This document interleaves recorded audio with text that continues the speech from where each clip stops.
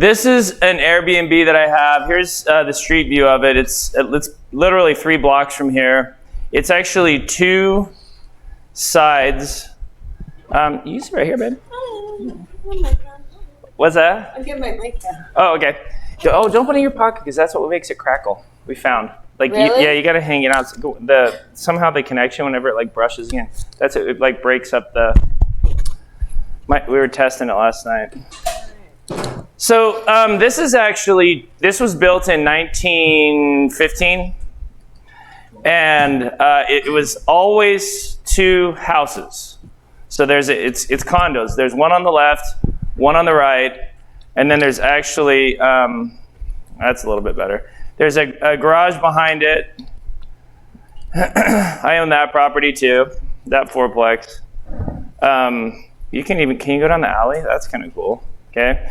At some point, the garage on one side got torn down. There's no garage on this side. Where is this again? Just a couple blocks from here, just that way, like 3 blocks away. It's the heart of the neighborhood. The Pride Festival is on Talbot Street, right in front of the condo every year. So it's a really diverse neighborhood. And I bought it. There we go. I bought the left side. The same owner had owned it for about 30 years. He lived in the left side and he rented out the right side. Each side is about, each side has a basement, a main, and a top floor, and even an attic. Really cool finishes inside it. Let me show you pictures of the left side that I have as an Airbnb. So it's got the original lead glass windows and moldings still, all the original hardwood floors, even the original 1915 green tile. Still has the original wood screen door that we were able to preserve, which I kept everything. Like, I didn't paint any of the original moldings. Those are all original. I tried to just minimally rehab this property because I was a history undergrad. I'm obsessed with. I probably have 15 historical homes that I've restored over the last 17 years within 10 blocks of here. Okay, so even in the kitchen, I added minimal runs of cabinets because I didn't want to really disrupt. These are the original cabinets that were in there that we preserved. There was a pantry in the kitchen that I added a small bathroom in. But you can see it's really nice. The boiler doesn't work, but I kept all of the radiators because I thought they were cool. This is the master upstairs. I did eliminate a closet to add this master bath. It's cool. Now, my total spend on this was about furnishing it and making an Airbnb was about $50,000. I also finished futons and added a bathroom, snuck one in up in the attic. This can sleep. One thing about Airbnb is it's a function of bathrooms more than anything. I don't care how many futons you sneak in, how many beds you put in. Bathrooms drive occupancy. Nobody wants 15 beds in one bathroom. People forget that. And so I'm always adding bathrooms in them to increase occupancy potential. We had the family of one of the basketball teams that's pretty confident they're going to make the tournament, booked the whole thing for March. So they have it for they booked the whole thing, all of March at $500 a night. So this will be a good earner in March, right? Yeah. I had been averaging about $3,000 to $4,000 a month from it. My basis in it is less than $200,000. So it's about an 18 cap. Now, when we're talking active income strategies, for many of you, maybe you're like, look, I don't want to be doing a bunch of text and wholesale letters and marketing campaigns. That's not interesting to me. Not sure if I want to be flipping mobile homes. That may not be interesting to you. Maybe you don't want to do modular homes as a strategy. Doing an Airbnb like this could easily turn into $2,000, $3,000, $4,000 a month extra with minimal amount of work for you. We're talking, all you're doing once you get something like this put together is you're on Airbnb managing the daily rates and the calendar for it. Okay, so you're deciding, you're looking at the conventions, you're seeing what events are going to be in town, and then you're setting that nightly rate. I'll never put this for less than $100 a night. It's just not worth it for me. How do you choose the proper location so you can keep the occupancy up? So one of the things that we go through in detail, the Airbnb training on the Infinity website is 6 hours. I teach it with Devin, who manages my 30 Airbnbs here. And what you're really, Airbnb, what you want to think of, it's not vacation rental, although some people use it for that. You're cannibalizing hotel rooms. And so this property is literally 1.5 miles from downtown.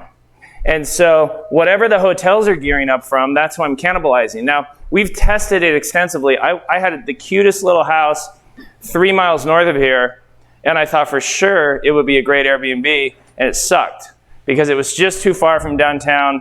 There's not a cancer center nearby where people are staying. There's not a commercial park where people are coming in for long-term business type overnight stays.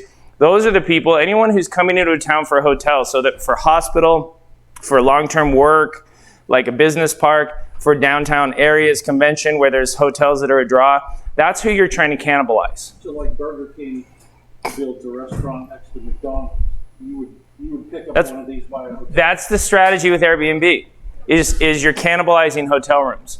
And it's amazing how all of the hotels in Indianapolis were empty last March and April. They were at like 6% occupancy. And we saw, it was a mirror image as the hotels got to 30% occupancy in June, 40, 50, 60 by the fall, 75% where they're at right now. That's what I've seen in my Airbnbs. I'm back to 75% occupancy from what I was before. Now, for me, 75% occupancy in Airbnb is 15 nights a month. I consider 100% occupancy 15 to 20 nights a month. Obviously you're not trying to book, you're empty midweek, right? And then the idea being that you fill up big weekends or long weekends, and then you jack the rates up on those big weekends. And so one of the reasons that I love Airbnb for an active strategy for you is that once you get it decorated and full and on Airbnb, and once you can see your ratings, we have 98 ratings that are almost 5-star, really, really high ratings. Let's read through some of them. Now this one, 2 years ago, I actually had bed bugs. Somebody, whoops. Yeah, this one had bed bugs, and it was a nightmare to get out. How do you manage and maintain your house? Is there a property manager? So we split off the Airbnb for a completely separate company. We have a separate entity called IndyStay, and Devin and Tara, who are my partners in the property, here's the reviews. A cozy spa with beautiful woodwork. The space is very much like a home with plenty of places to squeeze. Devin's homes are fantastic. Awesome stay. Very nice place. Love the quiet neighborhood. Okay, Devin was super quick to answer all my questions. Here's why I don't like Airbnb at scale. This is why we're not selling Airbnbs and doing them for people. Is because Devin is my partner. So Devin's motivated to push it up to 140 a night. Whereas if I just hire XYZ employee, they're like, screw that, I'm just keep it an 80 and they'll always stay full. Aaron's not gonna know. Right? Devin's motivated to text them when he sees that they set the alarm code and they're in the house. Hey, you guys got everything? Is everything good? Right? Because he's an owner. You would do the same, or you have one of your kids or one of your assistant or something micromanage it for you. What's cool is one Airbnb can easily turn into $3,000 or $4,000 a month for 10 to 15 hours of work a month. And that's the ratio that I know a lot of you are intrigued by when you're thinking, I have my job, I have my life, how can I set this up? Because then you're one assistant away to, maybe you do it for the first 6 months, and then you hire someone to do the busy work. They do the cleanings, they do the inspections, you set the rates online, because then you're still controlling that. And you're quarterbacking it for now less than 5 hours a month, but you're still making the majority of that money. And so I like it as an individual active strategy for some of you, more than wholesaling. Now, obviously you got to have some money, but you have the ability to leverage a property like this.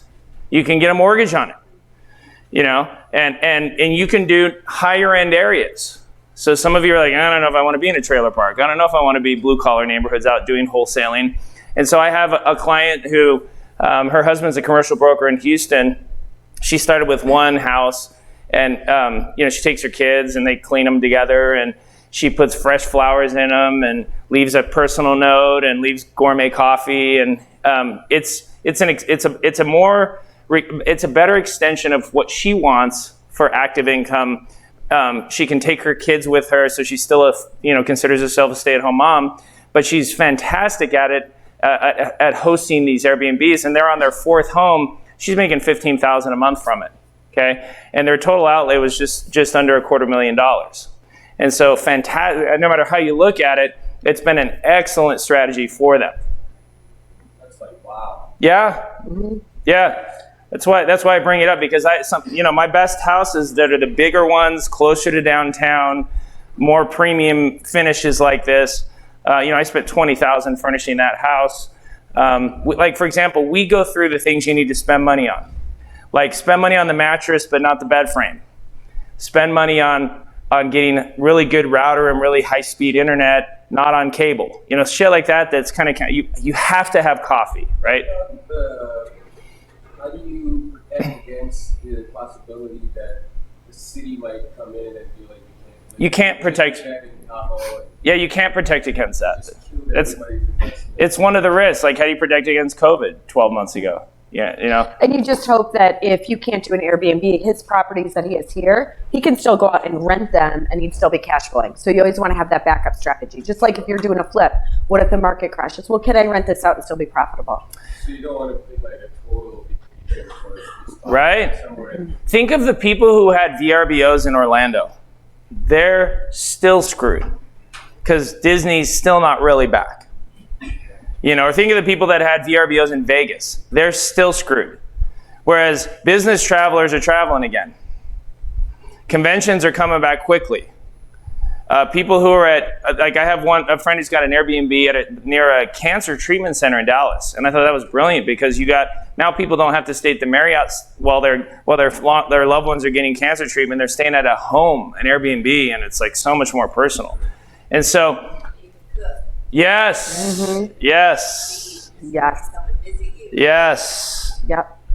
Go ahead. And if you want to do Airbnb, go stay in some Airbnbs. Yes. Like, the way you're going to know some of these things that he's bringing up is because you're going to be somewhere and you're going to say, oh my gosh, this internet is horrible. It's going to drive you nuts. Okay, note to self, make sure I have good internet. Oh, I slept so well last night. Note to self, make sure there's good mattresses. And I love walking into an Airbnb and they just have the nice little welcome basket. I always think it's so cute. So then that's something that we've started doing, right? You're just like, oh, that's so nice. Like, it's like getting into an Uber and they have stuff out, and it kind of makes you smile and you appreciate it. Yeah. And I mean, you're talking about, it costs you $2. Look how many people mentioned Devon. Devon's homes are fantastic. Devon was super quick. Our stay at Devon's place, right? This is actually my place, but Devon manages mine and his, right? But it's Devon's place. He has ownership because he's my partner, right?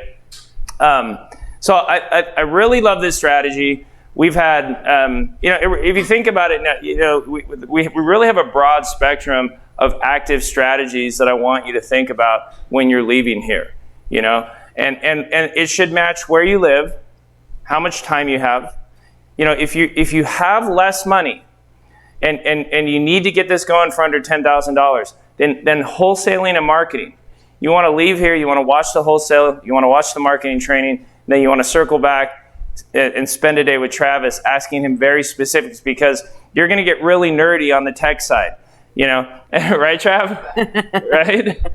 It's like there's 30 websites that you need for each phase of wholesaling and marketing that you're going to have to really grind down on, okay?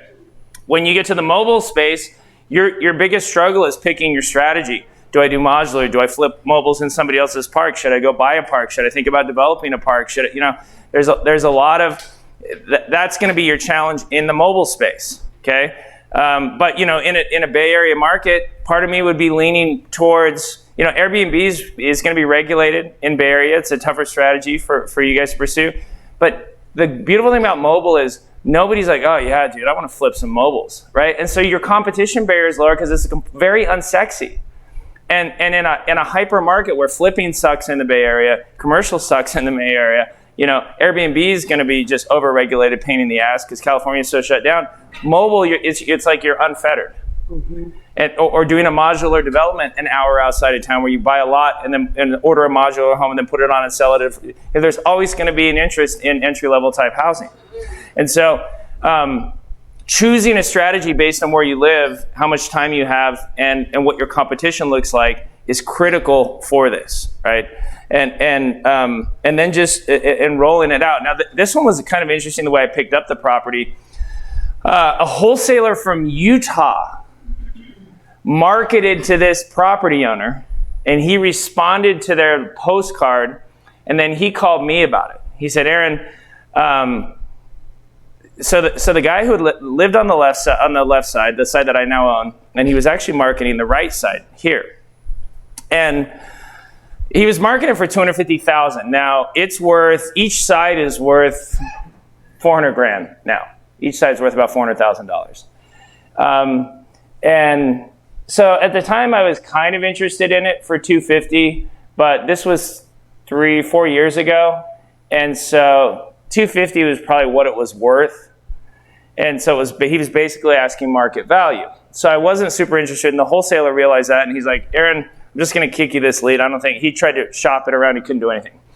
So since he knew our offices were just a few blocks from here, because it's literally three blocks that way, I reached out to the homeowner and asked him if I could just come see the property, because you never know. How did you know it was worth that much, just based on the comps? Yeah. I mean, I know values in Marion County to the block, right? When you've bought 8,000, kind of, I know values by year. Trying to figure out how you got there.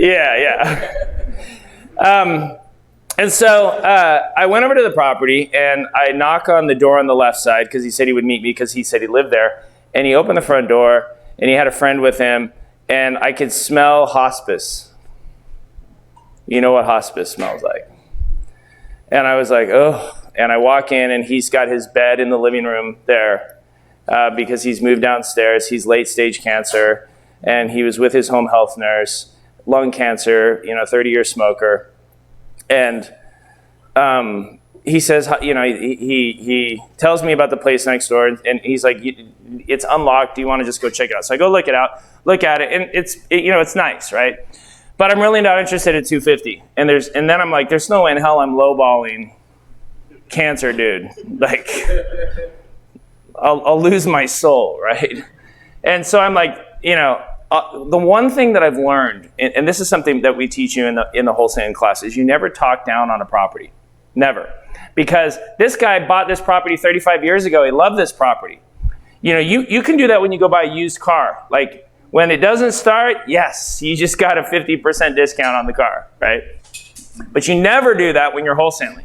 I always find if I talk the property up, then they tell me the defects. I'm like, oh my God, the molding is at the original tile fireplace, and he's like, yeah, did you see the asbestos in the basement? I did see the asbestos in the basement, but there doesn't look like there's any foundation issues. It's a dry basement. Yeah, it is a dry basement. I've never had a problem with it, but I had to get rid of those boilers a couple years ago and convert it over to HVAC. I say, how, and now you're having a conversation, right? You're having a conversation. And they'll volunteer the problems when I'm just saying, oh, and I love this neighborhood. And have you been to the Talbot Festival? And he said, yeah, I'm actually gay. And I said, oh, very cool. My boys were here last summer, and their Mormon nanny brought them, and she left them there because she was so weirded out. And my boys are getting their face painted, and, they loved it. And so, we started talking. And I said, now his side, the side that he lived on, looked horrible. The side that I ended up buying.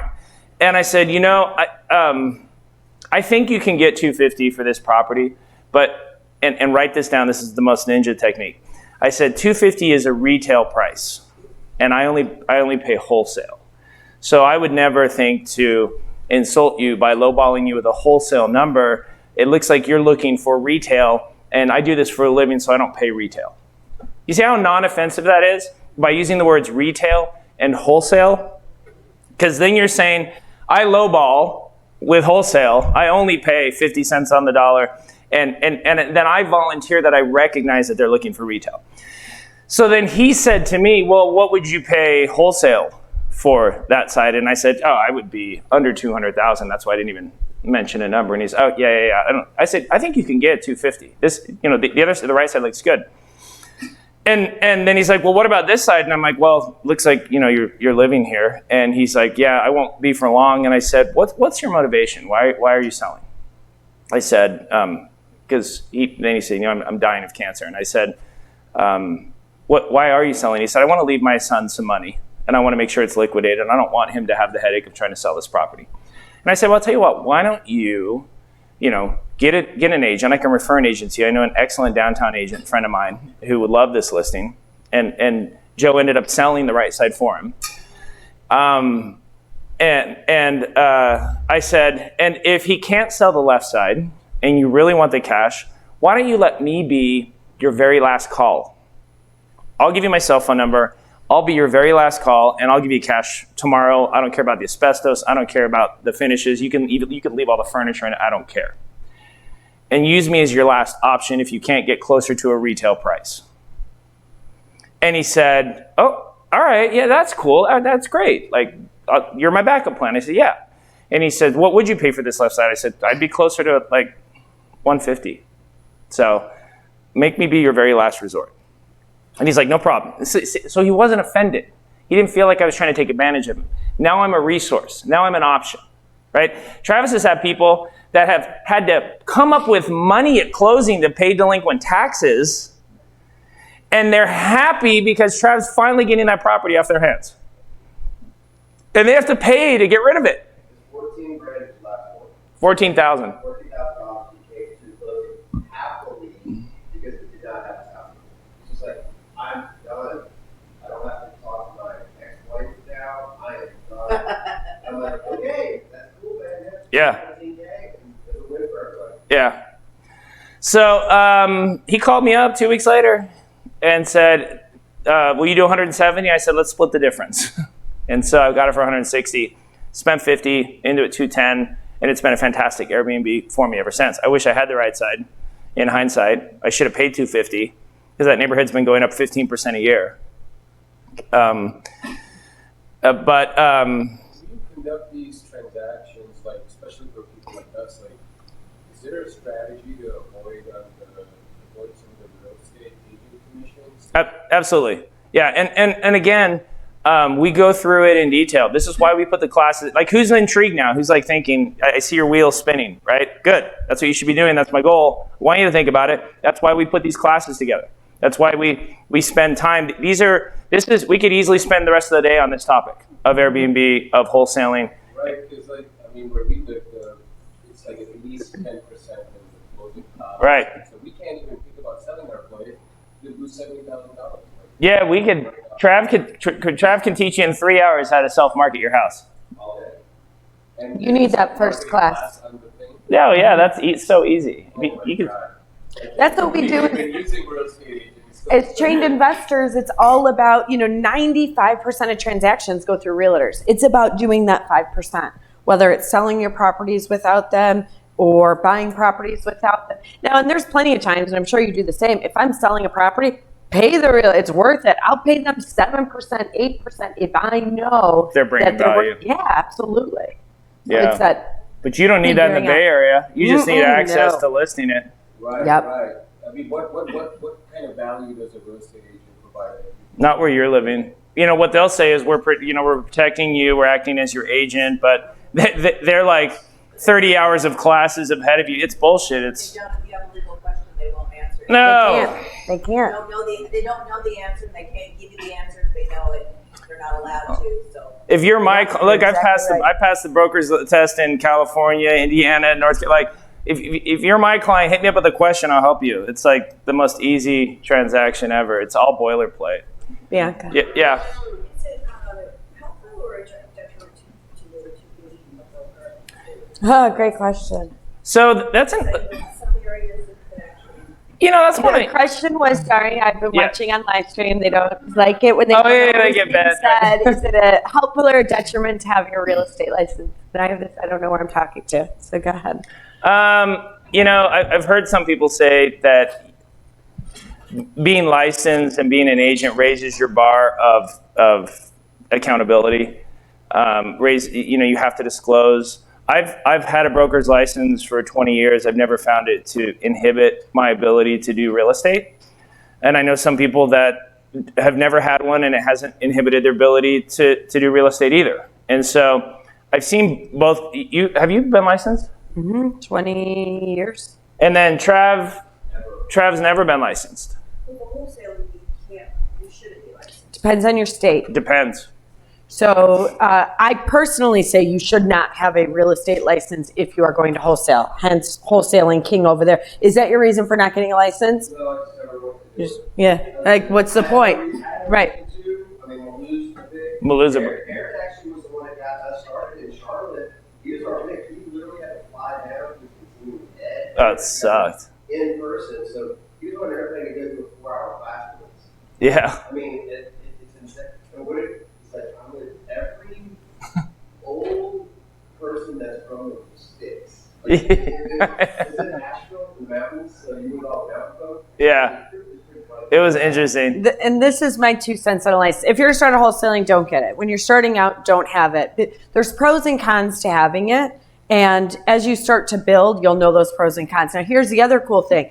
If you're here with a spouse or with somebody else, and at one point you're ready, have one person get it and one person not get it. I own a real estate brokerage. If Joe said to me, I really want my license, I'd be like, we've been together a long time with no fights. Don't let this be our first fight, because there are certain times where, and that's how we kind of get over. If I need to send him in, or if we're managing something and managing a property, he can show the property. When you have a license, and again, it's going to be different state by state, but in the state of Illinois, we have to have them sign a disclosure before they show up to look at a property to rent it.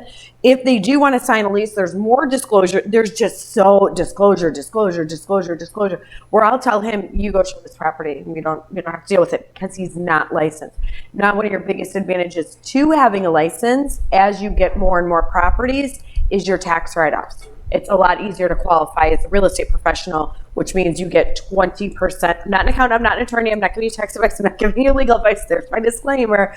But when you're a real estate professional, all that rental income that comes in, 20% off the top, tax free. 20%. Started in 2018. One of the coolest. I mean, that law, when that was changed, So it's I was incredible. under the impression that in some states like California, you need a license. To wholesale, so California is one of the biggest. To even just sell like our property, for example. No, I mean, Not if you own the property. Really? Your property, you could do what you want. You have legal rights to that property. To transact real estate, in every state, you need a real estate license. Now, here's the question. If I'm saying you need a real estate license to transact real estate, but I'm telling you you shouldn't have it if you're wholesaling, why? How can somebody wholesale without a license?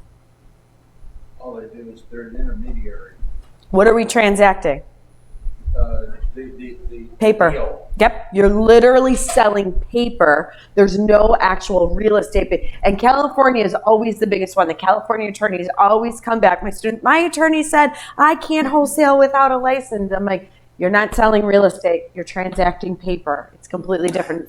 now in California, you can get a salesperson license online, 100%, and it's only like a couple $100, and the amount of you could do it with about 1/100th of your brain. I was able to take the broker's test online. I had a broker's license. Yeah, I had it within a year and a half. And but you could get a salesperson's license, and there's many brokerages that are online type of brokerages that would then only charge you like 1% commission to list a property. Okay, and so imagine spending. You guys have a $900,000 house. If you pay 6% commissions, you're talking about $54,000. You could get a license for $300 online and pay 1% to then list your own home and be the broker on your home, and now you're paying less than $10,000 to list your own property. That would be the easiest way to do it. Well, what about like when we bought the place? There's like thousands of documents you have to sign. If you're working if you're a license, they have a big document file that's all of your docs that you access. They give you a giant, that's part of getting a license and then being registered as a realtor. you get access to all those docs. So the salesperson license is different from the. It's like level 1. Yep. Salespeople work for brokers. Yeah, Dude, this is like, yeah. you're We welcome. actually get out of our house faster than. Yeah, you're welcome. And if you want to really protect yourself, you just have an attorney look over all the documents. Right. I mean, we always have attorneys for What it. did you say, Jeff? I want to add this to, since the question was brought up, is, we have the license in our office, and so does Aaron. So when you start to wholesale and you do just a couple wholesale deals, so for every 5 of you that are contract, 2 of them are going to be listed through our brokerage. Yeah. We're not leaving any money on the table. So if we can't get that person, it's like, hey, you know what? It's not a big deal. My wife is actually a realtor. She's great at her job. She's going to help get this because you're asking a little bit higher, more close to the retail number. So it doesn't make sense for me as an investor, Aaron, my partner, but my wife can definitely know because she knows this market like nobody's business. And we get their listing. So now we're at least going to make, we can do a reduction in the listing price for them too. So we can get that listing better. So the idea being that for many of you, just the tax benefits of being, and I have this on the screen here, how to qualify as a real estate professional. To get to it makes sense for the tail to wag the dog, for you to jump through the hoops to qualify as a real estate professional, because the tax benefits become so ridiculous. You're able to deduct passive loss against ordinary income. So not only is the listing component good, not only is the ease of doing real estate better, but the tax benefits are some of the very best tax benefits out there are for real estate professionals. And so, again, I know that a lot of you came this weekend thinking I'm mostly passive interested, passive focused, but I don't know why you wouldn't at least consider dabbling, and an Airbnb would be an excellent way to put yourself in to that arena and build up the hours of being a real estate professional. You're getting the tax benefits. You save on you can start expanding into wholesaling. There's just no reason not to pursue that, and that's why we've put together the Infinity classes that specifically focus on these strategies. That's why we have the advanced trainings that start next month in March. Nicole, what are some of the questions that you've been hearing? I saw you were like busy all night last night. Swivel. Get my swivel on. Okay, so we've had these chairs when my feet can't touch. Oh, they How don't do you reach. swivel? Do yours? Are you really that tall? Your feet can touch the ground It right might now? touch the ground. You can, but you I've can. never felt like such a pull little the person. side, you'll drop you Oh, down. I'm not gonna do it now because I'll go boom. I'm good. I'm all good in the hood. One question before we start. Yeah. Yeah. Let's say if she has the real estate license, would we always want to get the property? Because right now, all of the property. Doesn't matter who the buyer is. Would we want it in her name? No, it doesn't matter. Doesn't matter. To get the loss. No, they break it down in detail. You just have to track the hours, kind of like an attorney does their billing to Yeah. get to it. Here's what's pretty interesting though. So I said one person have it, not the other. I have it. My husband does it. You have it. Does Meg have hers? No, he does it and Malou does. So Yeah. that's what I love about being around other people when you're like, hey, we're all doing the exact same thing. We've never had a conversation about this. The brokerage, I want to get my GC, so I would Gerald. That's right. She's the broker in charge, so that's how we weigh that out for classes, continuing ed, and all that stuff. But it's worth it in my book. Yeah, I agree with you. Yes. The salesman license California, do they have to be under a broker? Yeah. But there's online brokerages that'll only charge you like 1% of the commission. Oh, that's what you're Help You Sell Yeah. is like a low budget, low split type brokerage. Yeah. There's a bunch of them out there.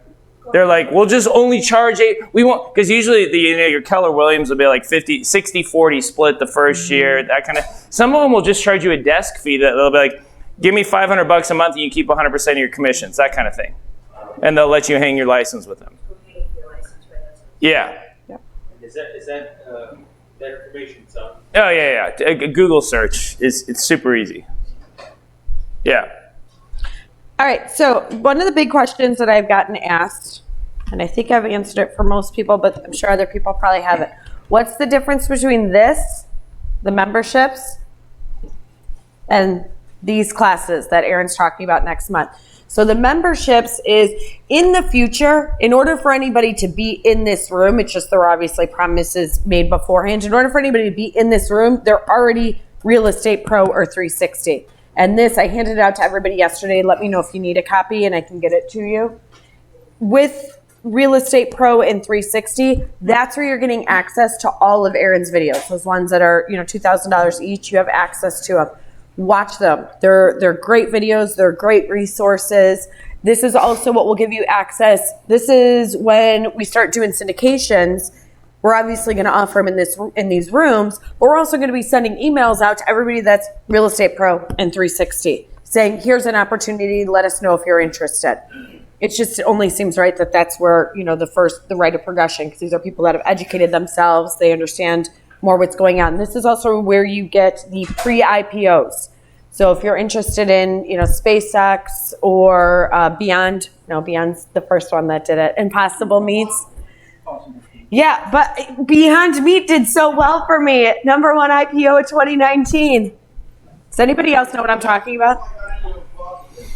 Right? And yeah, it's incredible. You're familiar with this, right? I got very lucky. If anybody doesn't know, these are the two biggest plant-based vegetarian meat options that both became new. Beyond Meat went public in 2019.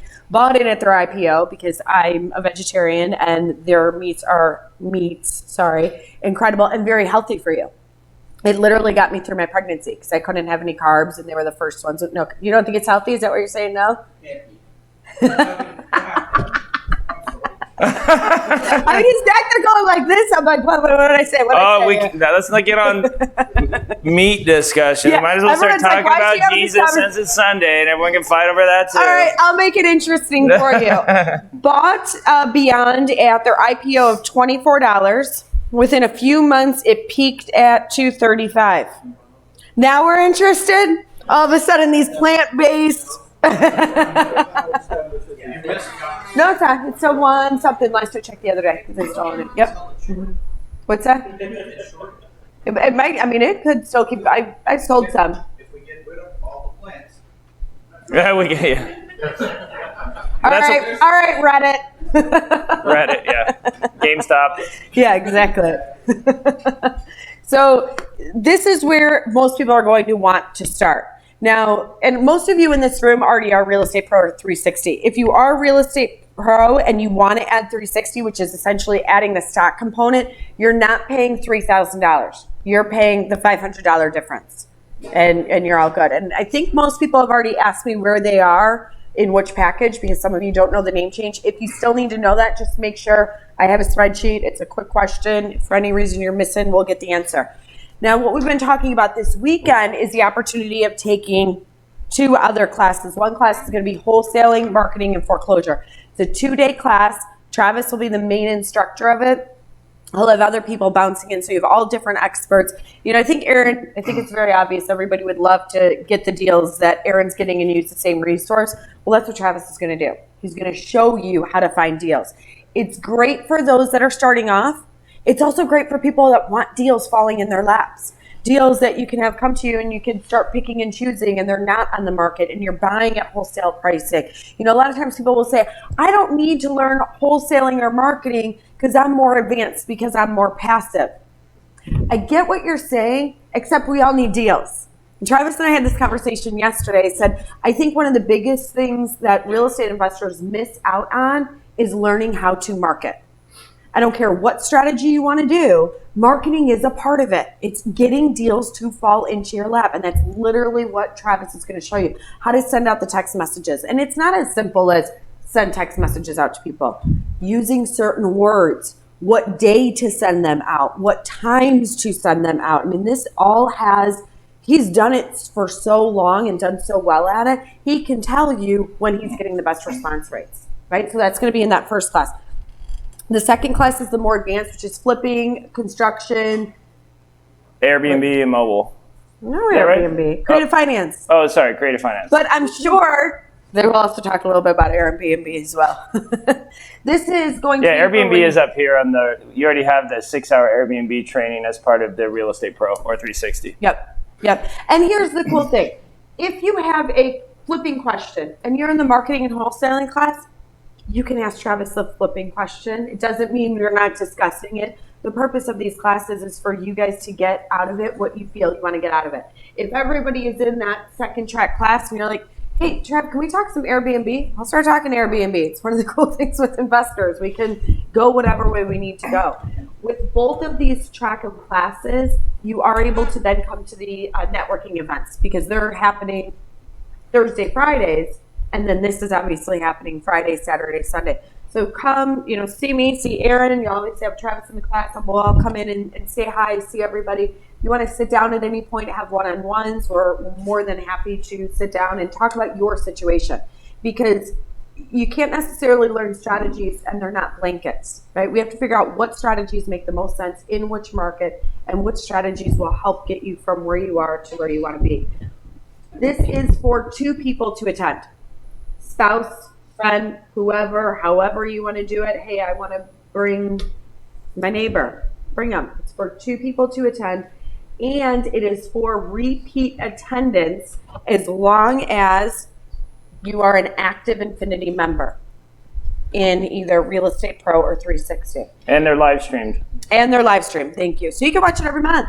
Yeah. Jump on live stream every single month. The reason why we both feel that it's very important to allow you to come back is because it's so much information. Yep. Let's face it, you guys learned a lot this weekend, I would hope, right? The reality is you don't remember everything. That's just reality. I mean, nobody's brain can ever remember everything.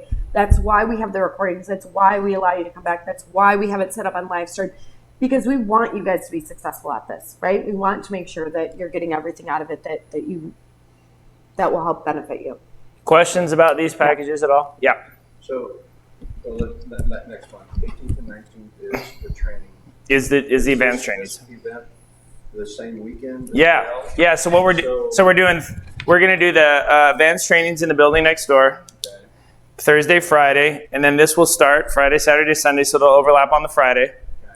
We're doing it that way every month so that Travis on day 1, Travis will teach wholesale and marketing, and then on day 2 he'll teach creative finance and flipping. Day 2 in this class we have Catherine Butler who's teaching foreclosure, and then we have Buster's teaching construction on day 1, and my partner Jed from Idaho will be here to teach mobile home. And so Trav will be in this class on day 1 and this class on day 2, back and forth, and then his wife will get in on Thursday night, and then Trav and Lou just got a place down the street this weekend because they're like, we're going to be in Indy now 5 days every month. And so Trav will be here teaching every Thursday and Friday. Lou will be here Friday, Saturday, Sunday.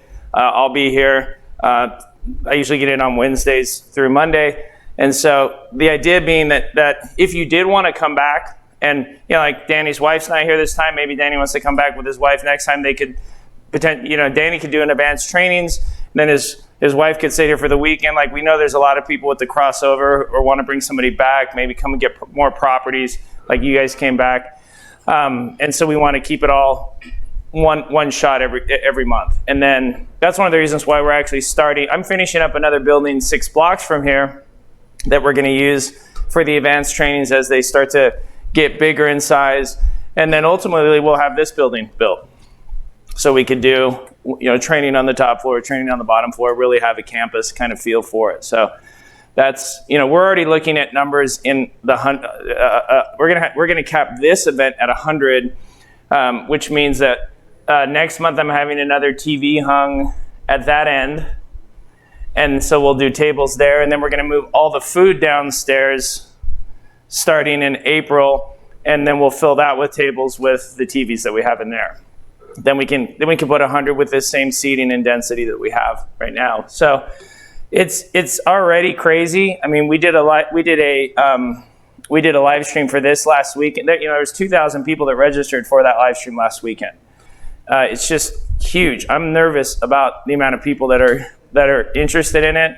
But there was a really shitty real estate education industry that was going on for years that we all saw. There's companies making hundreds of millions of dollars doing this because people want this education. And so we're really excited about the fact that we're going to give it, very low cost with repeatability, customization, and When we have to, we'll close it out. Like, we'll just start putting caps on the amount of people that can come to it. And so, what, It's a good problem. what was the individual and collective prices for each of these?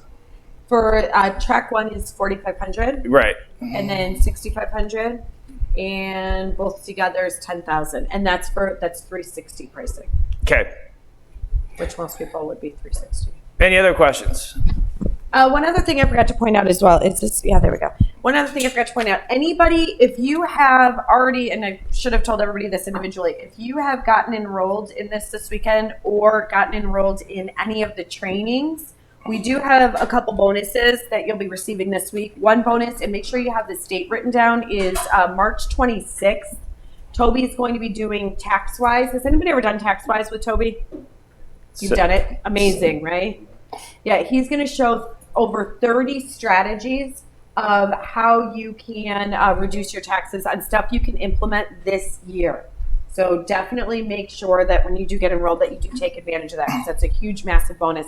The other bonus is Aaron recorded a 1 hour, what would you call it, Zoom. So yeah, Zoom with a bunch of real estate experts, just talking about what's going on in the industry. Yeah. So he doesn't even know. I just give stuff. So away. we've been, we do a 1 hour panel of experts Q&A every month. So we get Devin from Airbnb on there, Jed's on there with mobile, Travis hops on for marketing. So we allow you, in addition to the advanced trainings, to do a 1 hour Q&A Zoom with us a month. We do these every month, and you can pre-send the questions in, and then we just start plowing through them.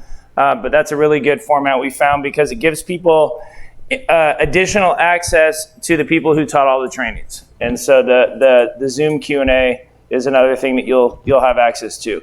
I was saying something else, but you're going to invite them on the Zoom? Yeah. All right. So those of you that have gotten enrolled, there's something. Did everybody just understand what he said? Because that's like a really, really cool thing. I'm going to write it in my notes to make sure Fred is aware. Yeah. Fred will be like, what the? So what did you say? So we'll give them access to our monthly Zoom Q&A. It's usually the third Wednesday. Monthly Zoom. So we just had it this Wednesday. So you'll be able to attend the next, the third Wednesday of next month.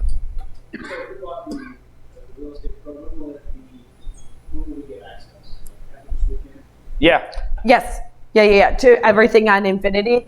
I have a spreadsheet, and then I'll reach out to them tomorrow to make sure that everything's open. I didn't rush to do it this weekend, truthfully, because I figured you guys are all here and not necessarily jumping on it. Yeah, you guys will be able to. This is what it looks like once you log in. It's super impressive. So you have access. Kevin and I were having this conversation earlier. Just it's so much information, but it's so well organized, so it's not overwhelming. Yeah, my trainings are all right here. The basic trainings, Wholesale 101, Real Estate 101.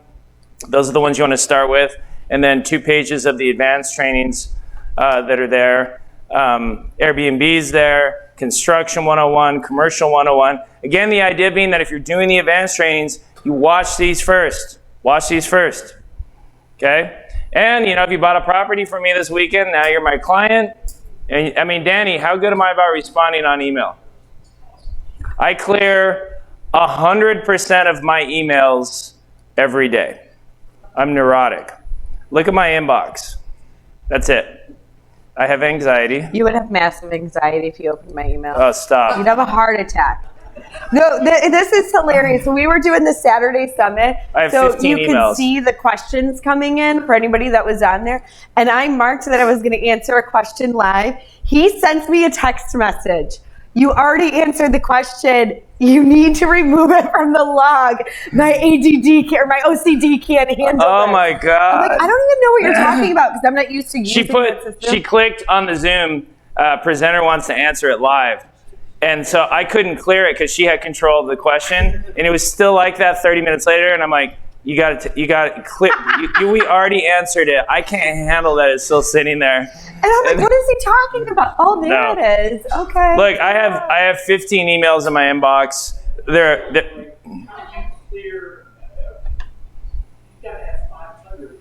yeah, but I'm compulsive. I'm neurotic. I mean, in each one of these, if they're in my inbox, there's an action item on them. So like this one down here at the bottom, this is from 20. It's a guy who's seller financing a property to me. So I keep it there because it's out of system. It's an outlier, and I'll forget about that deal. So I leave it in my inbox to follow up with him on it. Just talked to Buster about it yesterday. This is for my partners in Kansas City. I've been following up with them. Meg and I are thinking about going to Mexico. She wants to go to one of these resorts. I'm in charge of booking it for spring break. It sits in my inbox. So the only thing that's in my inbox are action items. I throw trash in the trash. And so my archived emails, I have 130,000 emails that I have archived in here. And data-wise, I think it's that I have saved. I have 166 gigabytes of archived emails in my inbox, and I pay for 2,000 gigabytes on Gmail. So I'm neurotic, but how you do anything is how you do everything, right?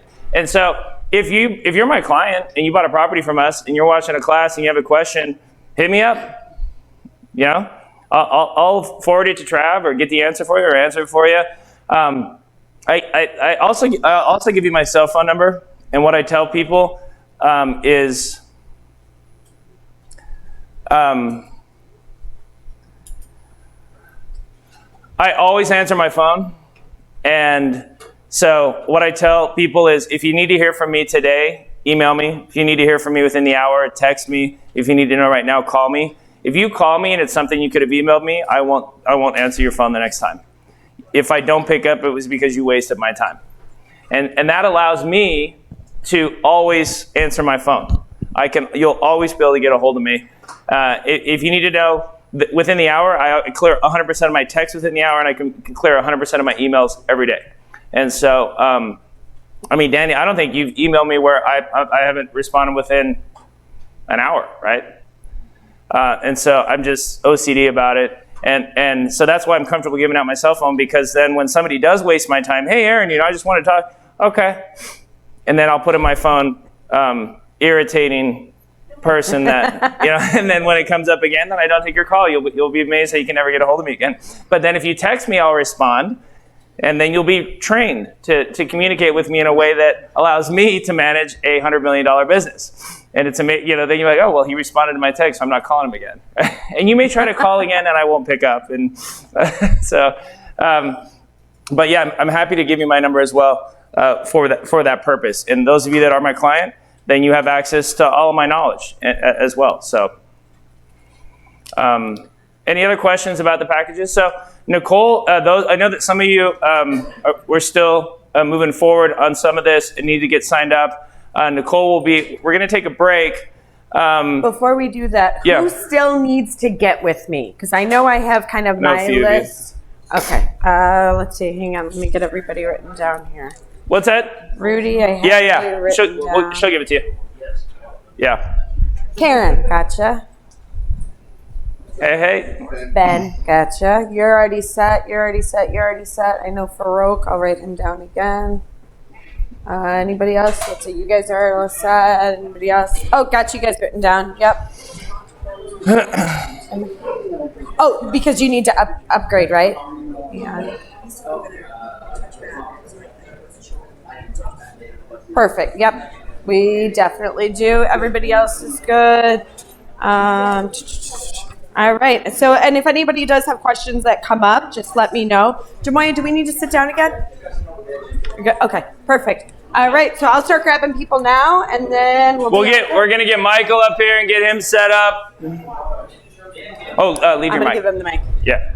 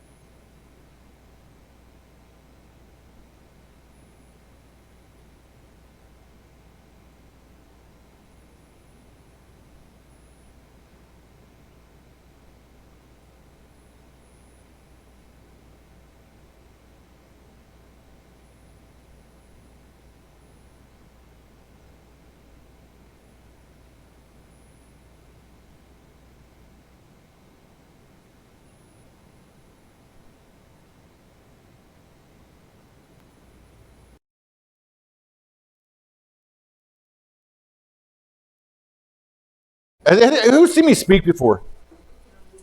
Okay. If I tell the same joke, just laugh at it, okay? I got good ones. I mean, I think they're always funny again and again. You know, there's something about the material in the fact that it's very rare for an attorney to love what they do. And it's interesting because my story, some of you guys know it, I never thought I'd be an attorney. I knew I'd be a business person. My first business was selling Halloween candy in elementary school. That was my best business ever. What was my cost of goods sold? 0, right? A couple hours with my friends or fools running around. And I noticed something while I was trick-or-treating with these guys, that they would get a piece of candy and eat a piece of candy. Light bulb goes off and says, hey, if I stockpile mine, I'll have the supply, they'll have the demand. So I used to bring it to school, sell it out my locker or cubby at that time.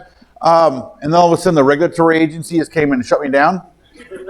What do you do when markets change? You adapt to the market, right? So I used to sell it before school and after school. Again, great business. Got into high school, I started selling heavy narcotics. And no, I'm totally kidding, guys. No, I don't have any for you. Okay, sorry, yeah. High school was great.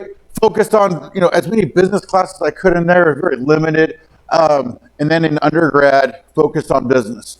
I was lucky during undergrad. I got into a bicycle manufacturing business, and I got into a computer business. Now I know I look about 21, right? It was back when 4 megabytes of RAM was all you needed. Right? If you guys remember that? 8, 16, or 30, 32 if you were a graphic designer, which a lot of people were calling themselves. With those two businesses, a couple of things came into the situation. Lawsuits and taxes. I had some bad accountants telling me I should be forming a C corporation and not an S corporation. I also didn't get good at proper tax planning, and the fact that if you spent all the money out, you wouldn't have a tax liability.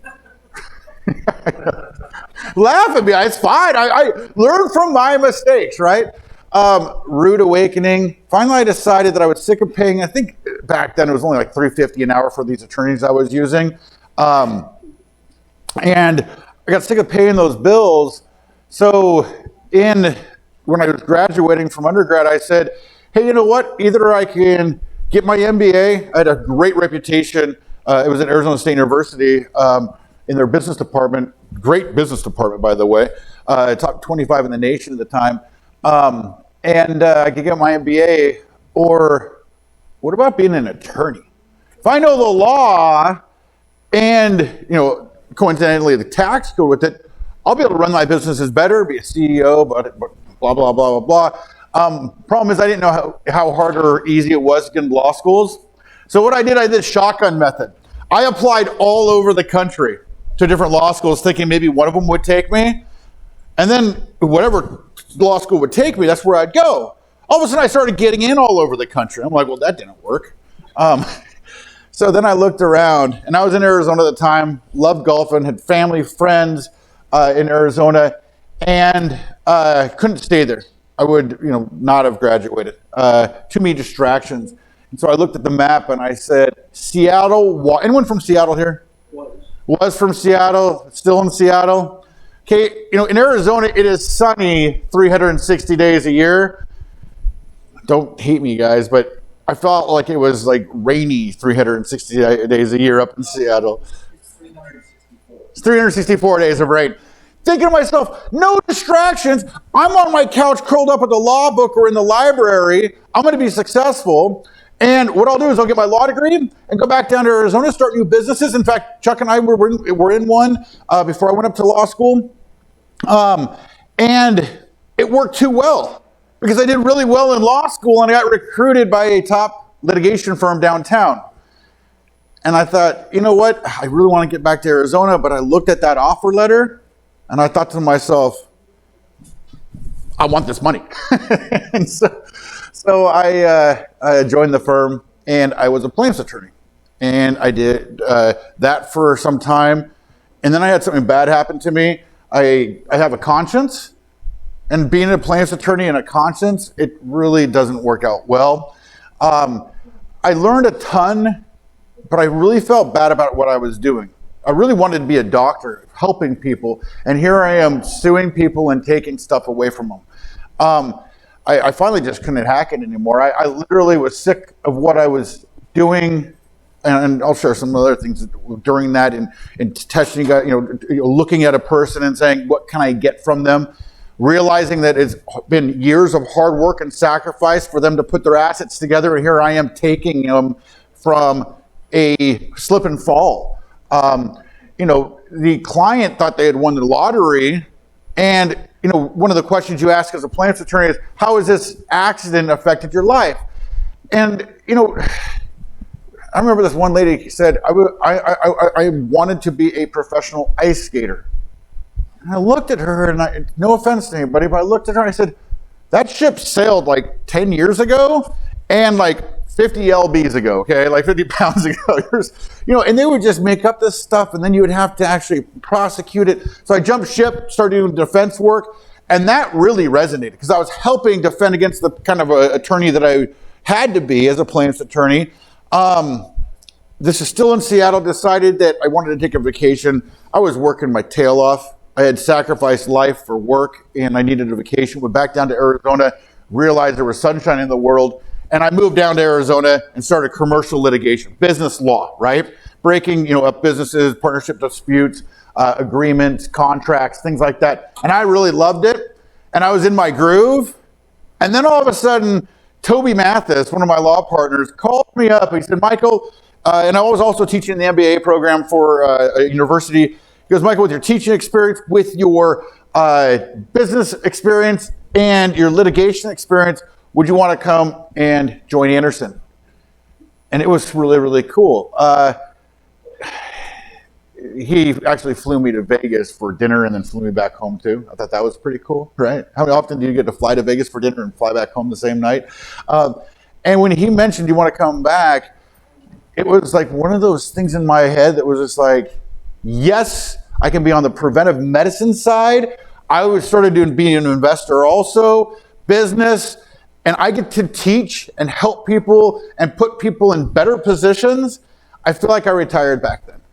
It's absolutely phenomenal. I love our clients, very protective of our clients, because you guys are very much like me. And the fact that when I was in the computer industry, I made a lot of money. In law school, I spent all of that money. When I graduated, I literally, and I make this joke all the time, can make top ramen 50 different ways. Anybody with me here? Anyone? Okay, so some of you guys know what I'm talking about. I knew what credit card I could put the gas on that would let me go over my limit. I mean, it was tough. It was really tough. I started making great money as an attorney, and instead of buying big screen TVs and new Mercedes like my friends were, I would take that money and I would put it in an investment account. Does that sound familiar to anybody? Sacrificing now for a better future. I got blackballed for dating. Like, I had girls who would not go out with me because they heard that I would not take them to nice restaurants. I would take them to the old spaghetti factory. Do you have anyone here with me on that one? Why do you go to the old spaghetti factory? What's what? It's cool. It's cool. I know it's cool. The food's decent, but you get the entree, the salad, and even dessert for one low price. I think it was $8.99, right? You see why I got blackballed for dating, right? So why am I telling you that? I'm telling you that I understand who you guys are, what you guys do, and I respect it, because there's too many people who want the here and now and not sacrifice now for the better future.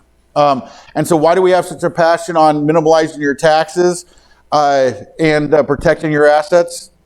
That's exactly right. I know what it feels like. We went through a lot of evolution in the firm in the last 15 years, separating properties out, one property per LLC. Before we used to join them together. But the tax code also has, oh, you got your phone? Oh, good.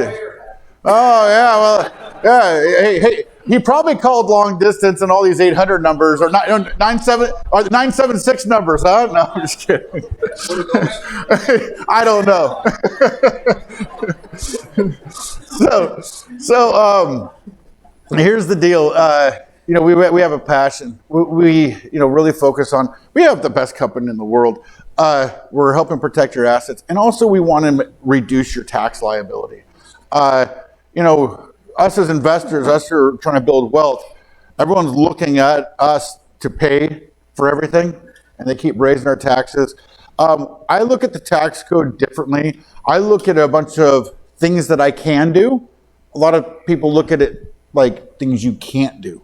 My partner Toby Mathis is a tax whiz too. I love the tax code. He really loves the tax code, and I was impressed with you know, how many people have actually attended TaxWise. It is worth your time to do the TaxWise. Here he is right here, and these are, I feel like they're my partners, but my brothers also. Yes, I get this question quite a bit. Yes, Clint Kuhn does have a law degree, and he is a licensed attorney. He's not a male model, okay? But he loves to be on camera, and you know, I've had that question many a times. You know, so he's our Ken doll. I mean, he is a Ken doll, right? I mean, absolutely. But each of these individuals, we all have the same guiding light. You know, and that was when we were forming Infinity. I have taught and been associated with you know, other groups, other educational groups that bring us in. And off the record, Circle of Trust here, I was appalled at the amount of money they would charge for education. And I mean, the education was good, but here's the thing, we can do it better, and we can charge a lower price. And so that's the whole thing, is quality education at a lower price, a fair price. And you know, just to help investors get to that next level. I'm an educational junkie, guys. I take courses all the time, sharpening my saw, learning more ins and outs, things that I learned at one time. I take classes again to relearn it and make sure I'm implementing it in my life. And it's also a benefit for Anderson too, right? We make you guys successful through Infinity. Guess what we have? The clients, right? And then you guys, because you guys have wealth, now we got to figure out your tax situations too. So there's that benefit for us. Kind of a cool thing. A lot of you guys actually we have a client in here who's been with us like, what, 20 years? 20 years. When we had offices in, and she even know, Christensen Road up there in Seattle. And then we've grown. That was our original office. I was out of the Nevada office, and we've got 3 locations there. Kind of a cool thing. Wyoming started to develop their law just like Nevada for the protections, and it's cheaper. So a lot of our clients are forming the holding company out of Wyoming. So we have a Wyoming office. Charles is out of the Arizona office, and I, pre-COVID in December, moved up to Salt Lake City. Looks like that. How did that get in there? No, look, there's the mountains right here. The Wasatch Front's right there, guys. I don't even know. That's the first time I've noticed that. And I put that slide together. That's here, Utah. Here, I'll draw that temple they have there. There it is, right there. And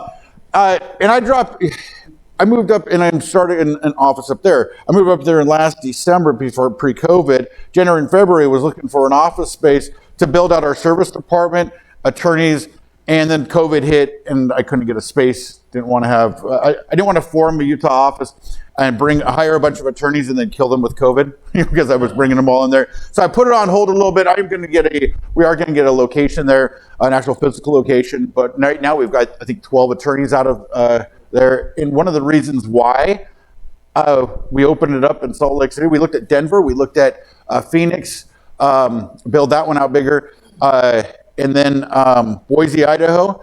And Toby and I were up there looking around and seeing, what it'd be like, and how my family, my wife and I, and Toby and his wife, how we decided that we were going to open a location there is that the TSA agents are nice there. Guys, have you guys met a nice TSA agent? No, neither have I. My wife had a water bottle in her backpack that she forgot, because we have a 4-year-old boy, and the TSA agent said, "Hey, look, you know what? You have yep, here it is. Hey, have a nice day, ma'am." He didn't shame her. He didn't do all the stuff that everyone else, all the other TSA agents would do. So that's how we did. We figured our clients would be served best with a service mentality and the nice people. Vegas, you have about 9 out of 10 people are kind of jerks. Up there, 9 out of 10 people are nice. And so, again, it's for the company. You guys have, some of you guys have seen this. When we started, it was all about asset protection. We were lawyers. We want to set up business entities for the protection. Problem is we felt like what would happen is you guys would go, our clients would go to their accountant, and their accountant would say things from a tax side and then kick them back over to us, and you guys were like ping pong balls. And then we also realized that the accountants want to look at things from a historical perspective, not a future perspective, right? So they were talking about forming things from what would have helped in the past. We want tax planning. So what we did, we bought a tax firm, and qualifications for the accountants and EAs, tax professionals. You know, they have to understand investor accounting and business accounting. And so we brought them all under one roof. And then from a business planning standpoint, there's another thing that we need to think about. Well, I've heard a lot where accountants will actually say, hey, you know what, I'm going to get your tax bill so low, or even we're going to show you how not to pay taxes. But then what happens when you go for business financing? Can't get loans, right? So there's a good balance you have to have. And then finally, like I did mention yesterday, the legacy planning side of things. This was the last area to me that was really important to me. When I was younger, 15 years ago, estate planning to me was like the last thing to even talk to a client about. And now it's probably one of my most favorite areas, in the fact that I've seen it just help other people and help my clients who've worked so hard to put something together. You know, I got really passionate yesterday.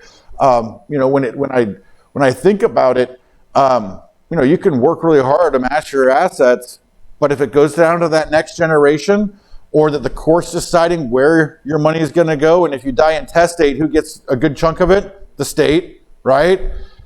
If you've worked so hard and then it's not properly planned for, what was all that hard work for?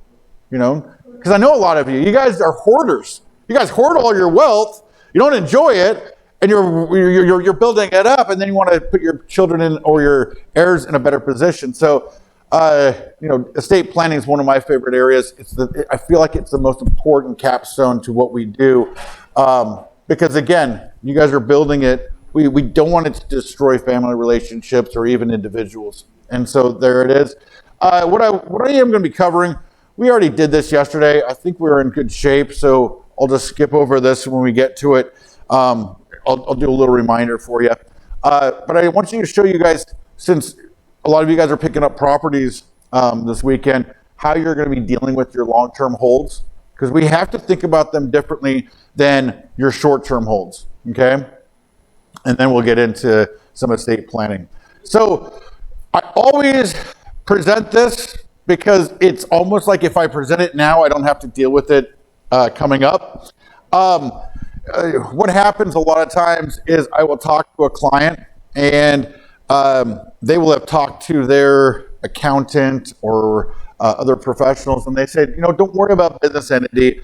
And it's almost like verbatim, don't worry about a business entity, just get more insurance, right? Has anyone been told that before? Just get more insurance. Business entities are too much work, blah, blah, blah, blah. It kills me, because when I was doing defense work, I actually worked for the insurance companies. You guys would get in trouble, the insurance companies would hire me, all right? So with this unbalance of insurance and also exclusions, I have a pretty bad taste in my mouth. Insurance, I have it. I just told you with Ashley, I got more insurance on the properties I picked up here, but there's an unbalance. And how many people have read their policies lately? What, am I boring you guys? You aren't going to participate? How many? Okay, so I got one person who's read their policy. Did you get through the end? No, reading for specifics. Yeah, it's hard to get all the way through. If you got to the end of it, the end is where all the exclusions are. Okay? You guys would be appalled.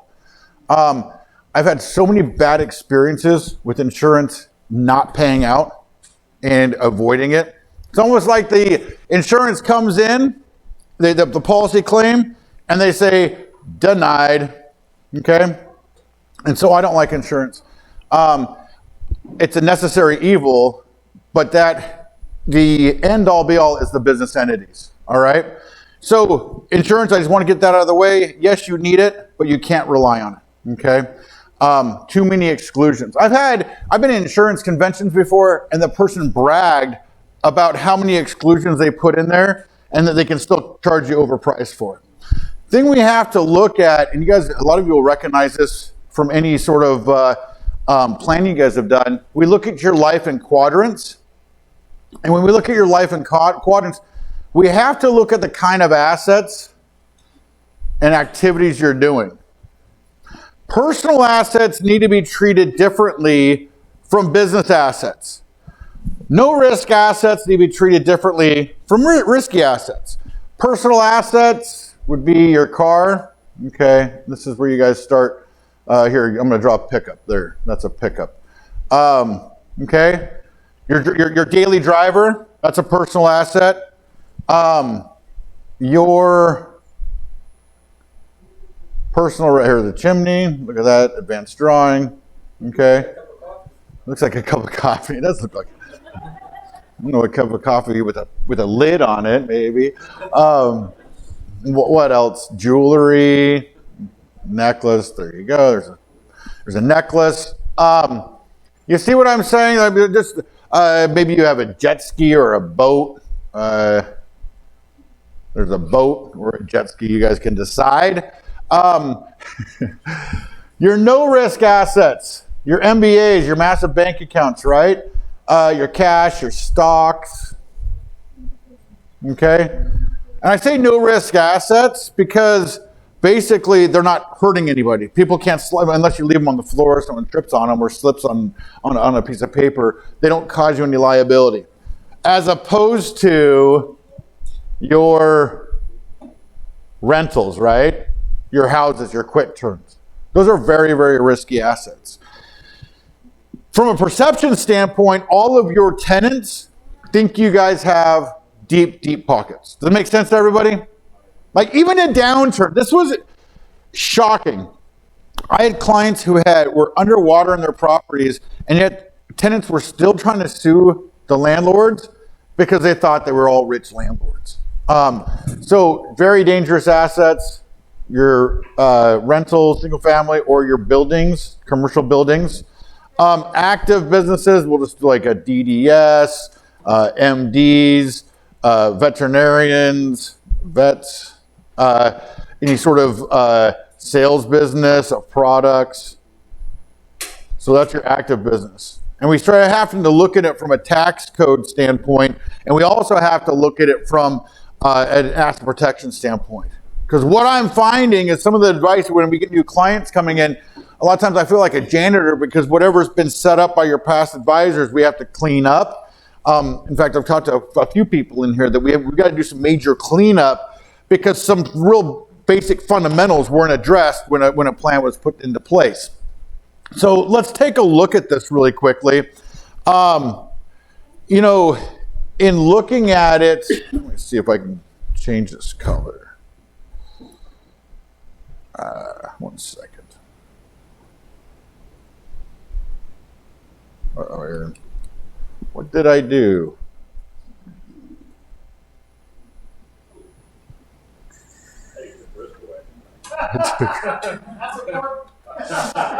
No, you want those risky assets? They make us money.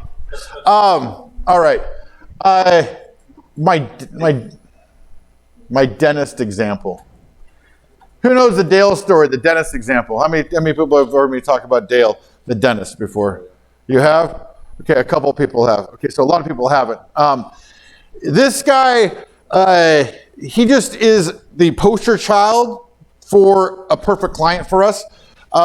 Funny story is I love skiing, and another reason why we moved to Salt Lake, right? Perfect example. I was in Vail, Colorado at the time with a bunch of friends. And we realized, how many skiers in here? Anyone ski here? Okay, so you notice that you got the lift lines and people are going in. On the left-hand side, there's a single line. Well, my friends and I were staying in this cabin already, so we thought to ourselves, why are we waiting this big line? Single line's shorter. I don't need to talk to you on the chairlift. We're already eating, drinking, and everything together at night and at lunch. Why don't we go take advantage of that shorter line? So we would get in the line, and there's 2 or 3 people. You get paired up on a quad chair. So I sit down, and I'm chatty. Okay, I love people's stories. It's entertaining to me to see what people are doing and where they're going, and I learn from people. So I sit down and I say, "Hey, I'm Michael," and the guy next to me said, "Hey, I'm Dale," and I pretty much thought he maybe was thinking that, oh, great, I got a talker. You know, you get on the airplane and the person won't shut up next to you, right? Anyway, I said, Dale, what do you do? And he goes, I'm a dentist. And I said, I hate you. Little jealousy because they went to 1 more year of school than I did, and they generally only work about 2.5 days a week, make a boatload of money. He kind of looked at me like I was a little crazy at the time. But then he asked me what I did. And I said, I'm an attorney. And he said, I hate you too. And then all of a sudden I see a light bulb go off in his head. Like realizing that I don't have anywhere to go, right? And he can ask me all these questions about law, and I can't go anywhere. It's like free legal advice, right? I am stuck. On the airplanes, I tell people I just sell fertilizer. Bullshit, right? Yeah, but what is he going to do? He can't work on me. I mean, it's like, yeah, total unbalance of fairness in my book. We started talking about it, had some jokes, and then he asked me what kind of law I focused on. And I said, asset protection, do a lot of real estate investors, work with a lot of them. He said, I got 3 properties. Pretty cool. He was really proud of that. And then I asked him, well, how do you own those properties? How do you think he owned them? In his own name. In his own name, sure. And then he owned his dental building. And then he got really excited because he said, in my personal residence, and I said, is that an asset or liability? Liability, right? And on this personal residence has a little path that leads down to a lake. And some of these facts came out that this wasn't like the world's longest chairlift. Okay, some of these facts came out over time because I got to know him, and he would invite me over to his house. But he had a dock that was here, and then a high-end ski boat here. This is some of you guys will find this interesting because of Infinity. He had a $1.3 million brokerage account that his wife used to let him play with. He could not touch his IRA. Okay? I was off limits. Wife said no, can't touch that IRA. Everything is owned in his own name. He's a dentist. You see why he's the perfect client for Anderson, right? I mean, poster child for a lawsuit. He said, I got asset protection. I drive this old car around. No, I go, yeah, but you're in a smaller town. People know you're the dentist and you live on a lake. The car ain't throwing anybody off, right? He had 2 other assets or liabilities. I've got 2 of them too. Some of you guys have them too. He had 2 teenage daughters. Now he worked 2.5 days a week. Where do you think during the summer, because he used to go ride bicycles all over the country and leave the kids at home. They were teenagers. Where do you think those 2 teenage daughters were? Down here, reading the Bible. Yeah, sure, right? Or maybe they were actually enjoying their favorite beverages of choice with 200 of their closest friends, right? And oddly enough, you were one of them. I thought I recognized you. That's awesome. But also a little creepy since they were teenagers, buddy. Do you want to move? He's like, Oh, okay. You guys are part of the tribe. I love you guys. Aaron was right. This is funny. Yeah. So it gets even worse. You know, you would think a dentist is a very intelligent individual, right? Well, he invited me over. We went water skiing. It's a hot summer day, and we walk up into this boathouse. It was insane because you walked up and the inside was set up like a bar. Top shelf liquor, medium liquor, well, and a beer fridge. And he's like, what do you want to drink? I don't know. The hot summer day, I'll have a vodka tonic. You know, squeeze a lime. Makes me a vodka tonic. We go out on the porch out there, sipping this. And I'm like, wow, this is incredible vodka. I can't even taste it. You guys catching on here? Yeah.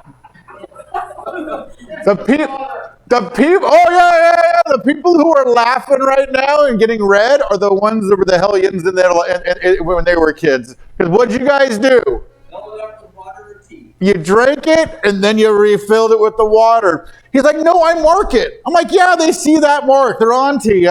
They've watered down this liquor. And I'm like, and they're ruining my drink. So the booze were actually coming from Dale's Boathouse. He goes, no, I locked it. Really? I'm like, you put the key on the door sill.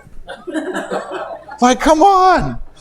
So why am I telling you this story? Because we have to take a look at you guys' situations. And I know a lot of you guys have gone through some maybe basic training on a day seminar with the tax. How many people have been tax and AP? With like Toby, me, Clint, we take turns teaching it. And we really need to kind of get you guys a little more tidied up in knowledge and information. Anderson is a very, very educational related company. We want to educate our clients because you guys know the foundational concepts and we synergize with you to build out your structure and your blueprint. And so we have to look at you guys and you have to understand the fundamentals, because if you Google asset protection, you're going to get bad advice. A lot of the sites are done from a sales perspective.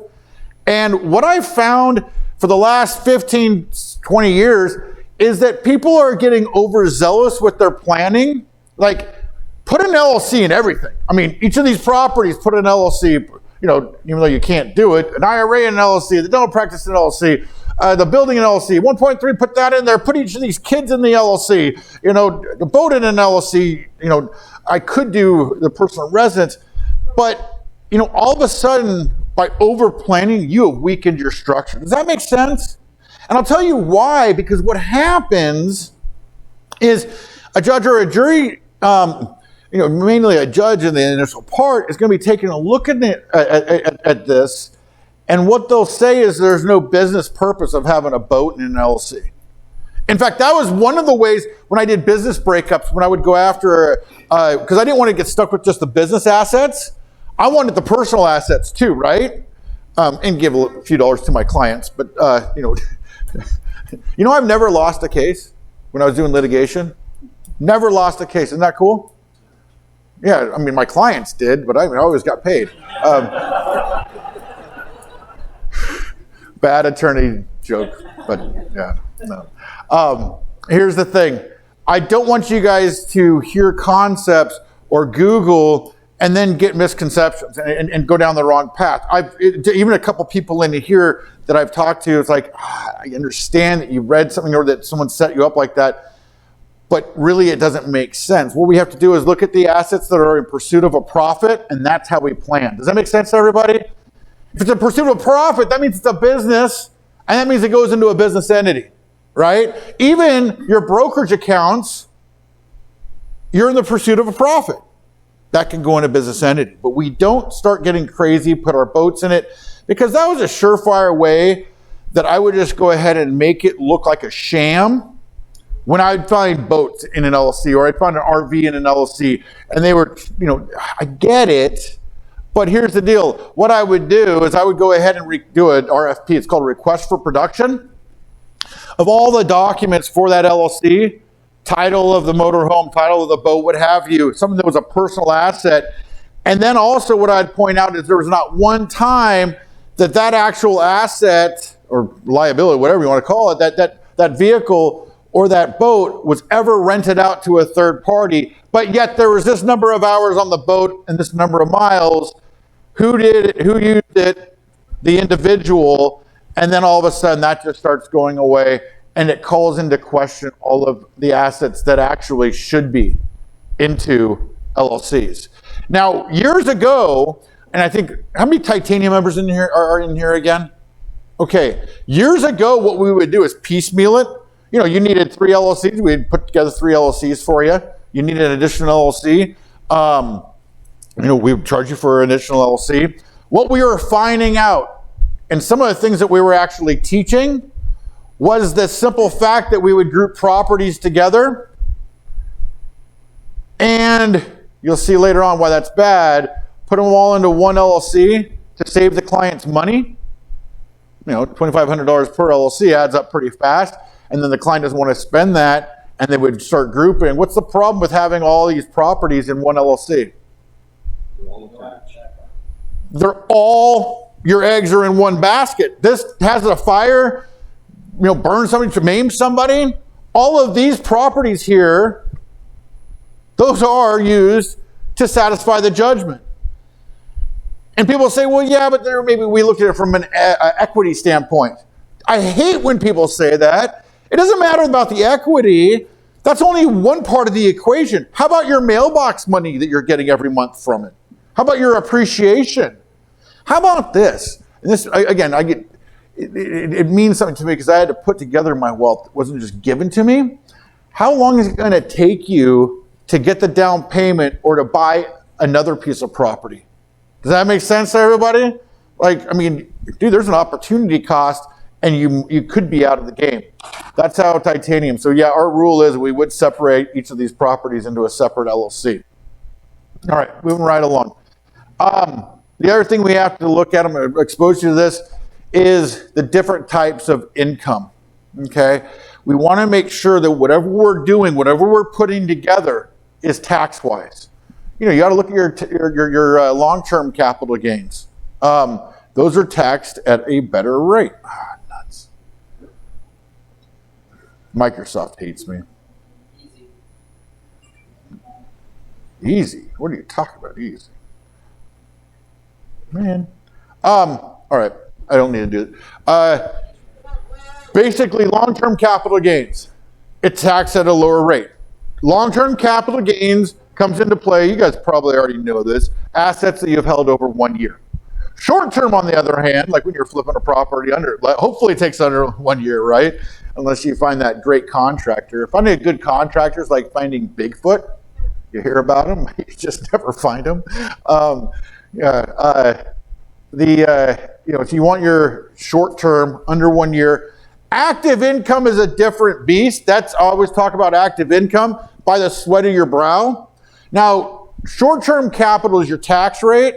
When you start talking about active earned income, you run into an issue because active earned income is your tax rate plus an additional 15.3%. FICA, right? You guys know why I call it FICA.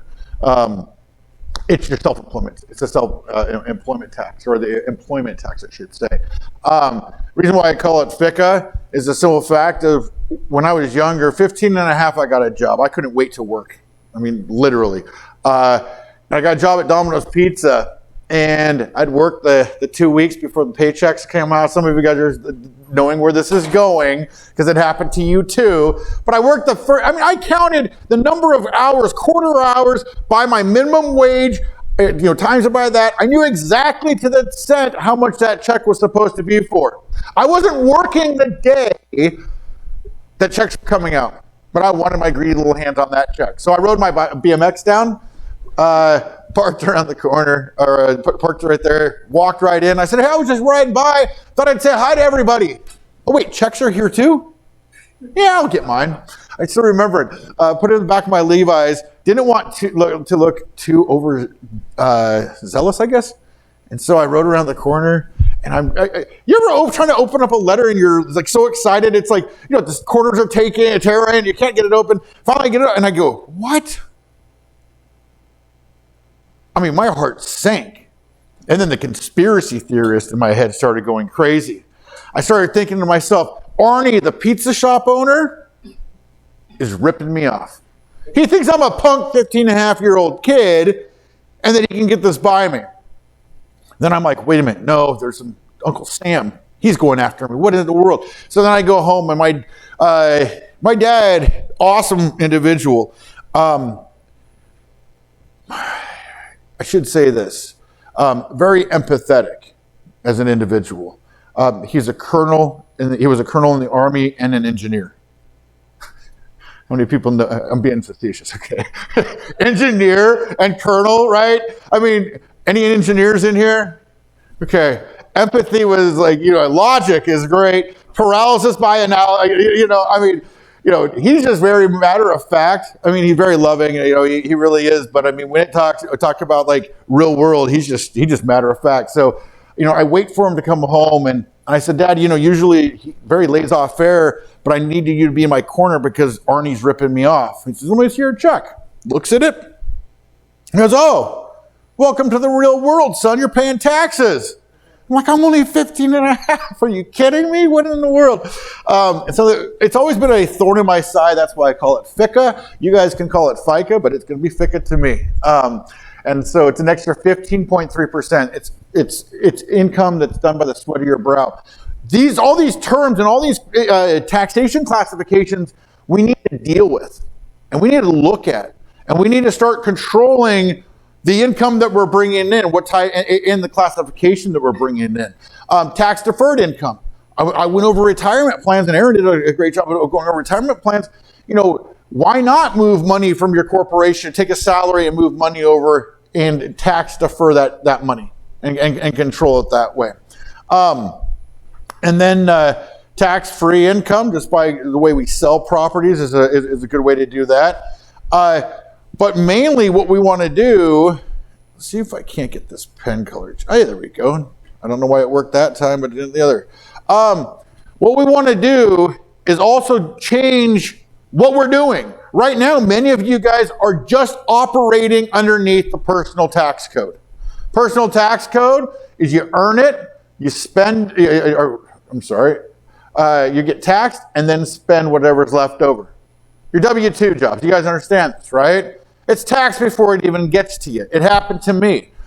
But you guys being in here, you guys fall underneath the business tax code. You earn, you spend, and then you're taxed on what's left over. Okay? What's the rule to fall under that? The pursuit of a profit. That's what you guys are in right now. Corporations, I always say, are the workhorse in the tax vehicles. Because the corporations, they're given so many more tax deductions, okay? Especially C corporations. I'll get into the difference between that.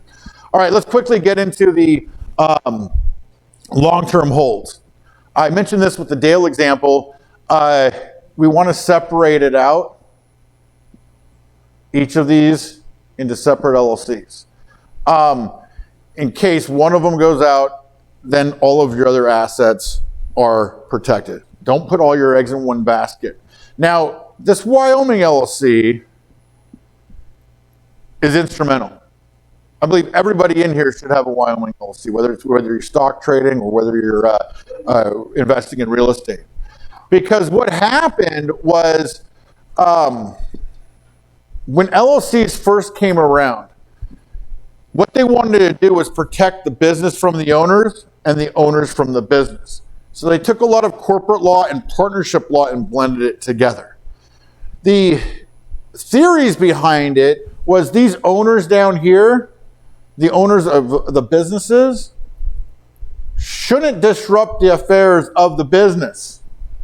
And then also, one owner shouldn't affect the other owner's interests and the business.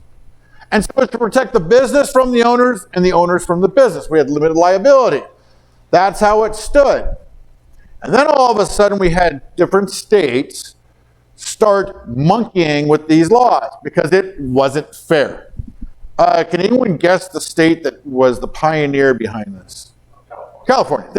Yes, if there's anything bad, just say California. It's always the answer. And so it went from California, Colorado, and then Florida. And then it spread like a virus. I guess I shouldn't really use that term right now. But, I mean, literally, you guys have seen how a virus spreads all over the country, where all of a sudden we've had this weakening of the LLC law. Now, Nevada said, wait a minute here. If we strengthen our laws, then people will come and form businesses here. We'll get the filing fees for it, and it's a good revenue generating for the state of Nevada. And so that's how Nevada started. And then Wyoming saw what Nevada was doing, and so they jumped on the bandwagon and lowered the price even. And so now Wyoming's on board, and we use a lot of Wyoming LLCs. Now, why do we go ahead and do this? It's because the protections that the Wyoming and Nevada LLCs give us. We can operate and do business in different states. And if you are operating and touching, what they say, touching and concerning citizens of a particular state, you need to be filed to do business in that state.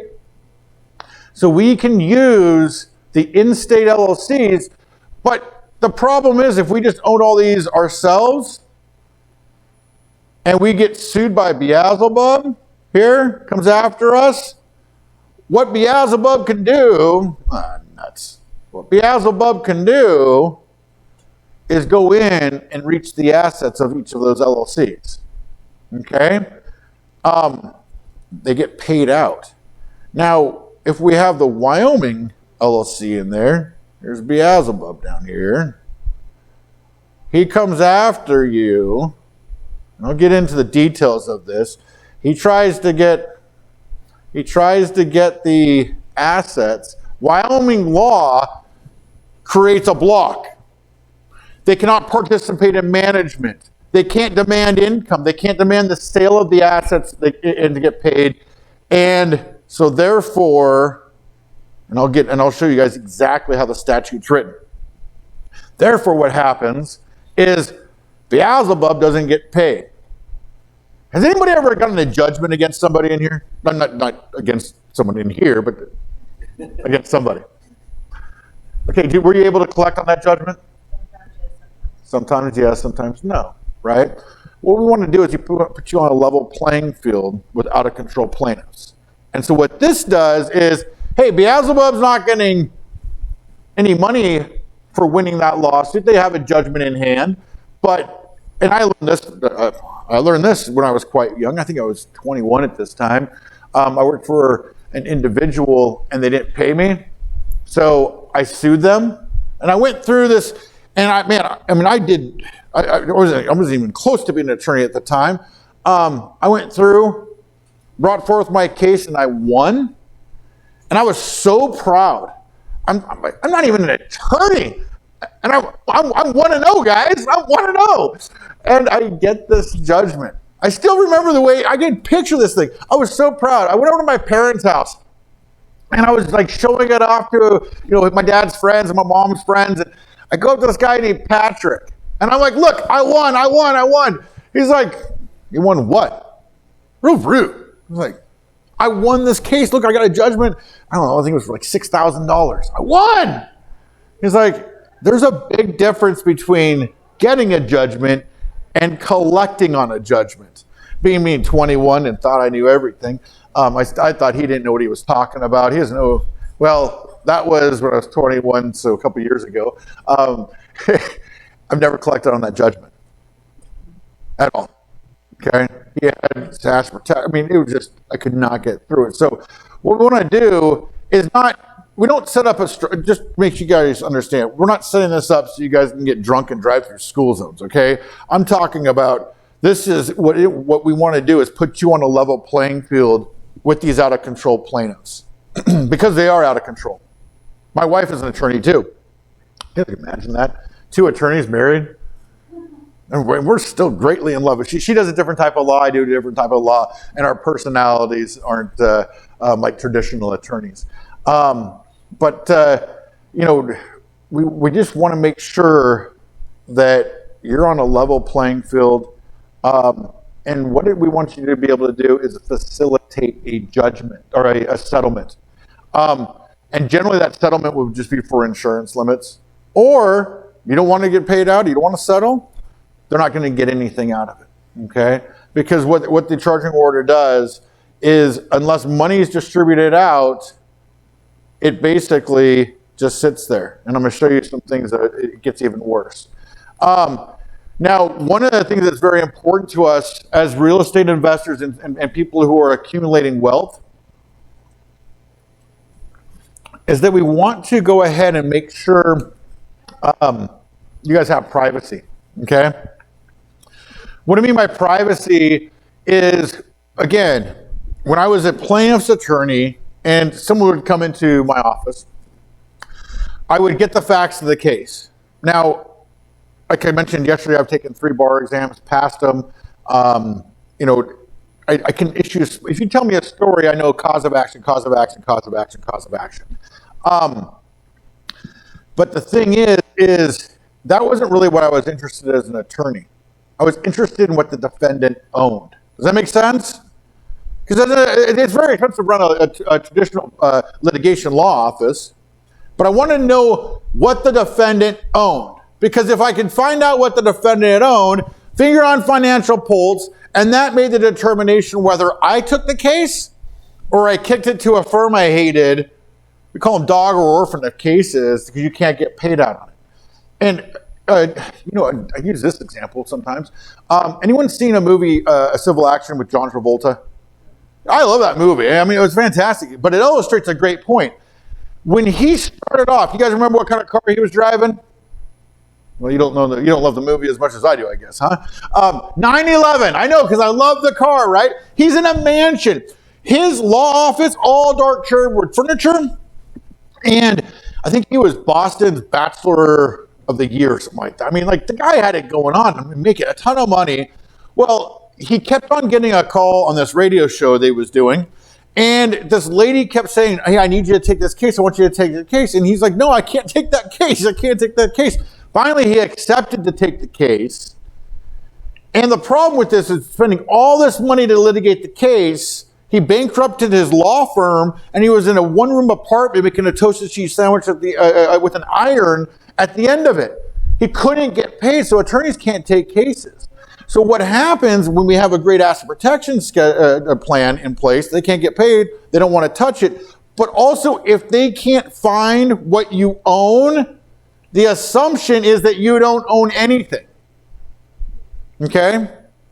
And so, again, settle for insurance limits, or they just won't take the case and it won't move forward. It's not to hide your stuff so you can commit fraud, things like that. In fact, I always love pointing this out. If you commit fraud, this structure won't work. The judge will find a way to pierce through it. Gross negligence, like literally disregard for common courtesies in life, it won't work, okay? There's always a way through it.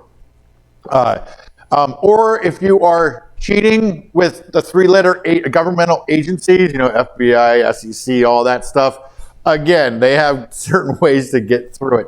But what we can do is start setting up our businesses and keep our names out of public record. We do it, and we fix a lot of structures that come to us this way. And it starts off in how we go ahead and we list the ownership and the management of the entity. And it also starts off with the entity that we used. So we use Wyoming, Nevada, Delaware at times if we're going to put something together that maybe is going to go public. But generally we want Wyoming or Nevada. And the reason why is that holding LLC. This is our foundation. The holding LLC is our foundation that we build everything going up with. Because I'm going to show you in just a second, with this Wyoming or Nevada holding LLC, the ownership is not public record. Okay? So the ownership, they don't want to know. Most states you have to list the shareholders or the members of the LLC. You also have to list the manager of the LLC. Well, if we go ahead and form this and no information as to owners here, you can't tell who's the owner. This is your foundation. And here's actually Nevada, how it's set up, if you can see. Here's the name of the entity right here. Now, if you recognize this name down here, A.T. Mathis, look familiar to anybody? It's Toby, right? So what we do is our foundation, we list Toby, he's a nominee. Now what happens is, it's the way it's set up is you file the entity. And what we've done is you guys hire Toby to serve as the incorporator or the filer. And he's very narrow set, like as an agent. He is only here to go ahead and get this thing, the entity filed. As soon as it's filed, guess what we do? He resigns. I always say I fire him, but yeah, he resigns. And then you're put into power. Now, how this works is that in Nevada and Wyoming, once you file your initial set of documents, Nevada or Wyoming don't want to even hear from you for until the next year. So what do? We put A.T. Mathis back on there, file it, he resigns. But the pertinent thing here is that your name's not on here, A.T. Mathis is. Now, gosh, this probably had about 13 or 14 years ago, the Las Vegas Sun did an article on the business privacy. This is a newspaper in Vegas. And they said local businessman A.T. Mathis owns about 17 to 20,000 businesses here. At the time, Toby was still living in Las Vegas, or he was still living up in the Seattle area. Okay? So investigative reporters are pretty good. They couldn't even figure this one out. The big thing is that your name's not on here, right? Again, this is the foundational entity, keep the privacy. Now, the other thing, and I do this because some of you guys have screwed this up, or your actual previous legal work or counsel screwed it up, is you guys wanted to save $160, and so you guys were your own registered agent, and your name's listed there, okay? Now you're associated with the entity, all right? So, no, we don't have you as registered agent. We have our own company that we put that on there. But what a registered agent is, it's a company or an individual that's there to take any service or process. If anybody gets, if anyone wants to sue the entity, there needs a place where they can go ahead and put the service or process. Now, in the past, people did that themselves to save money. The problem, though, is when you do that, your name's on public record, but you have to actually be available from normal business hours, 8 to 5, 9 to 5, okay? And you are responsible for the acceptance of those laws. Generally, it'd be a summons and complaint. What's happened lately is the judges are holding the registered agent accountable. The last big case that came out was a process server came to serve papers upon a corporation. It was at a person's house, and their mother didn't speak English, accepted the papers, didn't understand the gravity of the papers, tossed them aside, and there was a default judgment entered in. That means you didn't show up, you didn't prosecute the case, you lost the case, and a judgment was entered against you. Now, sometimes you can go ahead and do what we call a motion to set aside default. However, the judges are starting to make points here, and they weren't able to go ahead and set aside this judgment. So I don't recommend you guys being a registered agent. Just hire a company to do that. So how we do, there he is right there. How we do it is for basis, we form that Wyoming or Nevada entity, the holding LLC. Now, from a formation standpoint, we form the in-state LLCs. You guys following me? Now we use the way that LLCs are set up, and we use member-managed LLCs. You guys know where I'm going with this? Who's the member manager of this in-state LLC? The Wyoming or Nevada. So on the Secretary of State site, member manager, who's the member manager? The Wyoming and its ABC LLC. Now, if someone's snooping around, they come over to the Secretary of State of Wyoming or Nevada, and your name's not in public record.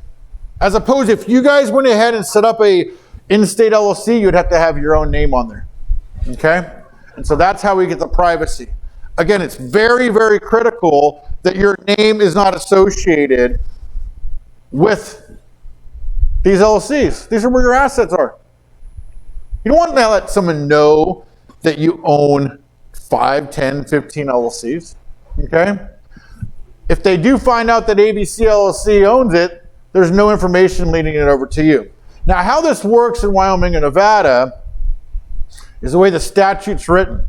And I love when things are written from a statute standpoint, because the statute controls and it takes it out of the hands of a judge. Okay? Because judges get law wrong all the time. But here's what's limited. They can't become a partner in the business. Okay? They cannot demand income from the business. Can you guys see that judgment that they got diminishing in value? Right? They can't force distribution or distribute the assets. And the big one is they can't participate in the management of the business. You're still in control. There's ways we can get money back out of it, taking loans, things like that. Now, interestingly enough, let's say that LLC made $100,000.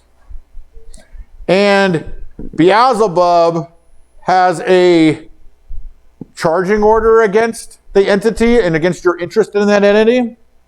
Well, theoretically, the tax has to flow down to somewhere, right? Some people call it phantom income. When a company makes profit, there's still a taxation that flows down to the owners. So the taxation has to flow into somewhere. Beelzebub's entitled to the income that's coming out there, but no money was distributed out of it. So under Rev ruling 77-137, the IRS said, yeah, the taxation has to go somewhere. It was supposed to go to Beelzebub, so Beelzebub is liable for the tax on the money that was never even distributed out. Could you imagine what a poison pill that is? I mean, think about it. And here's the thing. This is all over the internet. If you Google who pays the charging order, who pays the tax, you're going to find tons of attorneys pontificating upon this. I read this, and I believe it is under a very narrow set of circumstances, and that this won't apply all the time. It's not a tried and proven rule. But guess what? This rule it's like one of those sayings we have, or the Halloween candy all has razor blades in it, or drugs in it. It's like a wives' tale that just become like it's actual truth, right? It's all over the internet, and what it does is if people research it and find out that they might have to pay the taxes on that money they never received, it's a very much of a deterrent, okay? But even a deterrent, what it does is it allows you guys to go ahead and come and level the playing field with the plaintiffs, okay? Now, you may have harmed somebody, but the way that we have a lottery mentality and the way that the plaintiff's bar, that means the plaintiff's attorneys, it's called the plaintiff's bar, the way that they have so much control over judges, it's sick, okay? So what this does is it puts you on a level playing field. Love this out here. Now, here's why I believe, Anderson doesn't make test cases out of their clients.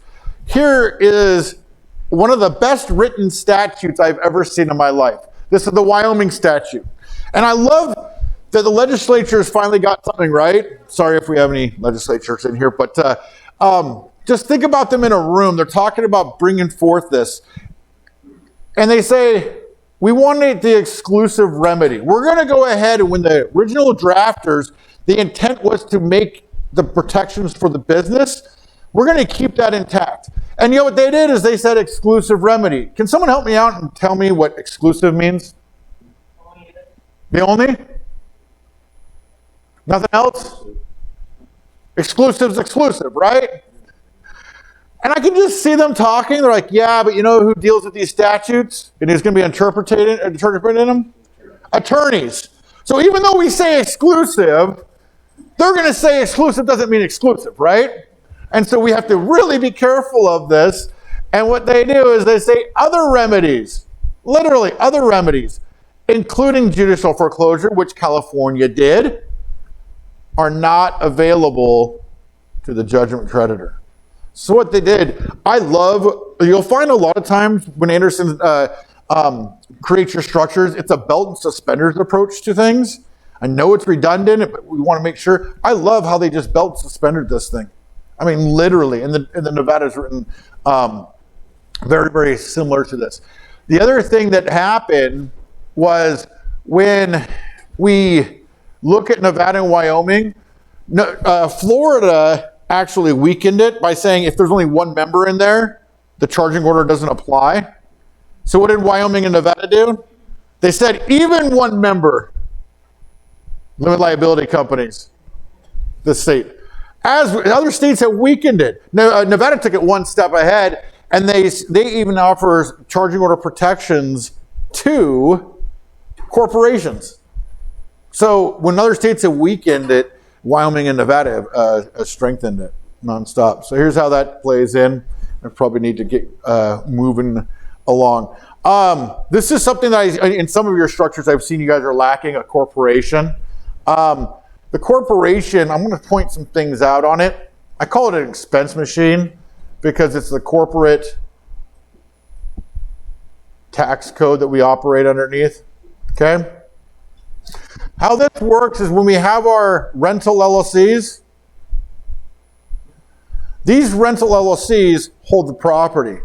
What we can do is have this corporation manage, and I need to clarify, manage the LLC. Sometimes you'll hear my partners even, the corporation is managing the property. No, we want it managing the LLC, because then what we can do is pay a fee. Make sense? Okay. So now I'm just going to use a small number, $1,000 of rent, pay maybe $200 up to here. From a tax-wise standpoint, we just lowered it. Now you're taxed on the $800 as opposed to the $1,000. Now what do we do with this $200 that's up here? And again, more than that. What do? We spend it out on expenses that generally benefit you guys. And yes, if you have a trading LLC, like for your brokerage account, nuts.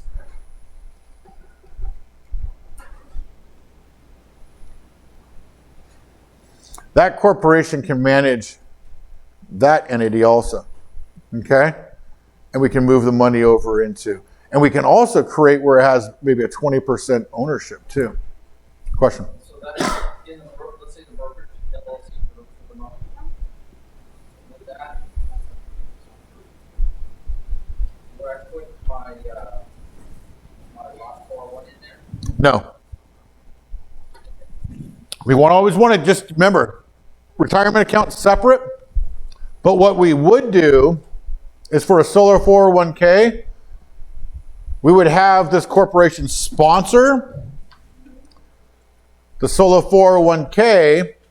Now that control here, but we can also start paying ourselves a salary and then making contributions from the corporation can make contributions on our behalf to the solar 401k bucket. Okay.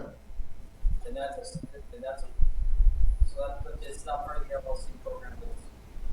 It's going to be a standalone over here. It's a standalone, but it's an S corp, and that's like in the tax side. This is a solo 401k. It's not a corporate taxation. This is going to be a C or an S depending on where we want the income. This is just a sponsoring entity. Okay. Yeah. All right. Short. Yeah, is there any advantage? I mean, I might have missed this, but what's the advantage of having an LLC around, like, is there some tax benefits there?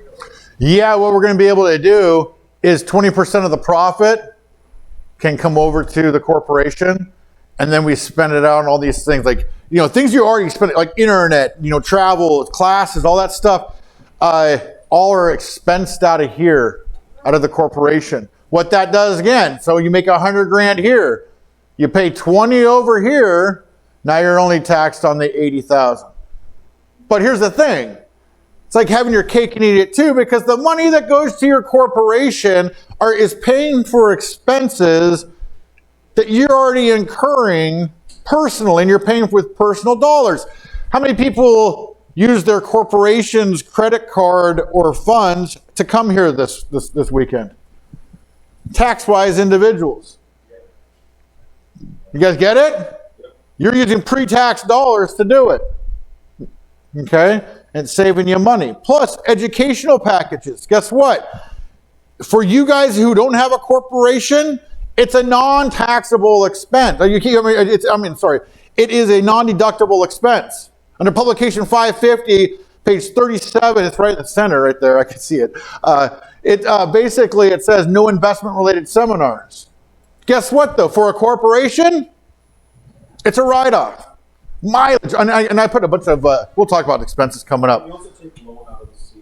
You can borrow money, absolutely. And what constraints are there in terms of paying it back? Is it a sort of time frame? It needs to be reasonable. It needs to be like business terms. But the interest rate, again, it's just reasonable. It's not 18% like, Visa or MasterCard. Dealer status. Guys, we want to make sure we avoid dealer status when we do our short-term flips. Any short-term activities, we do not want to be tagged as a dealer. Being tagged, I know it sounds kind of cool. Hey, I'm a dealer in real estate. It ain't cool from a tax situation because it's an intent-based test. A lot of times I ask this question and I say, how many deals do you have to do before you're tagged as a deal by the IRS? People say 5. No, it's 1. Did you intend to flip that property and make a profit? Then you're dealing in real estate. Now, the problem with being tagged as a dealer is once you're tagged as a dealer, no more 1031 exchanges. You guys know what a 1031 is? Should be pretty basic. Basically, you're selling a property, you find a like-kind property. If you're ever going to do it, use a qualified intermediary, but basically you're kicking the taxation down the road. No more depreciation, which as real estate investors, we love that depreciation flowing down to us. No more long-term capital gains rates. Everything's earned active income to you. No more passive income. Here is a big one. For you guys who do installment sales, when you do an installment sale, you receive that income over time. Okay? And you're taxed over time. As you receive that income, some are allotted to the principal, some are allotted to profit. Now here's the deal. If you're tagged as a dealer and you do an installment sale, and you're getting the money over time, that doesn't matter to the IRS. Upon that sale, tax is due. Okay? So it really screws you. Plus everything else becomes taxed at 15.3% extra plus your tax rate. Okay? It's earned active income. We do not want to be tagged as a dealer. Okay? And you avoid that. And we avoid it. Hey, funny thing you should ask. So I'm going to start bringing it around just for the lead-in questions. This is great. So what we want to do is bring it into a corporation. All your short-term activities are going to be done through a corporation. Now, this is the same corporation that can be managing the LLCs, okay, multiple streams of income. But what we want to do is set it up in a way where we don't put all the properties and sell the properties out of that corporation. We want to, again, separate liability. And so we form LLCs that are owned. I'm going to say owned. But what it is you set it up as a disregarded LLC. What a disregarded LLC means, it means there's no return going to be filed. It's basically, when we file it, we set it up so that we tell the IRS, disregard there's an LLC here. Don't look for a return. Don't look for profit or loss. Profit and loss is going to flow down to this corporation, and that's where it's going to be recognized, and the corporation is going to file a return. Okay? But this is how I want you guys to do your quick turns. Make sense to everybody? Because once you sell the property, and there's ways that we want to make sure we go through, you want to pay your bills, then dissolve, then shut down the bank account, and then dissolve the entity. But these are disposable after the deal's done. I don't recommend reusing them. I have a couple clients reuse them. My problem is that your expensive flips like we talked about, it's Murphy's Law.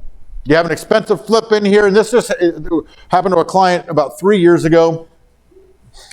What they did was they sold this piece of property and the sump pump wasn't working, and it ruined, the new owner got it, alleged that the old owner knew about it.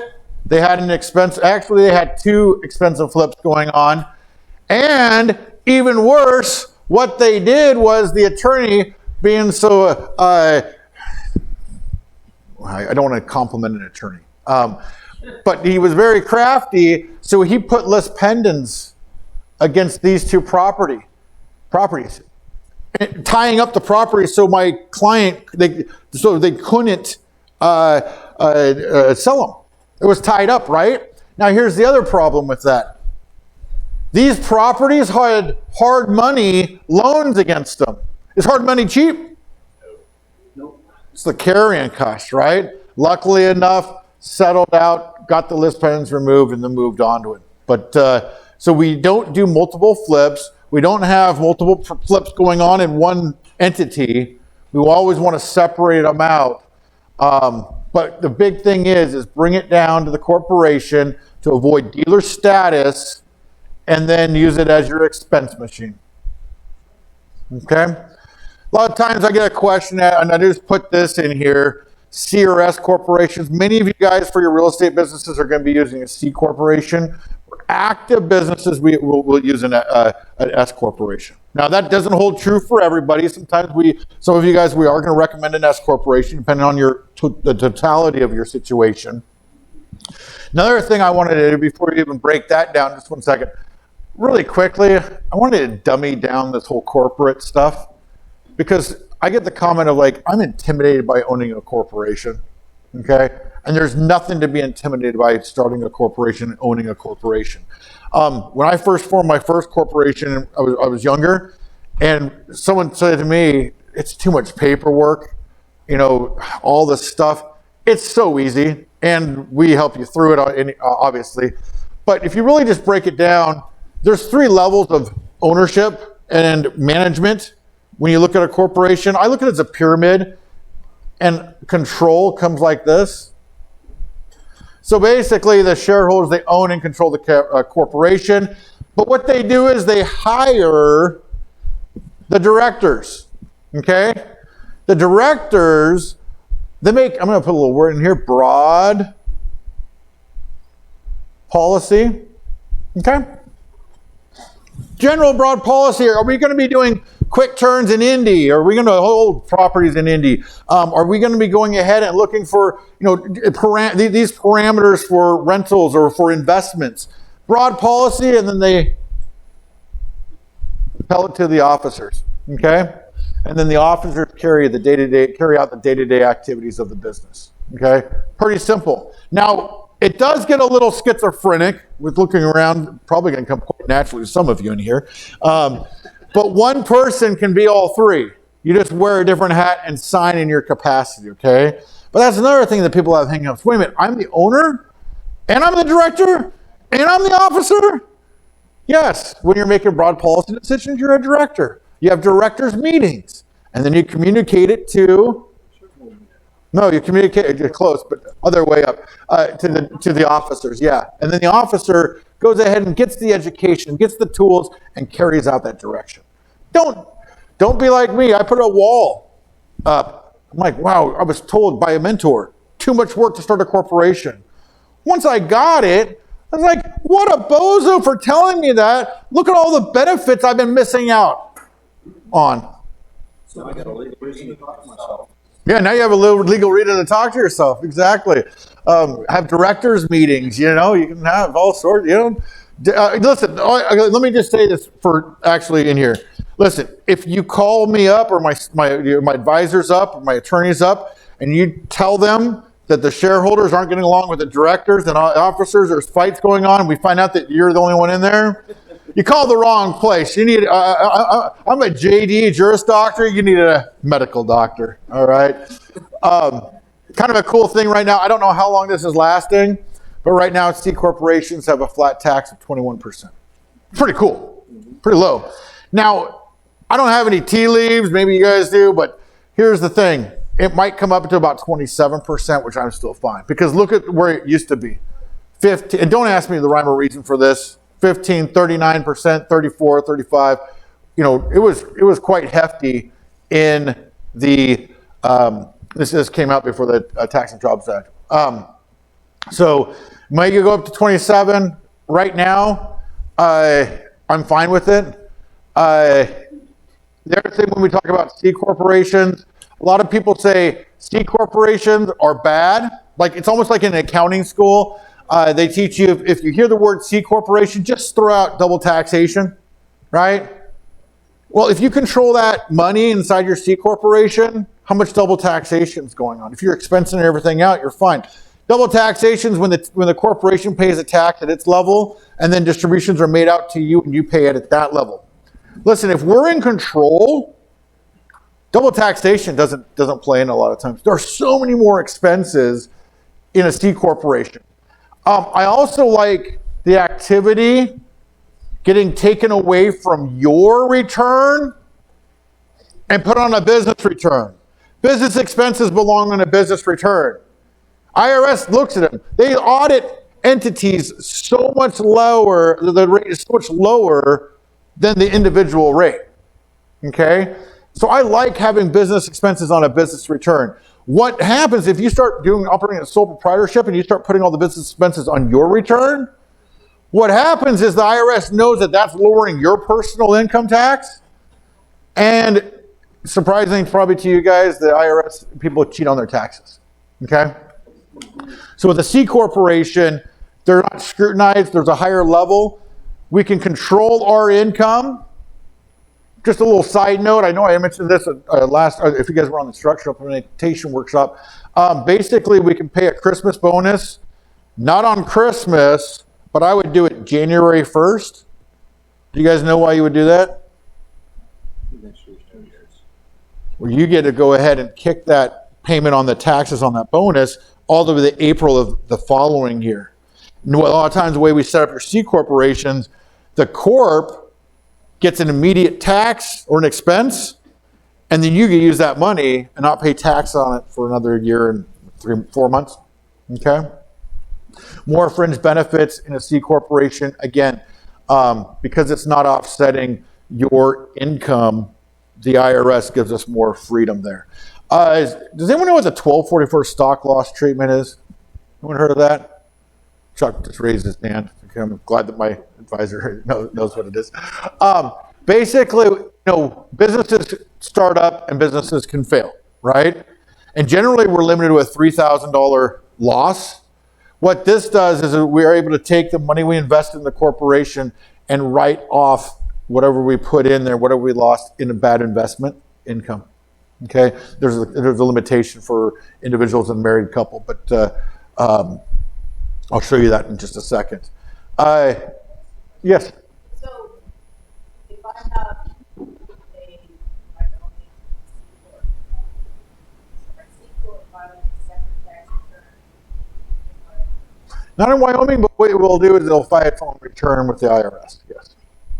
Now, in some states, if there's a yes, then it would file a return there too. If I own an LLC, my own property inside an LLC, the state has state tax. Yes. File the state return in that state, and then my federal.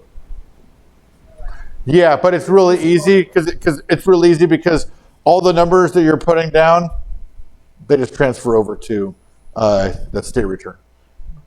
Yeah, not difficult at all. Yeah, they're gonna. Yeah, in some states that have a state income tax, then you would go ahead and file that return. I thought you said sort of like this part of entities when you have property in the LLC and the state where you bought property.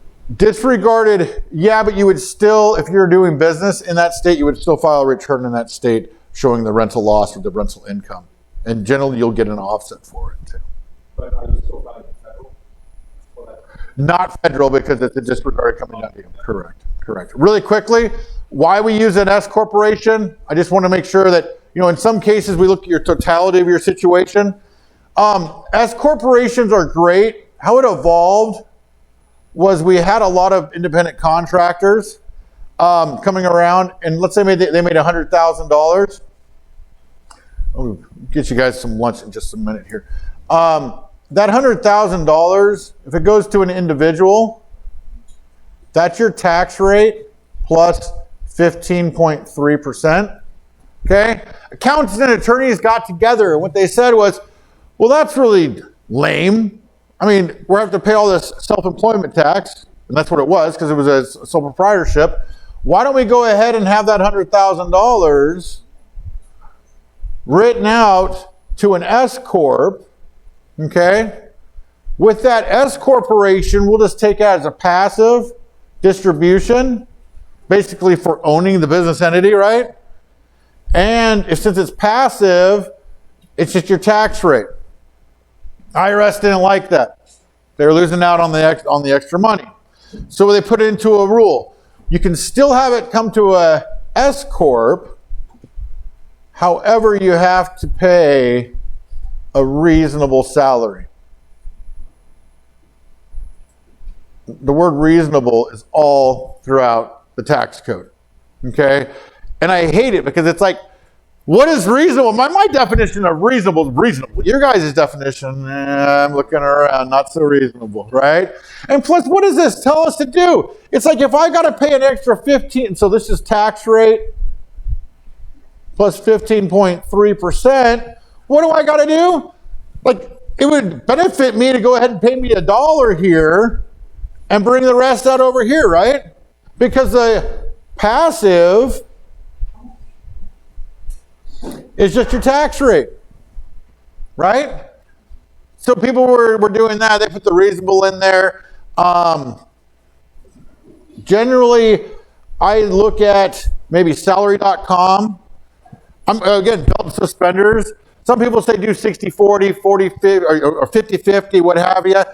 I like it where if I get questioned, here's how I came to that, analysis. And here's the analysis. It's really hard, and if you have enough backing to everything, it's really hard for someone to argue with it. IRS isn't going to spend time. Do you have a question? So the S Corp or C Corp, you're going to set that up in the state where you're doing business, or you're going to follow one business with the state? Finally, I get to use the best attorney term. It depends. Attorneys love saying that, right? It depends. I've heard from Corey about 20 times this week. Did you really? Yeah, so here, the general rule would be, where you're doing active business, that's where you want to form that entity. Now, I say it's a general rule, again, touching and concerning citizens of a particular state. Now, with a corporation, if we're really not doing business in that state, then we'll go ahead and maybe form it in Wyoming. Yeah. So can you still maintain the independent entity? Well, in registration, though, I think it's on the annual report, they make you put some kind of owner. Correct. On the annual report. Yeah. I've done pretty much everything into my own. Yeah. Again, I hate saying this now, but it can depend. Now, here's the other thing. Thinking outside the box. There are entities that I have that my name is on. I want it on there. Because I want to go in and be able to do business, sign contracts. And again, a little outside the box, but sometimes they need to verify that I'm actually associated with the business. And I'm lazy when it comes to like trying to educate another professional. It just drives me crazy. It's like, this is why we're doing it. Here's my resolution showing that I have authority to sign, and it just takes more time. And that business doesn't have any assets to it, or not any substantive assets that can't spend out really quickly and make the entity worthless. Does that make sense? Sometimes you just want your name there so you can go ahead and sign contracts. People verify it. So there are situations that you will be on those entities. Yeah. All right. That's why I use it. Here's the 1244. Basically, we can loss up to $50,000 per person. Now, here's the deal, guys. You guys get me yelled at by your friends and family. Because what happens is you hear about these things, your friends and family, they go to legal doom, And they set up LLCs and corporations. Sorry, LegalZoom, Freudian slip. I used to really like LegalZoom because I thought it was bringing, I hate attorneys. They charge way too much. And I thought, oh, this is for lay people. They can use it as a service and get some. And then I started seeing how many problems and detrimental situations that the people who are using it with these canned documents. So they would go to those services, set up an LLC, or they would just go ahead and file it with the Secretary of State and not get an operating agreement or bylaws. And what would happen is they would get audited and they didn't have the proper documentation.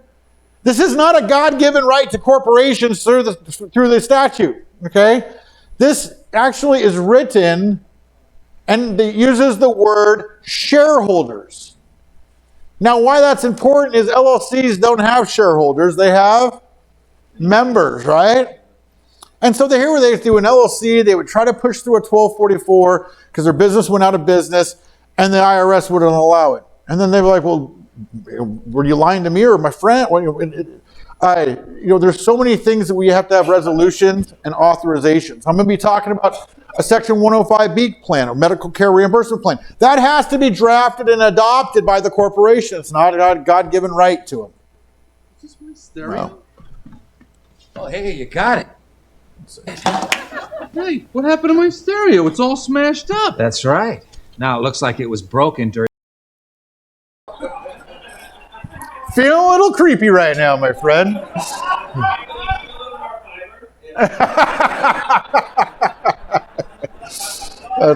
That's awesome. Yeah. I know my doctor. That's awesome. Yeah. So I put the word corn up here because I'm not a mind person with mind tricks and stuff, but I'm trying to plant inside your head certain things. And I want you guys to remember this because the biggest power that we have is these tax deductions. And I wish you guys had more appreciation for the ability to write stuff off. Corn is basically, Aaron, how much time do I got? Do I got plenty of time? Yeah, you're good till 1, bro. You got an hour. Did you tell them about lunches so they can just start grabbing? Well, I can't because I'm speaking, so they can't either. No, I'm just kidding. I'll give you guys a couple-minute break in just a second. You guys get so much. Let me get to some of this stuff, though. One of the things I do when I do presentations, I want to expose you to all these topics, and so I put a lot of stuff in it so that maybe you'll hear it again, but you're exposed to it. Corn is how I do expenses. Now, it came out when I was sitting with an accountant and they were telling me, and this is why sorry if there's accountant here, but they don't do the proper planning and the future planning. And I was complaining about an accountant I fired because this one accountant basically told me I could have written off something last year and it was their job to write it off, right? Their expenses. And so I fired them, but I was also teaching my new accountant how I wanted to be treated. That if you're taking care of that area of my life, you do it. You don't tell me next year that I could have done something last year when it was your job to do it last year. So my new accountant wrote this down in a column. I put a Y at the end of it. We had a laugh, right? But this is how I remember expenses. Customary. Ordinary. Reasonable. I love it. Some people have already programmed. I like it. And then necessary. Well, here's your checklist. When you're in a grocery store, when you're in a store, when you're buying something, is it customary, ordinary, reasonable, and necessary in the line of business that you're in? If it is, use your business card. Yeah. When you're buying something on Amazon, go through this gatekeeping mechanism. But start right enough. Education, I told you. Those without corporations, you can't pay for it. It's not a write-off for an individual. For your corporation, guess what? It is, right? So we're just changing the mental paradigm that we're in. The other cool thing, you got who's seen this picture before? Yeah. That's my son. What do you think two attorneys were going to have, right? I mean, a shark. And that's my wife. She's actually taking the bar on Tuesday and Wednesday in Utah. An all-around awesome individual. But that was a trip that I took. Was that a vacation? No. Part of it. But guess what? It was a business trip. Okay? Well, here's the thing. You guys could go look at property. What I did was I decided to buddy up with Paul Xavier out there, who's the president of the Hawaii Real Estate Investors Association. It was hilarious. I'm golfing, and I had this idea that, hey, I mean, Hawaii is my zen place. Me and my wife, we go there. We just went there in November. We try to go as much as possible because we just both relax. But then we were paying for it personally. And I thought, I teach all these tax concepts. How come I'm paying for it personally? So I'm on a golf course with some really crappy golfers, and I had a lot of time in the cart waiting for them to chase their balls around. And all of a sudden I realized, if I go start speaking and build a clientele in Hawaii, guess what? Business trip. So I developed a whole clientele out there. And so I would go out. That was one of my client/friends, Doc. He told me that we could catch sharks off his dock. And, I thought that'd be a fun idea until we actually hooked one. And then I was really worried.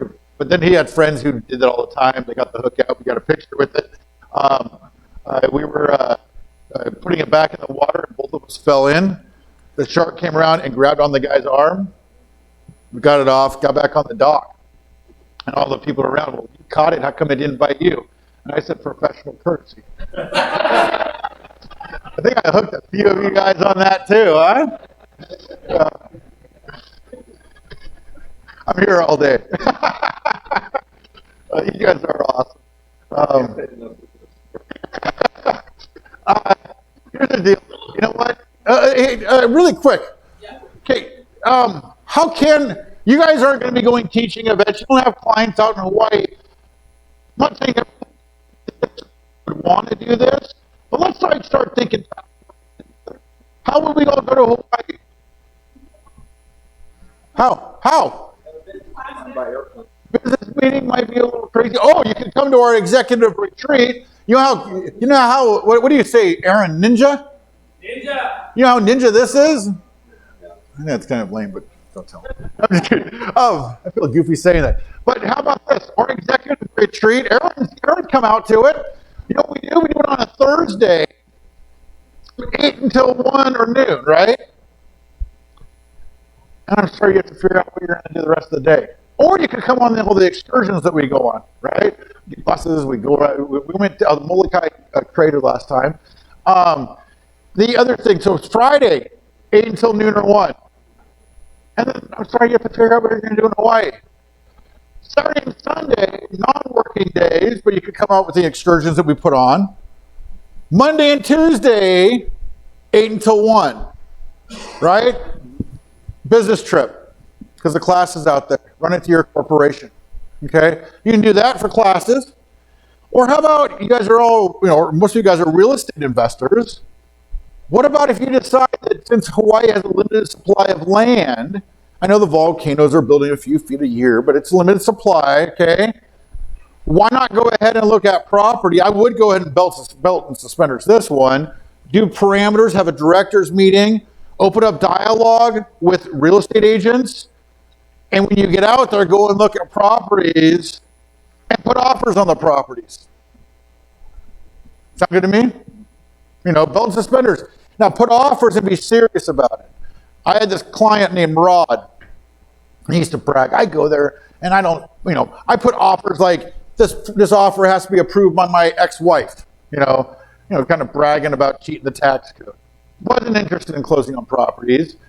I'm I don't know, a year or two later after he was bragging about this, maybe even less than that, he calls me up and he says, Michael, are you in the market for a Hawaii property? And I said, what do you mean? He goes, those offers I threw around, one of them got accepted. And I'm like, nope. Do you have any clients that might be interested in it? Nope. I was like, finally, he's getting his just reward for cheating. I don't like cheaters, right? Anyway, he called me up a few days later. He's like, hey, don't worry about that property. I sold it and made a profit on it.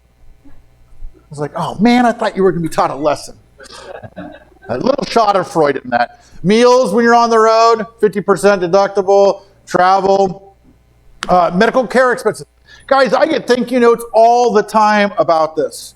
It's called a Section 105B plan. Again, this isn't a God's given right to a corporation. Okay, you have to have actually a plan adopted by the corporation. But look,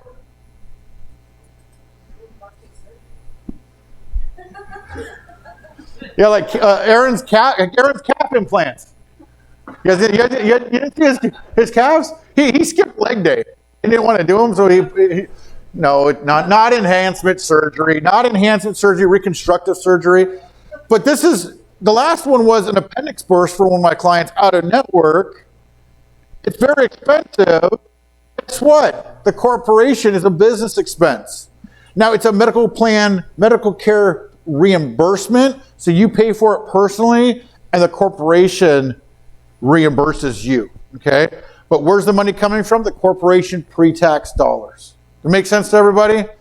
Again, you have to have this plan drafted and adopted. On travel expenses, is like units is 50% if you're doing it on a first level? Meals are unless you're catering it, like if Aaron caters this, then it's 100%. Traveling under your business, your corporation. It's still 50%. Yeah, because you have to eat anyway. How many people have heard of the Section 280A? Yeah. So if you're in a seat, so wondering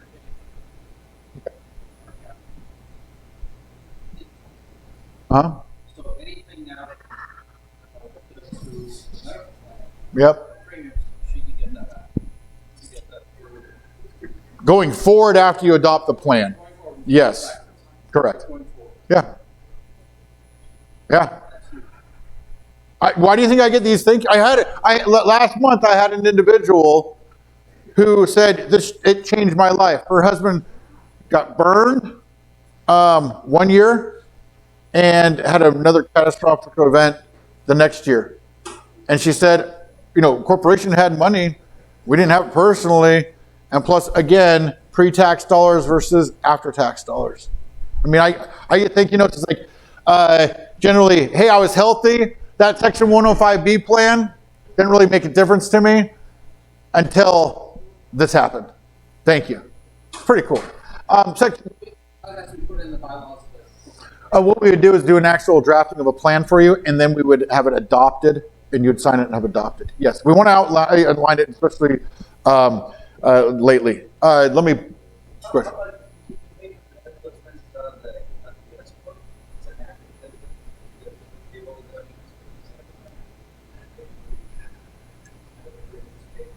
It's a reimbursement.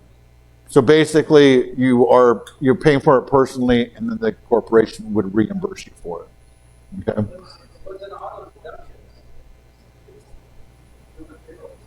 You have an HSA. It's a different plan. Oh, then yeah. Then I'm missing an element. Correct.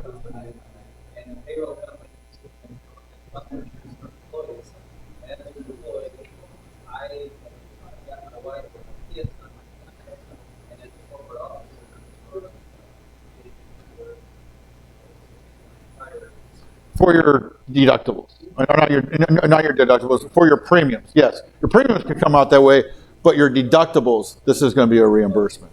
Yeah, yep. And Ian's awesome, is he not? He's brilliant. He was a valedictorian. All right, moving right along because I know I want to get to trusts. This is a 14-day rule. Everyone know what the 14-day rule is? Pretty cool. Rent your personal residence, 14 days non-taxable income to you. Now, here's the thing. People do that, big deal. But you guys with corporations, how about have your corporation rent your personal residence? That money comes out to you, gets it out of the corporation, non-taxable income to you, and expense to the business. Make sense? Okay? There's little parameters. I get about 3 quotes. I have them emailed to me. Okay? We've lost it twice with clients because they were handwrote notes. Okay, get them. I like proof. Okay, and I mean, 14 days out of the year to the individual, non-taxable income to you, expense to the business. Great escape valve for some of that money. Is it non-taxable income to you as a non-W-2 holder, or what if you have a W-2? No, it basically the corporation writes you a check. And you don't have to report that as Non-reportable income to you. Yeah. what if you have multiple people? Yeah. It's an individual rule, not a corporate rule. I get that. You're adorable. Yeah. If you go over 14 days, now all of a sudden you've blown it and you start getting taxed on it. Let me get really quickly through. We covered this because I do want to talk about trusts.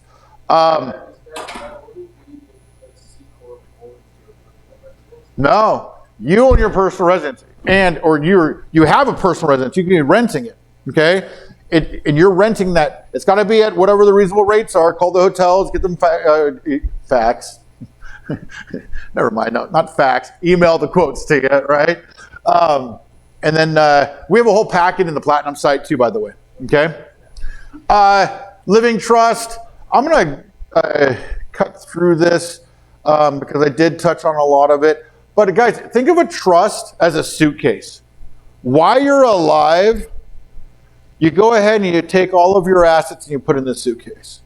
You're carrying around that suitcase with all of your stuff. You're able to use it. When you pass, you hand it off to your, what we call a successor trustee, and they look at the rules of the trust, and distributions would come out here. You do this, hey, pay for this.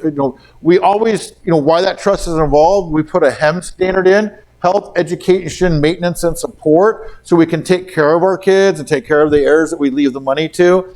We put a lot of checks and balances and escape valves in it. Now, right as soon as you sign it, it becomes up and running.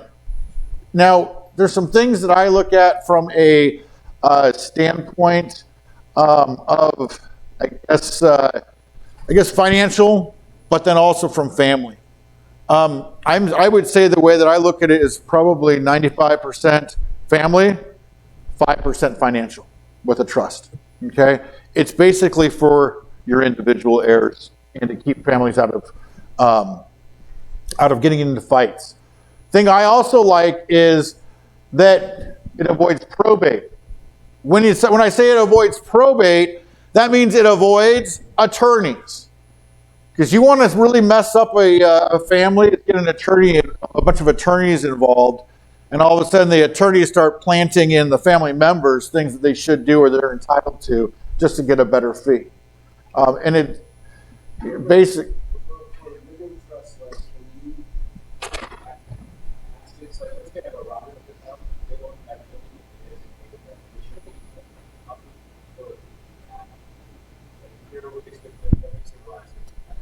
Yes, and because we don't trust you guys half the time, we have a backup that's going to put it into the trust too. And I'm only halfway kidding that we don't trust you. Life gets busy, guys. It gets busy. You have the intent to get these assets transferred over and into it. The only problem is you get busy. Okay? So anyway, it's just expeditious. You don't have to wait. I'm going to cover that in just a second. It's called a pour over will. Basically, since you don't have the court system involved, which is about 12 to 18 months for probate, it just, right as soon as the person dies, the successor trustee, I didn't take a break. You guys need like 5 minutes to go grab all right, 5 minutes and we'll come back, but I want to get through this.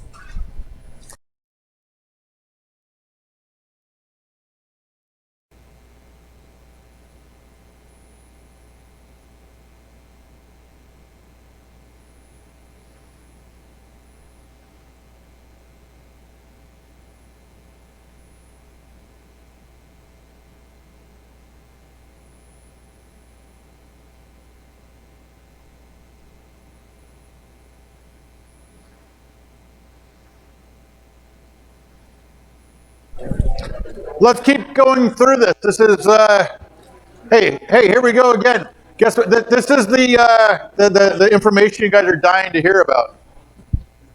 Yeah. Took you a little time, huh? Who was I with? I think I was with Toby. He came up, we went up skiing, and we're past the cemetery, and I'm like, that's a dead center of Sandy. He's like, really? You idiot. Yeah, so, I'm like, people are dying to get in there.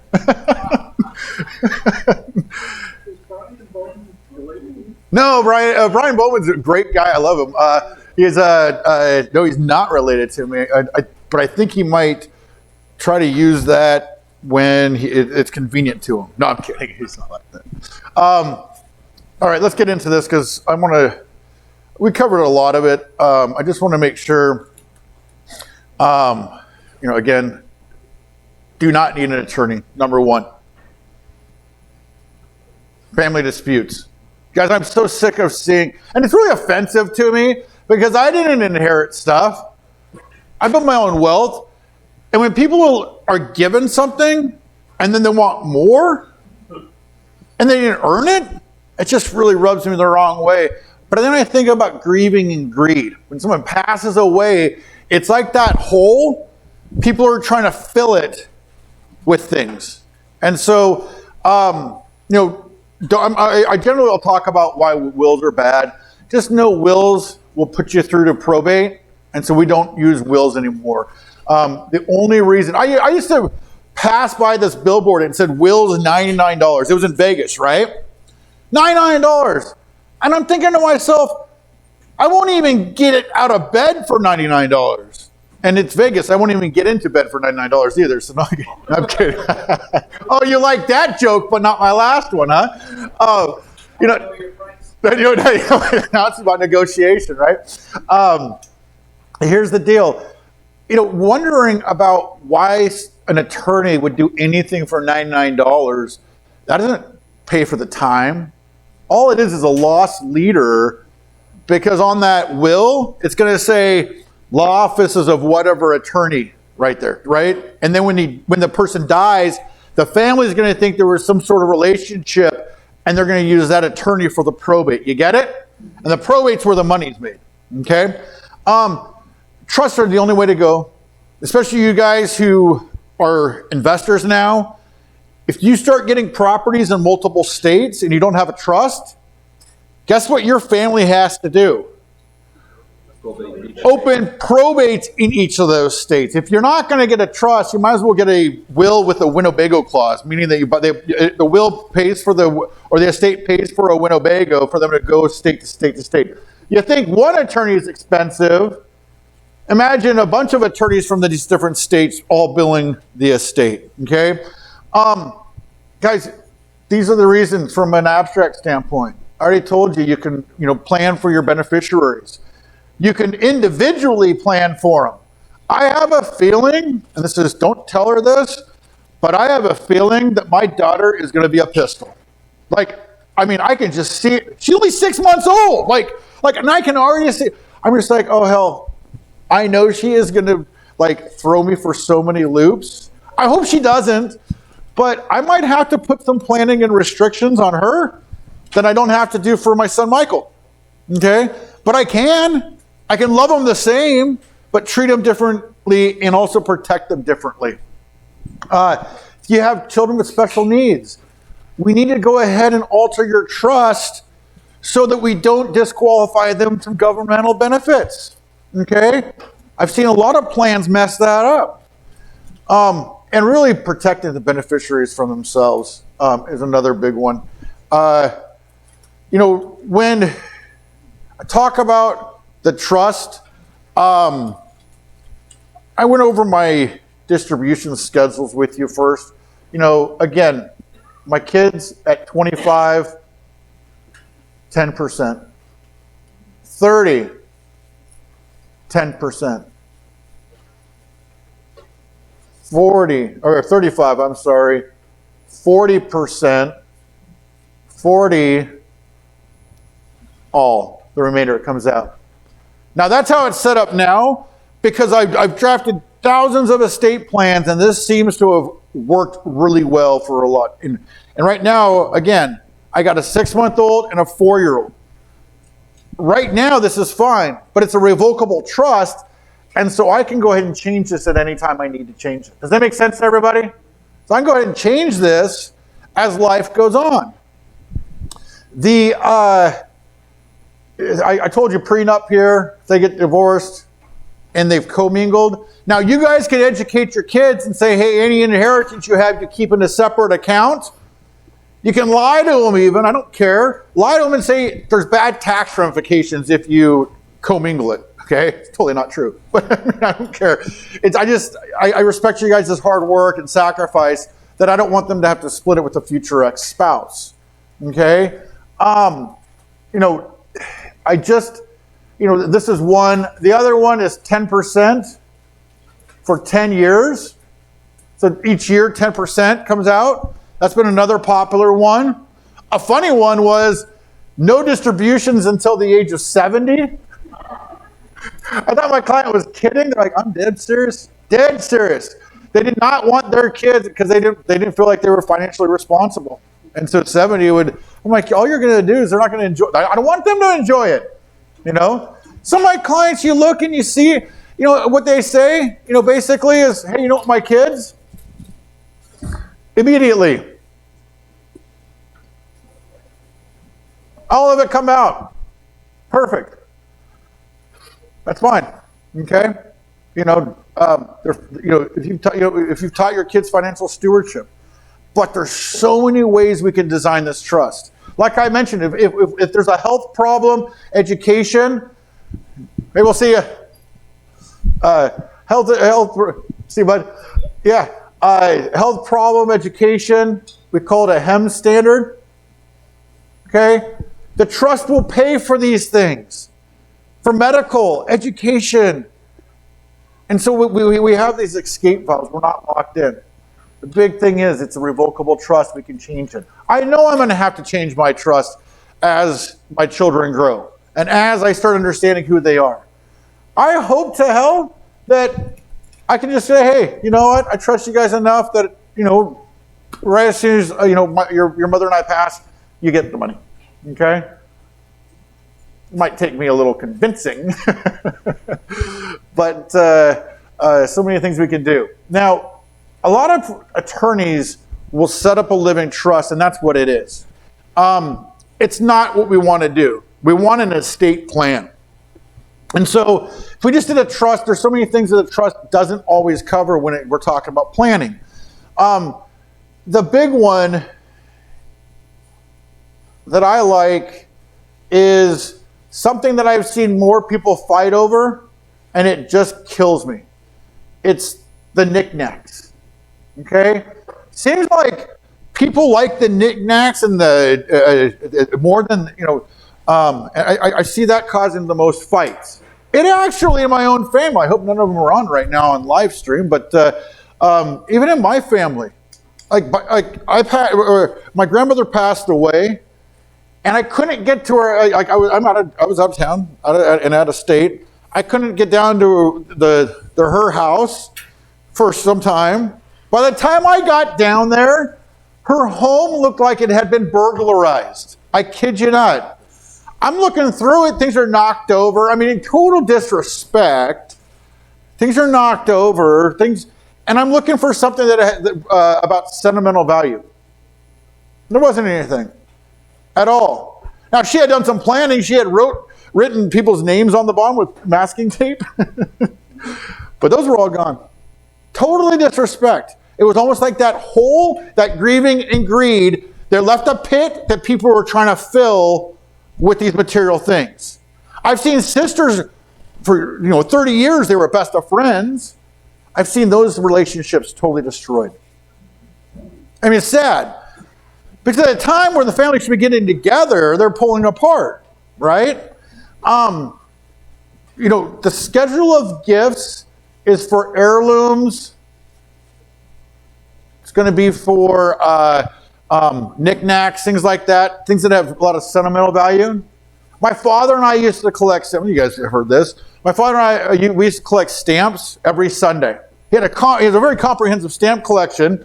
And when I was a kid, we would go down and he'd do 25% or 30% off of Scott's catalog value. I'd have to look up the stamp, calculate what, the percentage off of the value was, and then we'd do negotiation.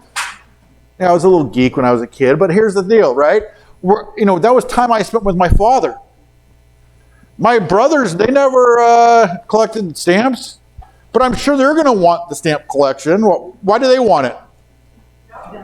Yeah, financial value. Why do I want it? Sentimental value and the value. I'll just be blunt. No, I'm just kidding. No, that was time my father and I spent together, and it's really some good memories. So you guys, it's called a schedule of gifts. You're going to go ahead and list the asset to whom it's going to go to, date, and sign. Okay? Pour over will. I call this the catch-all. Like I was talking about, we don't trust you. Life gets busy. You forget to go ahead and title an asset in the name of the trust. Guess what? This pour over will catches that asset and puts it into the trust. And then you'll have to go through a long version of probate. Okay, it's a catch-all. It's a backup plan for you guys. All of these are part of the trust that we put together. Yeah, we call it a trust. It's an estate plan. We can't get away from these documents or piecemeal it. If you guys have kids underneath the age of 18, or if you have kids who have kids under the age of 18, this is something I want you to communicate. Make sure they have guardianship provisions in place. Do not let the state decide or the family fight over them. Sometimes they don't want it. They don't want to take care of kids, and they're fighting who doesn't have to take care of the kids. But I see families fighting and pulling, all the children apart. Worst story, and I am going to mention this tomorrow in one of my things I'm talking about. 2 girls, 7 and 9. Single mother passed away. The state came in and looked and said, hey, wait, Aunt Mary is just in the same school district. Best interest of the child, less disruption, right? They didn't know that Aunt Mary had a severe meth problem. And those 2 girls, 7 and 9, saw things they should never have seen. And they needed counseling for an extensive period of time.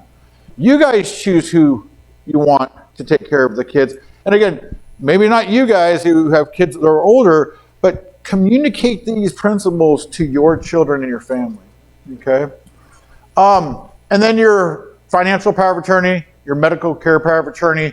Financial is if you become incapacitated, someone's able to sign on your behalf. Medical, that's a person who's going to be able to make those medical care decisions. Same thing with my family. I had my uncle, my brother, and my mom all arguing over the level of care that my grandma was to receive. One saying pull the plug, one saying not pull the plug. All these things, and they're fighting over it. And because she didn't have these documents in place. Now, don't look at me. She didn't want to pay me enough to draft her estate plan. No, I'm totally kidding. No.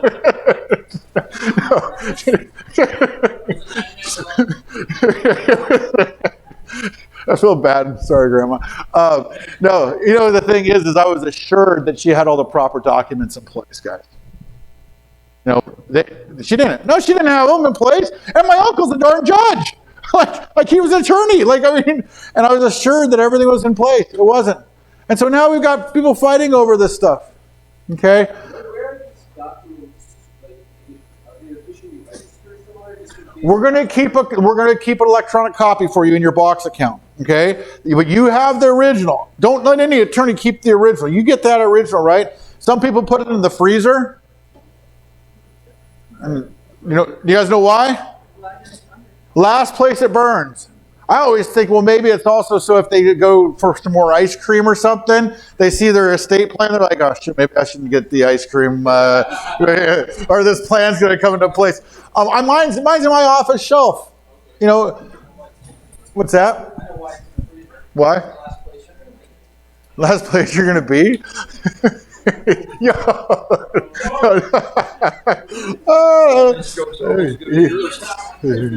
went to the same Joe school as I did, huh?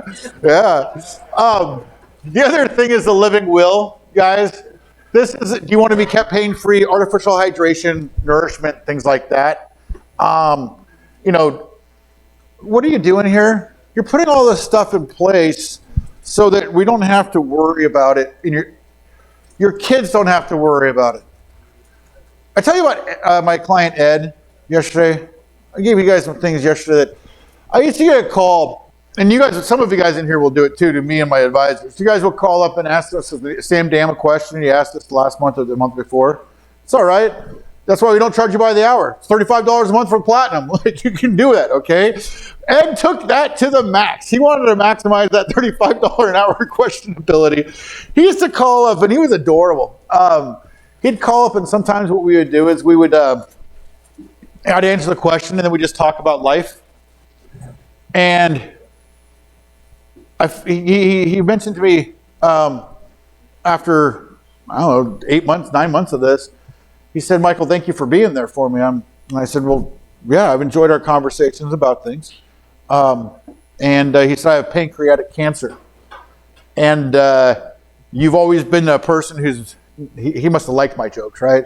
But I've always, a great listening ear and great life conversations. And we had a few more conversations, and then all of a sudden, he didn't call anymore. And when you're busy, I didn't even really realize that call didn't come in that week. Then all of a sudden, I'm in my office, and back and forth as one of the receptionists was walking by, and they're like, and I was already on the phone with a client, and my clients are great. I say, hey, I got something really going on. Can I just give you a call back? Absolutely. Well, long story short, on the phone was his son, Michael, and Michael said that his father had passed, and he was freaking out because he didn't have the money to bury his father. Everyone's looking at him to take care of everything. And he heard about probate from 12 to 18 months, and he didn't know what he was going to do. All I said was, hey, with the certificate of trust and the death certificate, you can access everything. And there's money in the trust. But more importantly, grieve the death of your father and be there for your family. And it was absolutely a person who was crying in the beginning. They were still upset, but it was a calming that he didn't have to go through all the stuff that he thought he would. Assets weren't going to be frozen because that trust lives on. Speaking of that, the memorial instructions is something else you need to take a look at. I would actually plan out. Everything. Okay, take as much pressure off your family. List who you want to attend. If you want a service or not a service. I've drafted plans where the family's used, X amount of dollars is used for a party to celebrate life. Funny one was, his name is Marco. He's actually a friend, and I did his plan. He wanted his ashes spread in the Pacific Ocean. So I put, my ashes will be spread in the Pacific Ocean. He reads it like, no, I need to have it by the back of a boat. From the back of a boat, they need to be spread. I go, listen, really? He said, yeah, you don't know my family. They're just going to go to a hotel in San Diego, gather around the toilet, put me in the toilet, and hit flush. And I was like, you're kidding. He's like, no, actually, I really need you to put it in that. But, it's kind of fun. Just list out who you want to attend. But these are memorial instructions. This is, again, I've already bought my plots. I invest in real estate. Now I'm investing in real estate in a cemetery. I feel weird about that. But try to take all that stuff off of your family. It's a really tough time for them. By planning it out, you're just saving them heartache, headaches, trouble, and everything else like that. And so,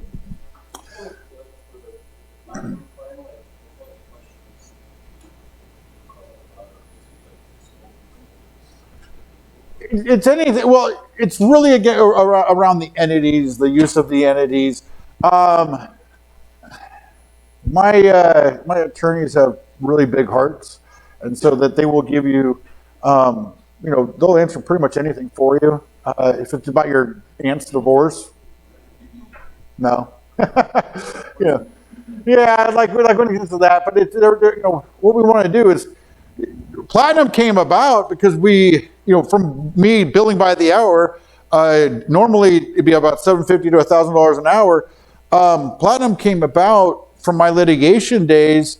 What I'd find is my clients wouldn't call because they didn't want to get that bill.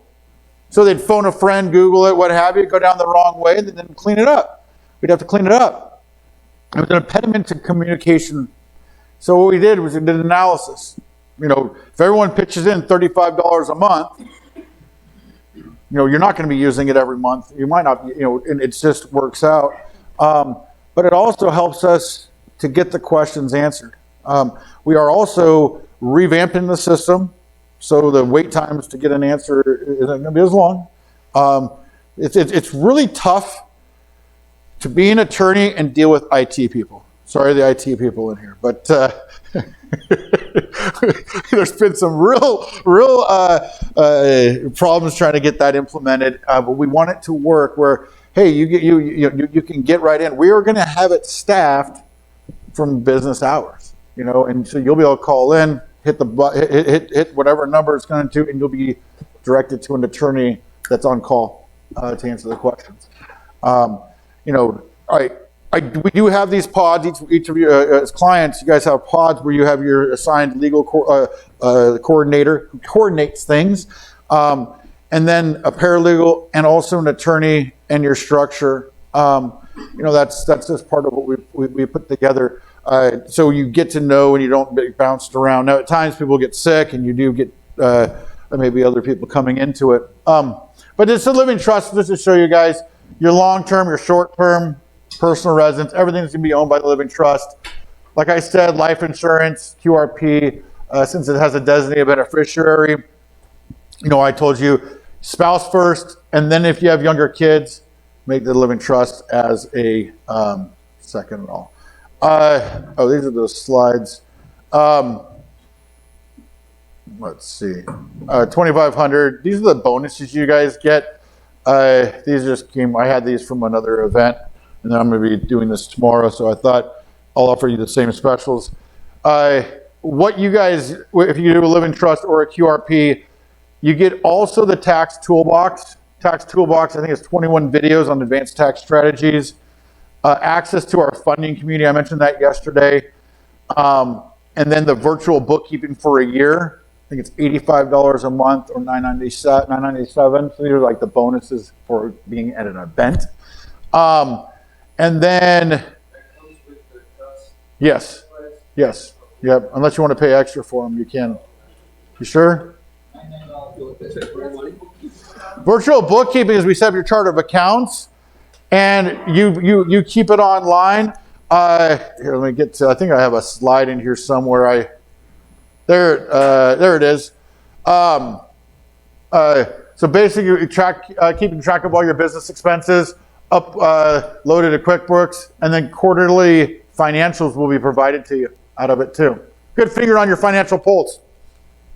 A bookkeeper will call up to set it up and make sure that you guys, you know, get your chart of accounts. You know, I know it's going to be overwhelming when you get a corporation, but just getting organized with expenses saves you money because you don't forget about those expenses. There's been years in the past where all of a sudden I remembered an expense that I didn't take, but it wasn't enough to go ahead and amend the return. Just keeps you guys on track. There was something else. Tax Toolbox, there's 21 videos and we're currently adding on to it on different tax strategies and things to implement in there. The other, generally I have Chuck talk about this, but let me get to, the other thing is that I'm really actually proud of is, since it's tax time, that I thought I'd put in here is our Anderson Tax Advantage program. Basically, the cool thing about this is that the cost of $29.95, you actually get $3,000 of tax preparation services. Okay? So, and then all the bonuses. Initial tax consult with one of the professional tax advisors. This is a strategy session. They're going to take a look at your return. What you guys should be doing also you guys really should be doing if you guys are clients, I don't know if you guys have done it or not, but get your 2-year tax review, especially if we didn't do your taxes. We are finding about an 85% error rate by other people. Now, again, is it enough to go ahead and do an amended return?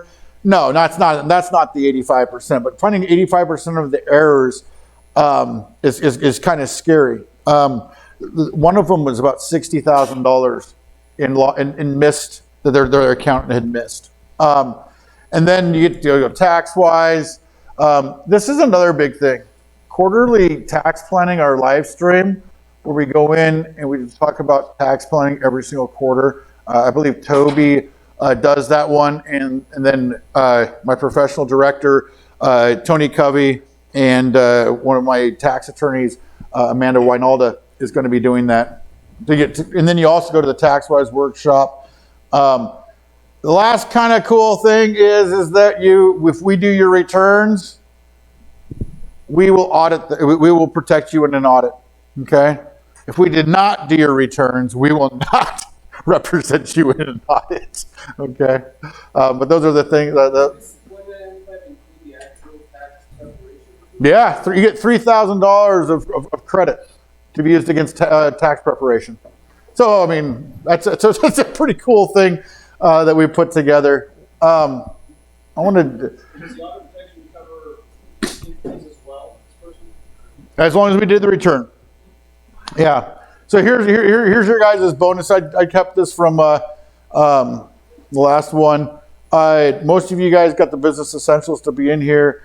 To upgrade to titanium, $8,500. Plus, you get a corporation in there, tax toolbox, virtual bookkeeping, and the funding community. If you want that tax and bookkeeping bundle, $21,995, or you can do your living trust, $2,500. You get a QRP.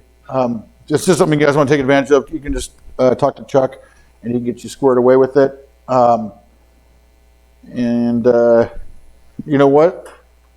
I don't think you need to use these. He's going to love me.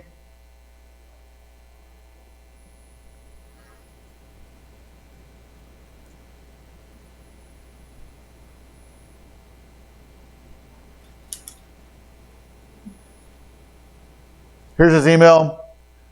Here's his phone. Here's his cell phone. I'm just kidding. I'm not giving you his cell phone. Actually, with you guys, I think you guys wouldn't abuse it, but he may give you a cell phone. He's a heck of a guy. But yeah, that's his email. We can go and get you squared away.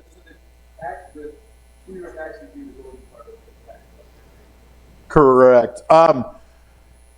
If you upgrade to titanium, I can put that in. Oh, you know what? I forgot this. With titanium, for you guys, some of you guys are needing land trust. I'll give you a land trust included in that. Doesn't include the living trust, no. So, with land trust, we didn't talk about them, but in some states, we really need to use them because you get a transfer tax whenever you move a property, or people with mortgages at times. We need to go ahead and get you with a land trust so that the bank doesn't have the chance to call the note due. Because in most of the mortgages, there's a due on sale clause.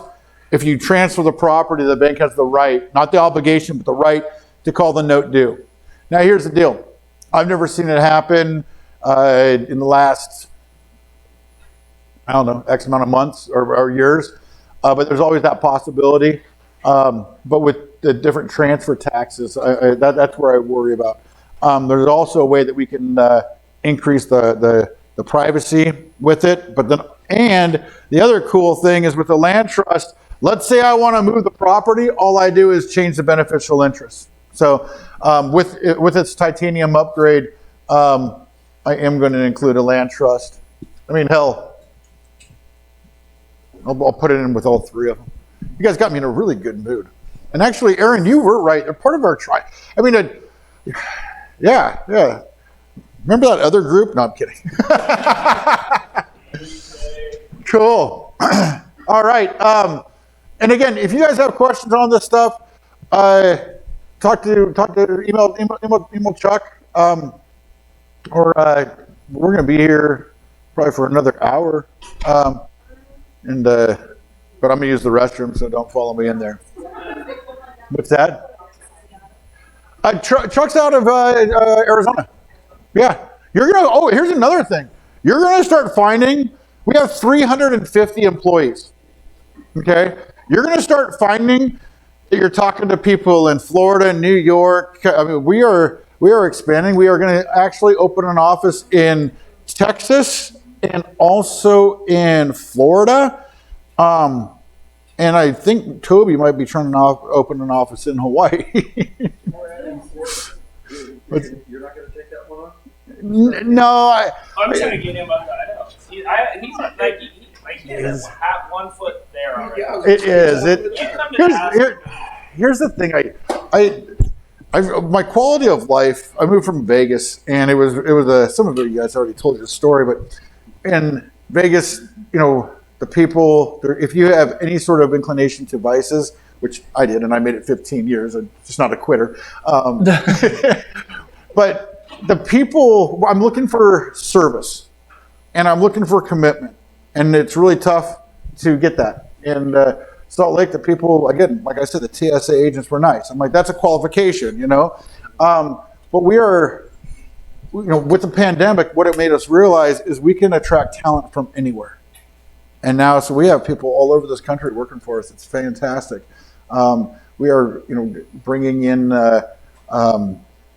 trainers. It's a little bit, I love people, so it's tough for me not, I used to always be in the offices. But I feel like we'll probably go from Draper, Utah, which I love, but then get up to Idaho and the Swan Valley? Yeah. Yeah, I just, Jimmy Kimmel has a fly fishing ranch that I went to last October, and I fell in love with the Swan Valley, Henry's Fork. But now I've been in his ear about Butte and Anaconda up in Montana. So I've been sending him, there's a lake up there that, it's the only place that I know in Utah or Idaho that you can live on the lake 10 minutes from the ski resort and another 10 minutes from the Jack Nicklaus golf course. So it's the holy grail. So where it's heaven. in Texas are you going to open up an office? Austin. Yeah. Yeah. Yeah. Where's the Florida office? Florida office is going to be over that Cape Coral area. And but the other thing is again, to fulfill on our promises, we need to increase our stuff. So you'll be surprised. We may have a office near you, and if you want it in person, our staff is authorized to go ahead and use Regis offices and things like that. It hasn't been that much of a demand for the pandemic. but yeah. We got them covered in KC, Charlotte, Indy, and Dallas. Yeah. They're already good there.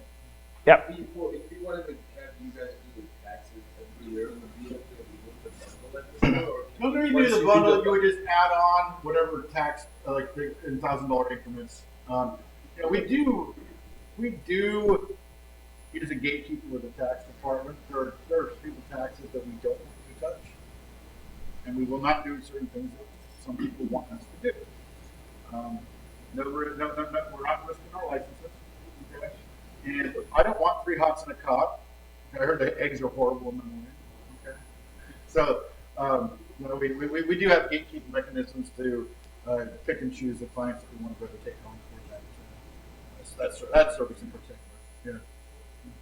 But you guys were fantastic. Yeah, I appreciate everyone in here. Good job, Michael.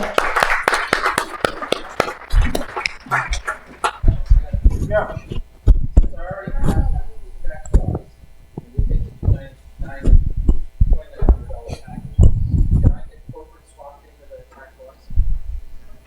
You have tax-wise. Well, it's part of that. Tax-wise is an event.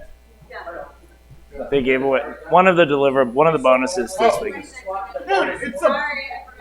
Hey, what does this say? What is that? What is that called? A bonus. He wants another bonus. I'll give you Michael's cell phone. That's that's a good bonus. Okay, I'll take the land. I'll let you have a login to the potty cam. I already have bonuses 1 and 2. Can I exchange 2? Yeah. This group usually. Michael's like, One person has to ruin it forever. when I met Michael, it used to be suits, right? He's got like all these $3,500, $5,000 suits. Now it's jeans, no tie. He'll be wearing a Teddy Fresh pink T-shirt in 6 months. No, Yeah, joggers. that's why I wore it You'll see. on Friday. All right, I'm an attorney. You guys expect Huh? you want to see me in a suit. After you already see me, and you're always seeing me on live or on Zoom. You See what? see me again. I probably did. Horrible. Probably. Got a little stain though. I just put clothes on, dude. I don't have outfits. It's kind of like how I play the piano. It's just haphazard, whatever. I don't care. All right. Okay, a couple things I want to cover because goals to be done by 2-ish. Because what time is your flight? 4:15? Yeah, around that. Okay. So Michael's going to bounce out. But a lot of people coming back for advanced trainings, Mike, so you'll see him here in the next couple of months. Mike, cool or not cool to send them your slides? Oh, you can send it to them. Is that cool? But this, okay, I hate doing this. This is there's a limited time duration. I don't like it today only and stuff like that. But don't come to me in a couple of weeks if I've changed this. And so, After the stuff, all right, it's like the Nordstrom stuff. If they let something better, that one thing I hate saying no to people, but I do get that. Hey, you offered this 6 months ago. You know what? Now, well, there's reasons and what I can do for fulfillment. Okay, like the land trust. If I have to do a bunch of these land trusts, then it clogs it all up too. So this isn't for I won't ever offer by the way. but you are cool if I send slides or no? Slide, yes. Okay. So I'm uploading. Yeah. So I'm uploading my Dropbox. So I'll send you my slide when we finish. I'll save and upload my slides, and then I'll send you 2 Dropbox links. Just send me an email, and I'll reply with the 2 links for you. So you'll have all the slides from the weekend. Because as you could probably guess, we probably only hit like 20 of my slides. But I'll save all the chicken scratch slides as well. So, okay, couple things I want to hit real quick before we finish. Kind of just some loose ends that we missed. One thing that I forgot to talk about on Friday is I keep getting asked if we're in a housing bubble like we were in 2008. And I wanted to show you some of the empirical data that refutes the housing bubble like we saw in 2008. Okay, so when you look at median home prices, we're up 93% over the last 11 years. Okay, from like 163,000 to 314,000 as of December. So people are like, is this 2008 all over again? But if you look at vacancy, U.S. vacancy rate, we were actually at a peak back in 2008, the last time we crashed. And that was because we were overbuilt by 4 million homes. And when you're that severely overbuilt and you have all the liar loans, housing is why the economy crashed. Now, when you look back at stock market crashes for 150 years, and then the recovery, real estate was always a big player in the recovery. Homes start getting built like crazy, fuels growth, fuels lending, fuels, 70% of our economy is consumer spending. And that would fall under part of that. So that was a real bubble that we had the last time. The reason that we've seen almost 100% appreciation over the last 11 years, and we've seen it. I was selling homes 50 to 60,000 9 years ago. Now we're selling them for 100 to 120, and we've seen rents go up the same. I was renting a 2-bedroom house 11 years ago here for $500 a month. Now we're at $825, $850. So we've seen rents have actually really kept up well with it. That's why we're still getting the cap rate. Our cap rates have slowly started to drop here. And someone, there's a reason we don't sell Dallas anymore, because I'm not going to sell a 4-cap Dallas rental. Love Dallas, love everything about the economy there, but I don't love it for rentals. Love it for mobile homes, love it for flips, love it for, wholesaling, but we're always very careful not to offer product in a market that we feel is like overinflated. That's why we left Vegas. That's why we still are in Dallas, but not selling Dallas. That's why we stopped selling Florida. And that's why the other thing that we're looking at is adding the modular piece, because then that would allow us to sustain our timeline in a market potentially by adding that new construction. So I don't want you to worry about there actually being a bubble for real estate. I mean, for the first time ever, I see a scenario where the stock market could crash and real estate remain relatively unaffected. I mean, historically, they always kind of crash together. But think about an area like San Francisco. Could you imagine, think of all the sideline homeowners that are still renters right now, or sideline upgrade wannabe homeowners that would love to get into a better home. What would you guys do, for example, if your home potentially dropped 10 or 15% in value, but then the more expensive homes also drop? You might consider upgrading, right? And think about people who are still renting that might consider entering the marketplace, especially with interest rates at an all-time low. So when there's indicators that I track monthly that would be a warning sign to me. So I've seen new starts on housing permits at an all-time high for the last 15 years. That's a good sign, but again, that's an 18 to 24 month play. So yes, builders are starting to file for permits. So I see a scenario where we could start to fill the deficit of homes that we have, right? But not huge. The other thing that I watch is called the silver tsunami. Has anybody heard that expression? It talks about the fact that our boomers and older own about half of the homes in America, if not more, like 60%. Now, a lot of people are worried that the boomers, because they're so broke, will start selling their homes and deciding just to be renters. Well, as a landlord, I could care less about that. That's a great scenario. If they decide, I'll move into mobile home parks, good for that. They got to live somewhere. So as long as they don't all buy RVs, which I could still repurpose my parks to RV parks, I can't think of a scenario where that silver tsunami wouldn't create a huge opportunity to be a fisherman, right? So not worried about a silver tsunami. I'm worried about a silver tsunami if I'm a builder, because if I'm a builder and all the seniors decide to start selling their homes, then there may not be as much demand for my houses if I'm, one of the big KB Homes, one of the big national builders.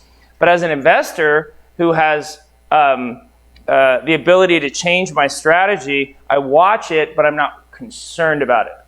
I wouldn't be concerned about housing as an investment strategy or housing as a landlord until I saw Americans actually start buying homes again, because they get their student loans paid down and they fix that somehow, or they stop leasing so many cars and reduce their consumer debt.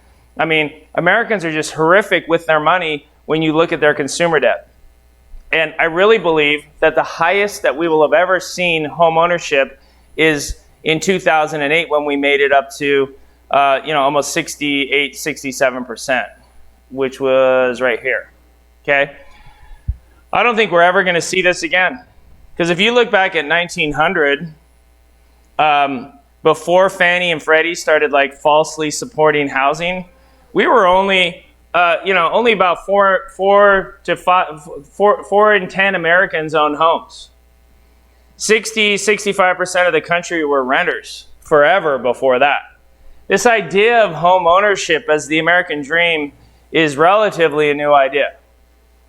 And this decline in home ownership that's, it really is due to 3 factors. Affordability dropping. Well, I feel good about that as a landlord. The less they can afford, the more they have to keep renting. So I don't care about that. Debt to income ratios.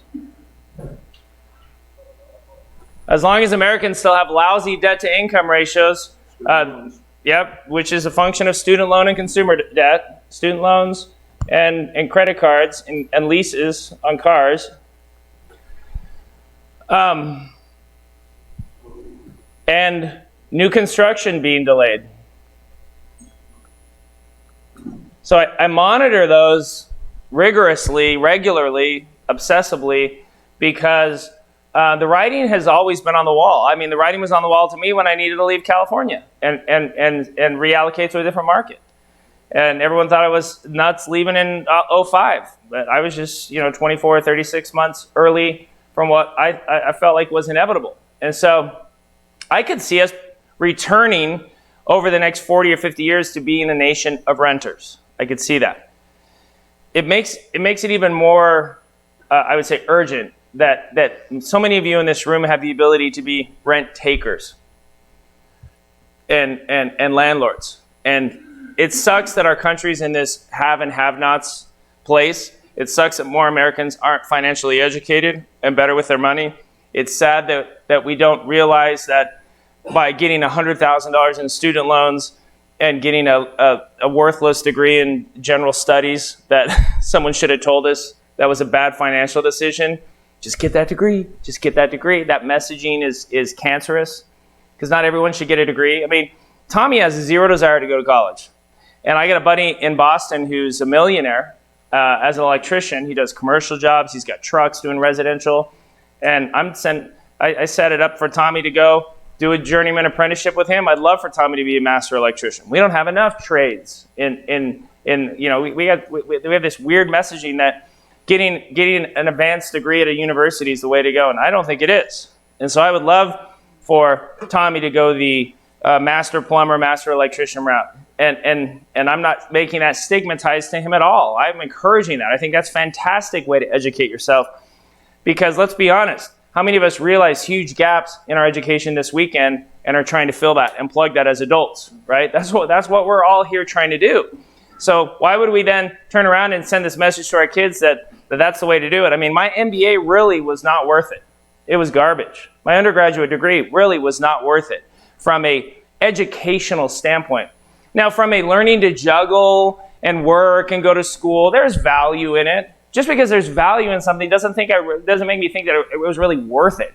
My education was much more complete spending 2 years as a 19 and 20-year-old in Venezuela than it was the 4 years that I spent at BYU after that. And then the 2 years that I spent working, what I learned from an education standpoint doing deals in Southern California dwarfed what I learned in the classroom getting a master's degree in business. And those are the things that I tell my kids. So you should educate yourself, but be careful. An education is much more broad than what people are teaching you. I got into it with Casey's math teacher because I said to her, hey, my understanding was that kids could retake assignments in your class and Casey has a 0 for a test. And she's like, well, actually, here's a screenshot of the email that I sent him reminding him to retake the test twice. And so that's why he has a 0 because that expires. And I was like, oh, good. Okay, thanks for telling me. And then she goes, and Casey's very bright, but if he's going to succeed in college, what he needs to learn this skill of following. And I was like, so then I wrote her back. And I was like, I appreciate your policy. I think it's fair. Thank you for responding. But you know what I don't need? You know what my son doesn't need? Any messaging from you about what he needs in college. Because I don't want my son to learn those lessons from you. I don't want him to emulate your life or your financial education or what you think he needs to know about life. So while I appreciate you sharing that with me, I want you to know that I'm going to tell him that I think your messaging is bullshit and very shallow from that standpoint. So just want you to know that as well. But thank you for responding. He needs to read his emails. He needs to follow up on the assignments, and he was in the wrong there. So thank you for that. And then I got a book back from her, right? Yeah. And Is that one still in the inbox? yeah. All I wrote back was, appreciate your sentiments. Because I'm not trying to engage, but you need to know. I knew teachers like that all the time. They become a god in their own kingdom in their classroom, right? And as a former teacher, like an email from a parent strikes fear in the heart of teachers, whether they admit it or not. But she needs to know also that, because Casey's like, oh, Dad, she just won't shut up. You need to, I'm teaching you guys about life. No, you're not. You're not teaching my kid about life. I don't want him to learn your lessons. No. I don't like your lessons about life. And so I'm going to tell him to take it with a grain of salt. Just like, don't assume that your teacher's politics. are something that I agree with. You need to learn to be a critical thinker. You need to have your own opinions. You need to be independent. Don't just assume because they're in front of a classroom that they should get carte blanche politically, religiously, succeed in life-wise. Because, would you trade places with her, son?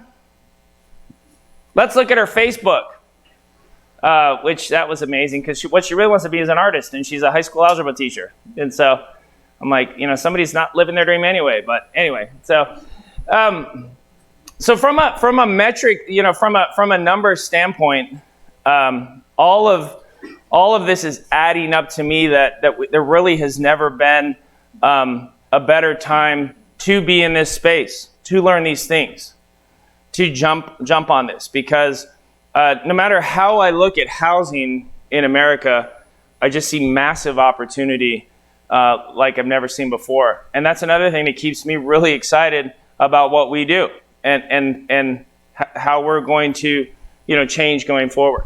Questions or comments about that? Yeah. What do you think about the forbearance of government regulating into holding people in there after they sell the property? So there's a guy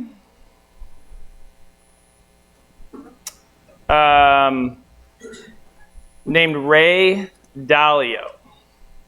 I'm not going to play this video. He started a company called Bridgewater. You've heard of Ray Dalio? He has a video called How the Economic Machine Works. And it's 31 minutes. And if you haven't watched it, our money is not backed by anything. Well, it's backed by Americans, but our money's not, since we left the gold standard, right? Our money's worthless. And a lot of people don't realize that we literally just print money and pump it into the system. I mean, Nicole mentioned it the other day. What is it? 22% of our money was pumped into the system last year. Now, I agree with Ray Dalio. If you haven't read his book, Principles, it's one of the best books I've ever read about money. And so there really isn't another currency that has the ability to challenge the dollar yet. Until that happens, it's like China still holds dollars. Saudis still hold dollars. Venezuela still wants dollars. What's the number 2 currency?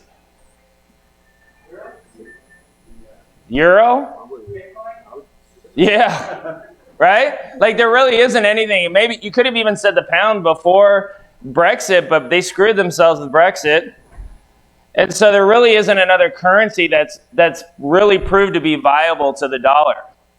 So we're in this weird position with our money in this country that until there's someone else that has a currency that can challenge the dollar, we can keep printing money. It's people say, how do we keep printing money?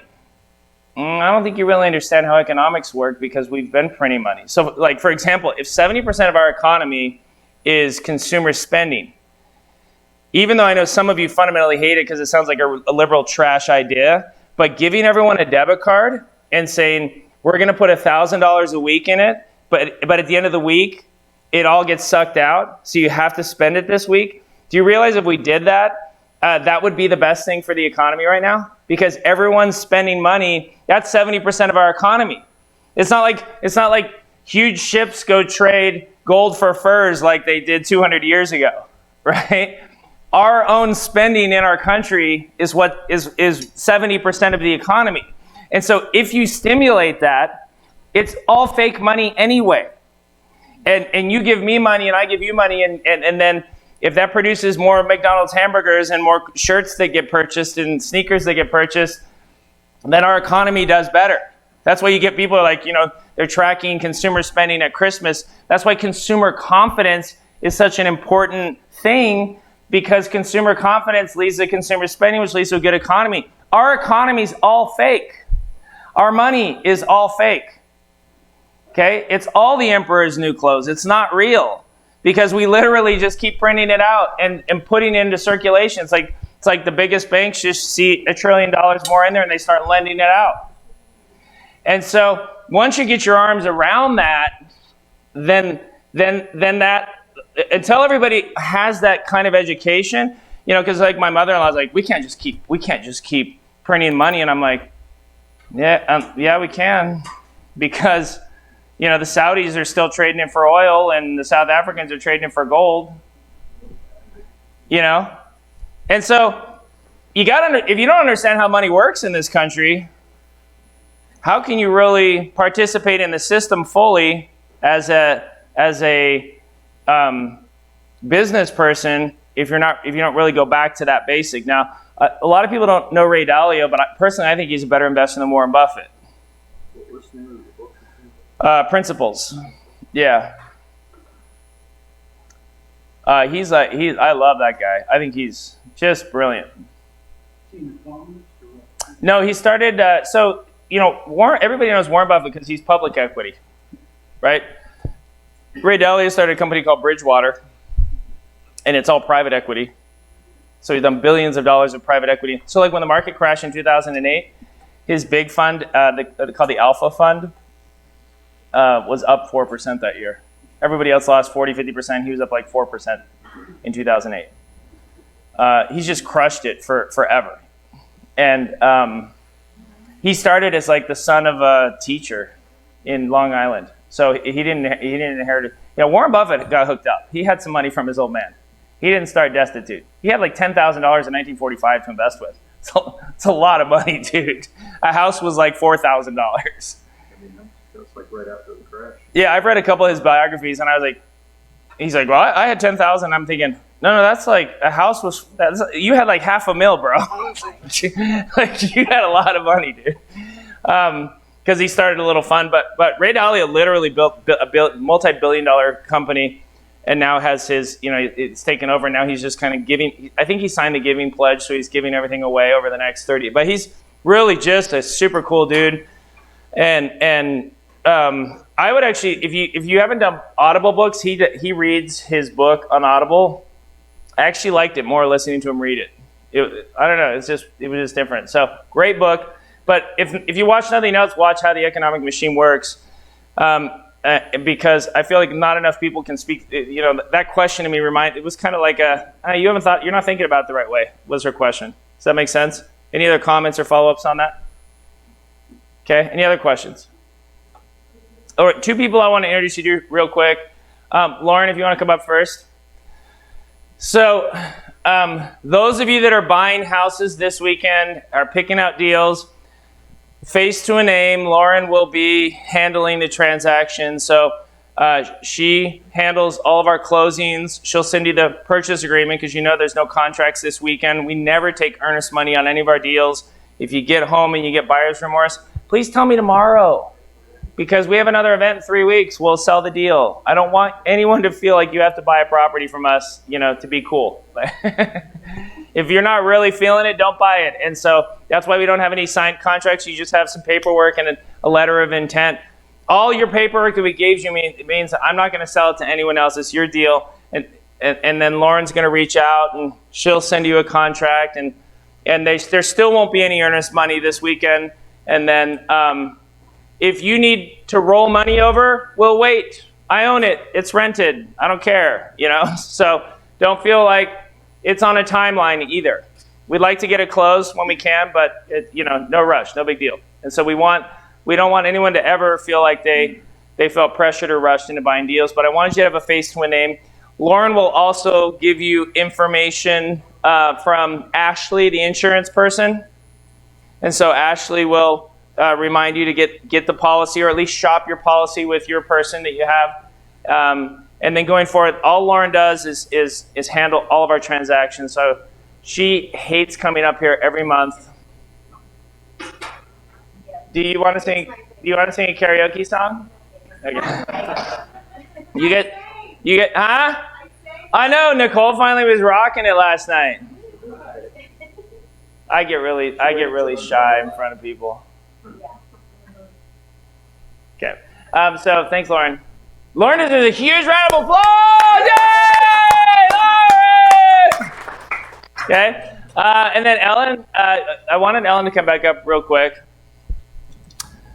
because I wanted to talk about one other concept before we wrap up today.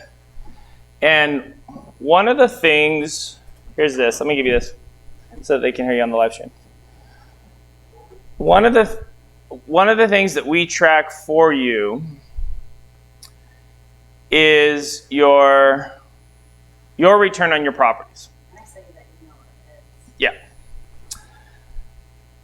Because you can just hold that up when you talk. So this is a neighborhood here in town. It's called 16 Tech. It's right over by your hotel. This is an article from 2015, 6 years ago.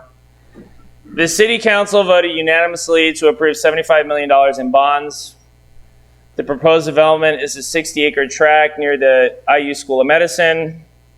It could take 20 years to fully develop. The focus is a tech district and connected to downtown. It's expected to attract $100 million in private development by 2018. So this is like off to the races it's going. Now, when this came out, okay, these neighborhoods all north of here were like a war zone. I could have bought houses prior to 2015 for $1,000 a piece, and I wasn't even buying them because they weren't worth it. It just was so rough, low home ownership, high, like if you get on Zillow now, you can't even get a house for 40 grand there anymore. Like, people are like, well, what's the appreciation in Indianapolis? I'm like, never ask the appreciation in a city.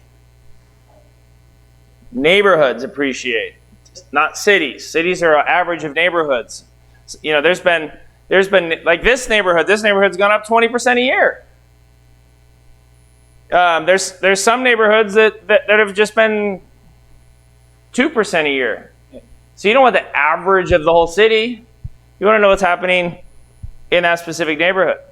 Now, we sold 16 tech homes that were rehabbed and rented back in 2015 for like 50 grand. And we said to people, hey, what kind of neighborhood is this right now? It's a war zone. So you need to think about the rent as just like, if you get enough to cover your taxes and insurance and to fix it up for the next time somebody lives in it, good. Like, you just want your rent to be like loss mitigation. That's how you want to think of it, because this $50K house is going to triple as this money gets spent on this project. Does that make sense? Now, what happened 3 years later when one of our 16 tech person buyers had an eviction?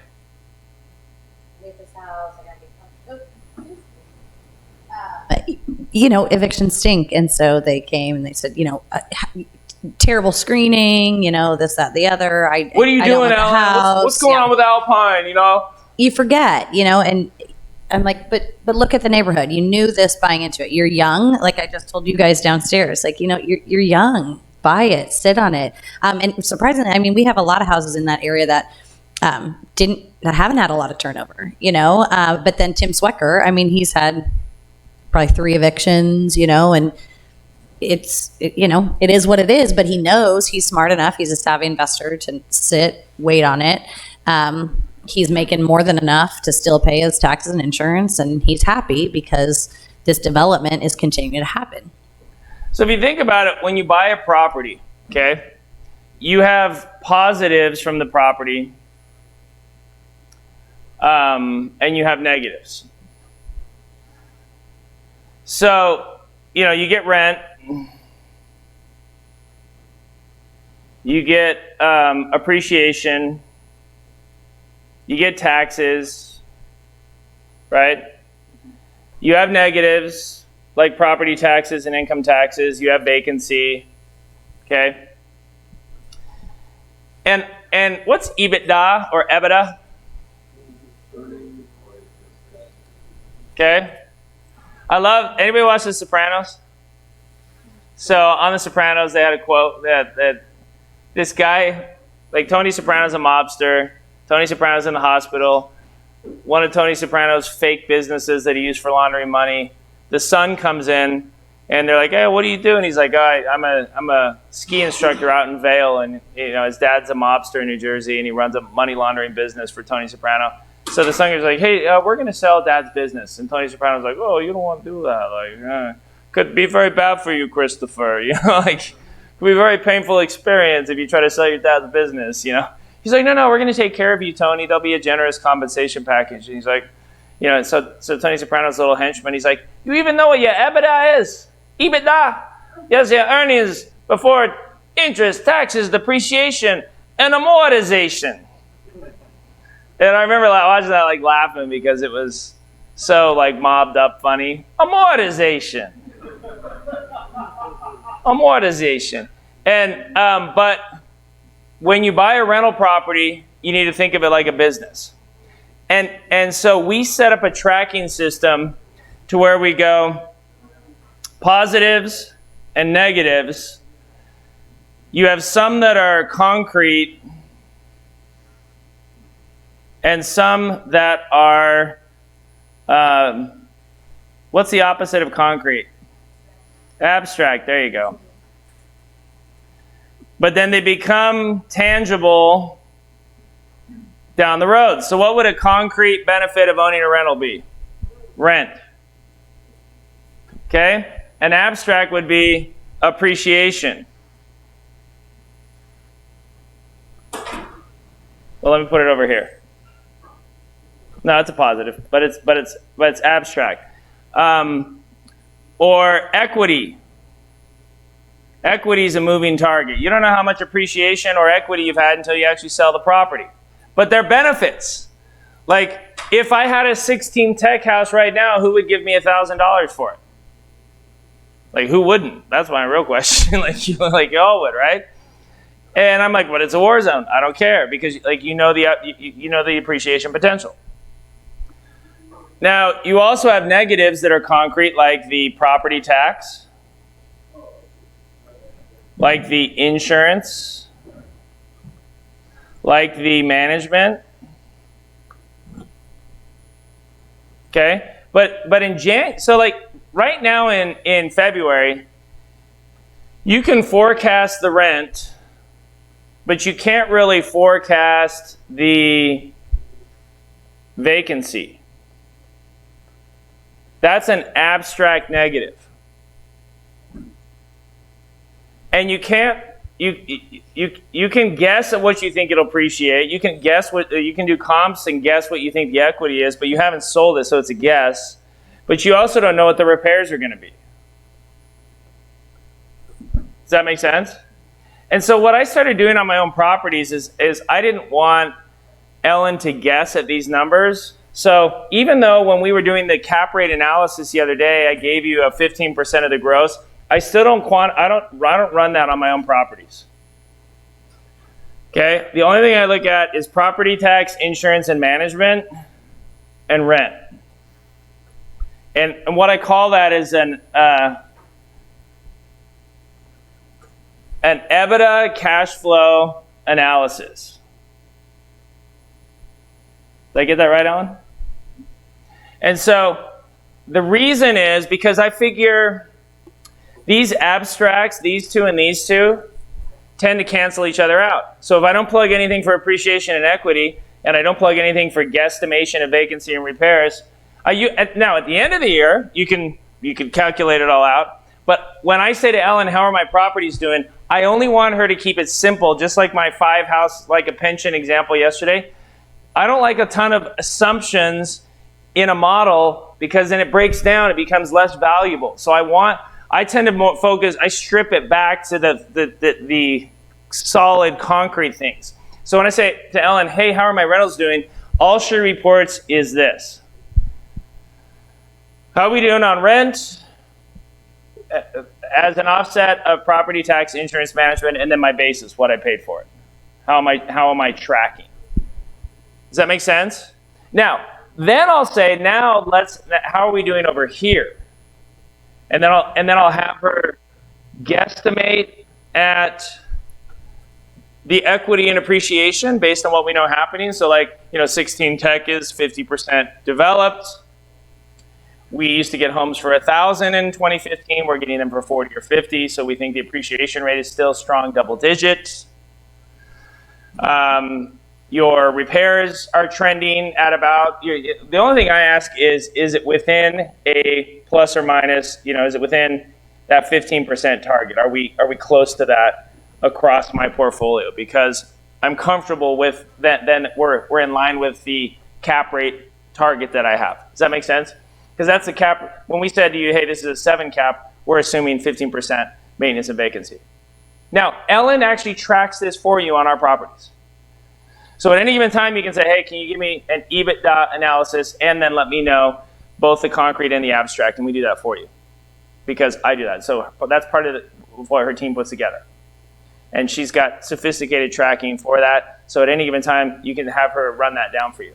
How often are you doing these kind of discussions? Well, I have the discussions all the time with people. It's just kind of like when you're in between tenants and it's like, okay, well, what's next step with this property? That's the best time to talk about what your plan is with the property, and there might be a time where I say, oh my gosh, well, things are selling great. I think it would be a good time to sell. Or I tell you to hold on to it, somebody who had an eviction in 16 Tech. Well, I just want to get rid of it. I've had 2 evictions. I'm going to tell you no, because you won't get what it's worth because it's not there yet. It's still appreciating. Wait, hold on to it. I promise, trust us. This is, what you do. But quarterly, we plug in all the numbers. So at any time, let's say, and I can go in and pick specific dates, but like if we talk in April, it will show up until that end of the first quarter, right? Your numbers. And then we project it out. So it'll be your actual return that you're making, but then we find the projection based out of 3 months, for the year, what we think it's going to do if it does similar to what it's done the first 3 months of the year.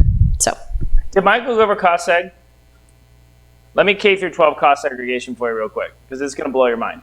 I'll use this building as an example. I'm into this building $800,000 minus the lot I bought for $50,000. This is simplified numbers. So I spent $750,000 to build this building. It appraised for $1.6 million. Everybody with me so far? Now, what's the timeline? I wish we had a CPA in the room. For a commercial building. Is that correct, CPA? You play the piano, doesn't she play the piano amazing? Did you guys hear her last night? She's really good. I'm a hack. She's really good. I wanted you to play more and then you just bounced. I was asking if she played, well, maybe they don't want to hear this. No, bro. She stepped away from the piano. She was not chased away. For an electric piano, that thing's amazing though, right? Yeah, it really is. I hate calling anything completely electric an instrument unless it's a guitar, but $750,000 divided by how many years for commercial depreciation? 39? So what that means is normally the way it used to work with depreciation, because depreciation is one of those other concrete benefits. Is it? Oh yeah, Nicole knows, duh. I was trying to tease our CPA. So the way that would work is you take the $750K because you can't depreciate land, and you divide the $750,000 by 39 years, which means we would have $19,000 a year in write-offs. You with me? Now, that's a concrete benefit. Here's where cost segregation has become amazing. Right, Danny, you don't need to hear this part. Thanks for not speaking. All right, brother. We'll see you soon, man. See you, brother.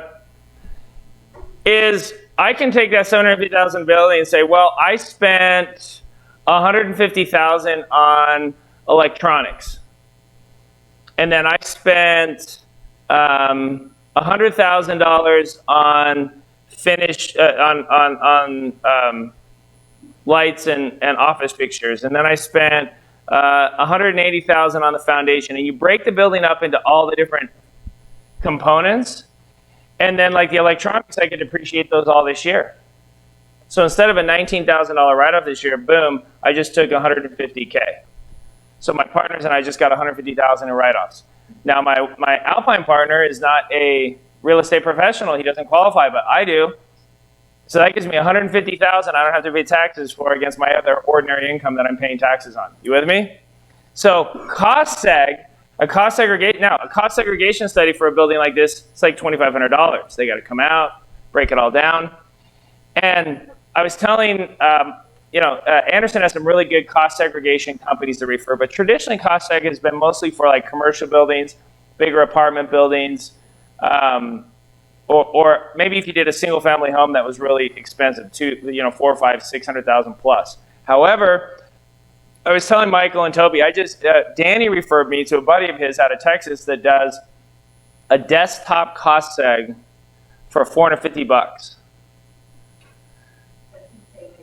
Isn't that crazy?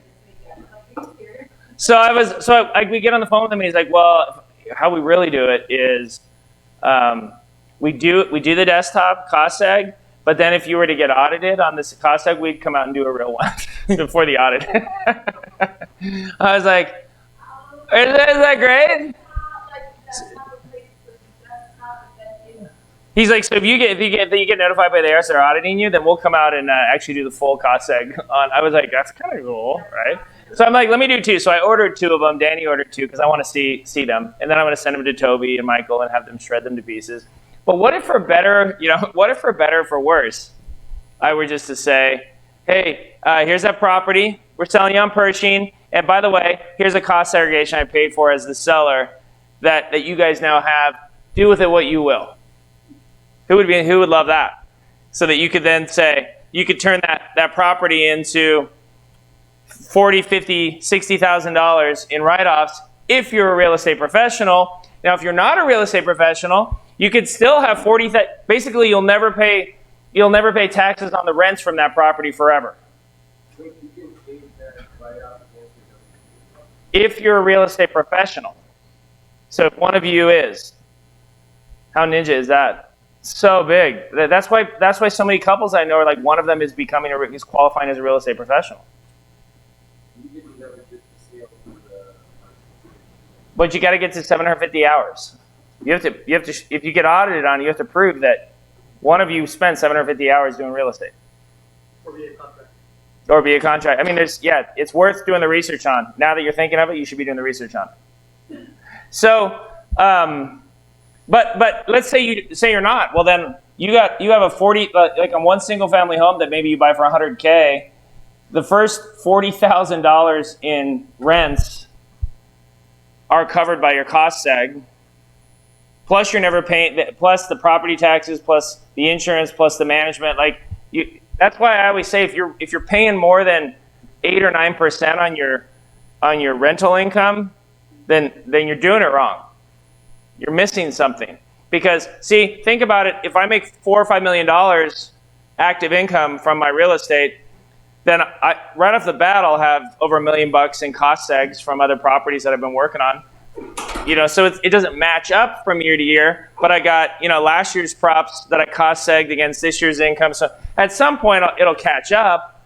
If I stopped doing new deals and just collected rents, that I wouldn't have. It would probably take a jump. But a lot of people are using a combination of 1031 and cost segs to really attack their current income and get it down to almost nothing. That's again why the Trump tax reform was such a big deal. And why cost segregation has become a sexy subject. Another one is qualified business income, QBI. If you haven't heard of that, that was another part of the new tax laws. It's basically you deduct depreciation, you subtract taxes, insurance, management, and then you get another 20%. It's called the qualifying business income deduction. You just get another 20% off. And so that was just like, thank you, Trump. Appreciate it, bro. Another write-off you just invented, And so, now, again, if you're buying it in your IRA, it doesn't matter because you don't have any taxes. But as you start doing active income, you'll want to know, how do I maximize my write-offs? These are the strategies that you're going to want to use. So I wanted Ellen to talk about one of our clients, just so you could hear about a specific investor. And so she sent me an info. So give some backstory on this investor, Ellen. So he came to us and probably bought back in 2015. Yeah, in 2015. So he bought 3 properties to start, so you can see the closing date, right? So he bought 4 properties to start. And then he has just continued to come back and purchase more and more properties because it's working. Now, you can see, so Aaron, scroll over to your, so here's what's happened in, I don't know why that says 05, 2018, but you can see what's happened. I'll point out a couple things. So basically he came to me about Raymond. So this year he lost money. He had a terrible eviction, big turnaround, right? He lost money. He said, I don't know. I just don't think this one's working. You know, he had a good year, okay year, great year. Then it didn't work. I said, Ed, that's right by Garfield Park. They're doing a $12 million development there. You know, you don't want to get rid of it. And he trusted me and won, so it's sitting there appreciating. And then now look, it made $6,800 last year, right? So it doesn't mean just because something bad happens that it's going to continue to happen. He had I thought this would be a good one too because it's just interesting. He's kind of had a ton of things come up. He's had a CLE. He had prostate cancer. You know, I mean, so we're always just kind of looking at the big picture. Okay, well, Ed, what's the next step for you? You know, on Kildare this year, he had a fire last year. So you'll see on that. Minus 71,000. Yeah, so 71,000, right? Because we had to fix it up. But that next line shows what he got back. And actually, that's not correct. Everybody say goodbye to Michael. Bye, Mike. I just fixed this. Lincoln and I were talking about it. And so he got $79,200 from insurance, but he also got more money after the job was done. You can go back and get more. So he rebuilt it for our cost. And he actually, so out of insurance, he got 95 because he got another 16 on top of that. So he got 95. So he's up. He basically has a brand new house and 25,000 in his pocket. Because remember, my insurance is cost plus. I mean, my construction is cost plus 15, and so when insurance gives you extra, we don't play those games. You keep it. We just have our numbers. So These fires, is that another service you provide? Some of them were like, oh gosh, can somebody? No, but just.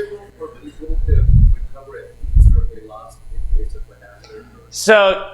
Remember when I said that I'm very aggressive with my actual cash value? It's not really that. What I found is what actual cash value. I don't tell Ashley that, but hopefully you're not watching. But actual cash value is usually about what my cost is for insurance. I mean for construction. And so if you have a replacement cost, you'll get like Ed did. You know, he got an extra. Insurance paid 25. Our cost was 70 to rebuild the house from the fire.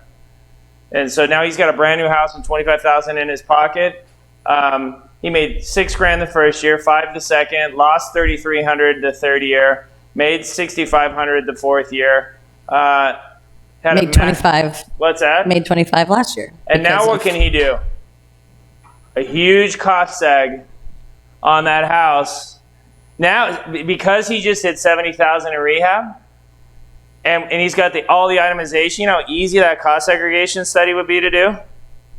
And that house is worth $100,000. That's the other thing. Most of these homes he bought in the 60s and 70s. And so he's seen $25,000, $30,000, $35,000 in appreciation on them since he bought them. But look, he's got negative years. You see every year there's at least one property that was negative cash flow. When you get an eviction, you're just screwed that year. Because you got to fix it up, you lose rent, you got to evict them out. And again, our happiest investors are the investors that have multiple properties. Because if you have one property from me and you have one eviction, what percentage of your portfolio is in eviction? And you are not happy, right? And so that's another reason why our goal is to get you to that scale. But I've been telling you since Friday that you'll lose money in the short term on your properties. Every property will suck at some time. You need to be mentally prepared for that. And that's where a conversation with Ellen is so great, because Ed was like, I want to sell it. I hate that property. No, Ed, let's at least get it performing well. Then it'll be easy to sell. Or the other thing I'll say is wait till the tenant moves out. If you want to sell, wait till the tenant moves out, because then we could put it on MLS or do MLS rehab to a homeowner, or maybe we advertise it to sell to a tenant and you just keep the note. Like, then we have so many more options. You never want to have to sell a property or it sucks. So you want to be thinking about that. Don't buy too much real estate. You see how that's negative advice for me in the short term, but better for our relationship in the long term, because I want you to be successful. And we think about a very long-term relationship. You know, I've known Ed now for 6 years. So, Yeah. And I, Max, that somebody totally lost their property. in a year, Yeah, like what is there a ceiling? I mean, other than the entire value of the property? I don't think it's been a long time since I've seen more than 10K.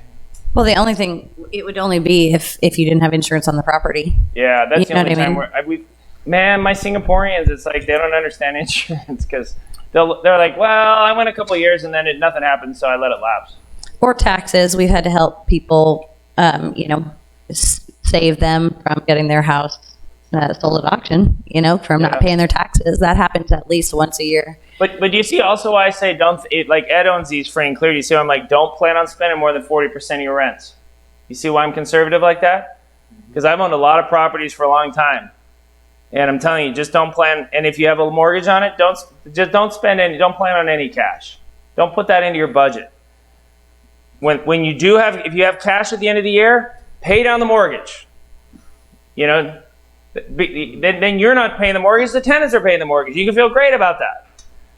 They're working at their job to pay the mortgage off on your rental. That should be a good win in your head. It's so mental. Owning properties is so mental in a way. Think about it before. You're like, the brilliance of Fidelity is they just make it so easy. It's so easy to make you 2%.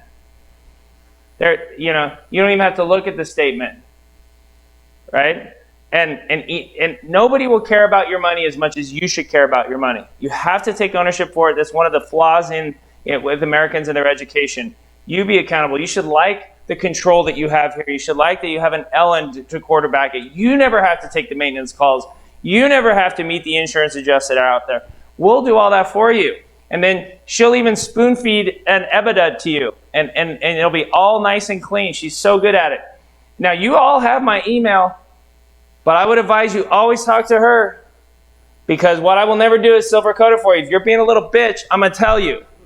I will never tell you you're being a little bitch. I just won't do it. I will, because I had an investor call me and be like, Aaron, we just had an eviction after 6 months. Okay, yeah, I'm sorry, it sucks. No one knows better than me. I had like 20 last month. Well, then you should pay to fix it up, and you should pay that eviction, and then you should pay my leasing commission. Okay, because Alpine screwed it up. Okay, I will do that if you will answer one question honestly. What? If you wouldn't have had an eviction, would you be calling me to offer to share your profits with me? Aaron, Alpine's been so great. I want you to have half my profits for the last 6 months. And if you're not willing to, if you wouldn't have been willing to share the upside with me, you don't get to kick the dog and insist that I share the downside with you. Fair? Now, Ellen won't say it that way, but I will. So hit me up directly. You got my cell phone, call me. Because nobody's had more bad things. I've had suicides in my houses, meth labs, like everything bad you can think of. It's been a long time since I've seen something new. Somebody shot a hot water heater and killed it in my house. Some dumbass. But, so it's been a long time since I've seen something new. And yes, it sucks. I was so mad about that subfloor until I realized that I've already got all my money back from the rents. I know, I heard you say that. I always tell people too, I said, you're always going to have a problem child and you're always going to have a golden child. It's just like your children at home, right? It depends on the day, but it's not always the same, hopefully. Talk about the flips that are on here. What are the flips? Okay, so flips are when you put money essentially into a deal with Aaron. So when you buy, Ed, how many properties does Ed have now? He continues to buy. So, he has so much money invested with us. He's a part of our team. He bought a note, 614 Lilacs, a note in Idaho, by BYU, Idaho. And so Aaron has extended the opportunity for him to put money with Aaron's money when Aaron does a deal. So essentially, he comes in at the beginning. He'll put money towards a rehab. Aaron buys a property. Ed has been able to put some money towards the rehab, and then basically the percentage he put in is the percentage of profit he gets out. So it usually takes about 4 to 6 months. Typically 15 to 30% return on your money. Just a nice. Why would I let Ed? Did I need Ed 6,500, 16,000, 10, 20? Did I need his money? Why would I give up profits on a flip and let Ed have it? Huh? Why, Rudy? Yeah. Because think of the message it sends. Hey, man, dude. So let's go back to 2016. Okay.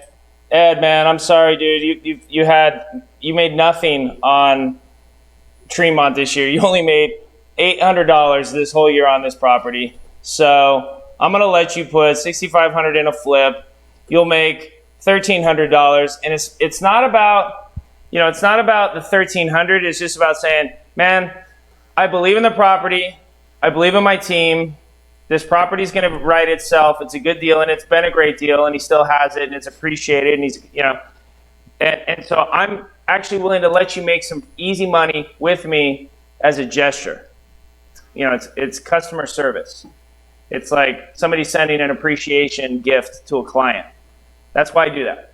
And every month, I let a couple of my investors partner with me on flips, because nothing says I care about you as a customer. I believe in what we do, and I believe in the product. Like putting your own money up. So no, I won't pay for your eviction, but I am also. But see, think of the mental thing. It requires Ed to put out more money and risk more money. It requires him to trust me also. And some people can't wrap their head around that. Yeah, They're like, I just lost. Why would I give you more money? And I'm like, okay, let me rephrase this. Yeah. But it's interesting because they'll be like, oh, well, send the flip over. I'll decide. I'm like, no, you're not deciding. Like, either you're in or you're out. Like, yeah. But then now Ed's like, can I do another flip? He's like, I have 40 in the Roth. Yeah. Can I, is there anything going on? But he would do anything that we sent his way. He trusts us that much that anything that Aaron's in, like myself, he wants to do. And Ed's getting old. He's 73, 74. So actually, I think Ed needs to start thinking about locking in selling like a house a year on contract, like seller finance. He bought his first property back in 2015, Alton. That's over by the track, Indy 500 track. That property's probably doubled. He should sell it to a tenant buyer for 120, 130,000, and lock that appreciation in. Lock that equity in, and then get 7% on the 60 he paid plus 7% on the other 60. And he should ladder one in a year over the next few years so that all he's getting is mortgage, because the property he most recently purchased is a note. And now that he's getting older, we need to start simplifying for him and getting him on all notes. I only want to be a lender and Class A 5 cap when I'm 80. That's it. I don't want rentals at that point. I don't want single family homes. I want easy button from my soft brain. And Ed doesn't have a soft brain, but he needs to start thinking about a liquidity strategy longer term. And people come to me too when they have to take their required distributions from their retirement, and so that's another conversation that we typically have as to what's the plan to guarantee you can do that, Yeah. You have my cell. I put it, you didn't get it? No, right there. Very easy. You guys weren't in here. I was talking about that earlier. So I showed him, well, you were here when I showed my email, right? My inbox? My inbox only has 0294. Yeah, like my inbox, well, you guys all emailed me about a bunch of deals, but I had 15 in there this morning. Oh, you want the slides, that's what it is. No, I only get 4 or 5 phone calls a day. I always answer my phone. Yeah, because I tell everyone I clear all of my emails all day long. I clear 500 to 700 emails a day. And so I never have more than 10 to 15 emails in my inbox. And so if you need to get a hold of me today, I will always get back to you on email. today. If you need to get a hold of me within the hour, text me. If you need to talk to me immediately, then call me. I always answer my phone. But if you call me and you didn't need to know right away, then I will mark that. I'll change your name in my phone to doesn't respect my time, and then not answer it the next time. So I have like Please. 1,000 numbers in my phone called doesn't respect my time. Nice. Yeah. DRMT. But then if you text me, then I'll immediately respond, and then I'll start retraining you to respect my and not call me. But if you're like Aaron, I just got $1 million deal. I got to tell this. Then that's why that's made it so I'm always available, 100% accessible. But you gotta think. I hate calling people. I do too. It was funny. My Gen Zs, they'll never use phones. Like phones won't have a call function in 20 years. It'll just be Snap. I'm amazed how so the kids right now, all they do is Snapchat back and forth. My son's got this Snapchat face. He'll be like, that's just like he's got this weird face he does. He'll be doing it all the time. And they're like, I don't know, what are you doing? Like somehow he thinks it looks good at the moment. Well, I always know he's Snapchatting because he'll be like, he does his little snap face. Someone was telling us their kids and their friends were sitting in the same house, across from each other, and they're texting each other or Snapchatting, whatever, instead of carrying on a conversation. My kids do that. Well, from upstairs, when's dinner?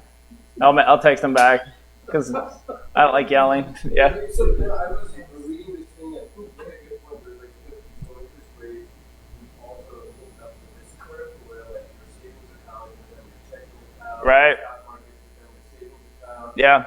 and Bitcoin become a stock market.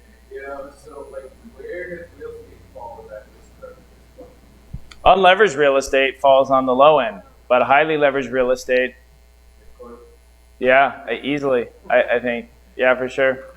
So I wanted you guys to really get a feel for the emotion and the potential frustration for owning property because it will frustrate you. It still frustrates me irrationally. And so what you need to keep in the only takeaway I want is that Ellen's your 35,000 foot person. And so before you make a rash decision like, let's sell this property, I hate it. Have a 35,000 foot conversation with Ellen. Schedule it because then it'll take the emotion away. Ellen, can we connect next week? And you'll have time to put together comps. What's going on with 16 Tech? What kind of tenant do we have in there right now? How has it been with the maintenance? And then you're not knee jerk reacting and potentially doing something regrettable because if you get the money back, what are you gonna do with it now?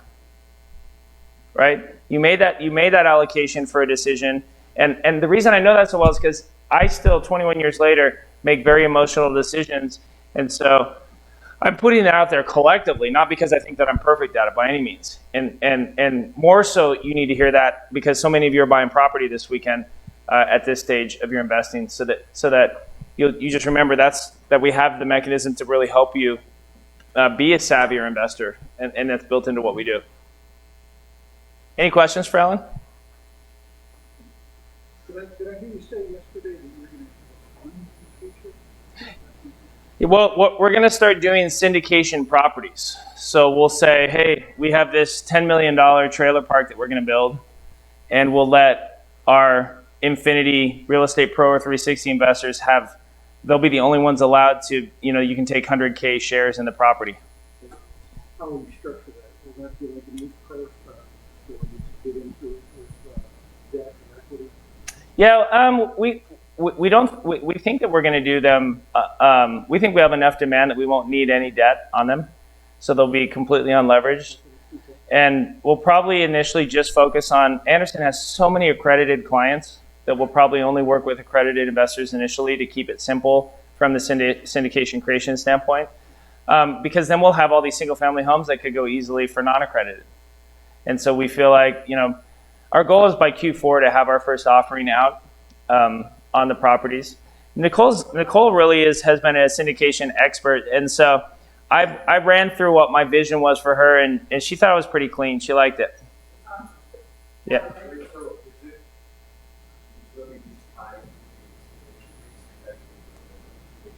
Well, because we have so much demand, like, Anderson has tens of thousands of clients that are now rolling over into Infinity. And so we don't think, it's not that we're, we don't think we'll have to go outside of the Infinity group, It was funny when you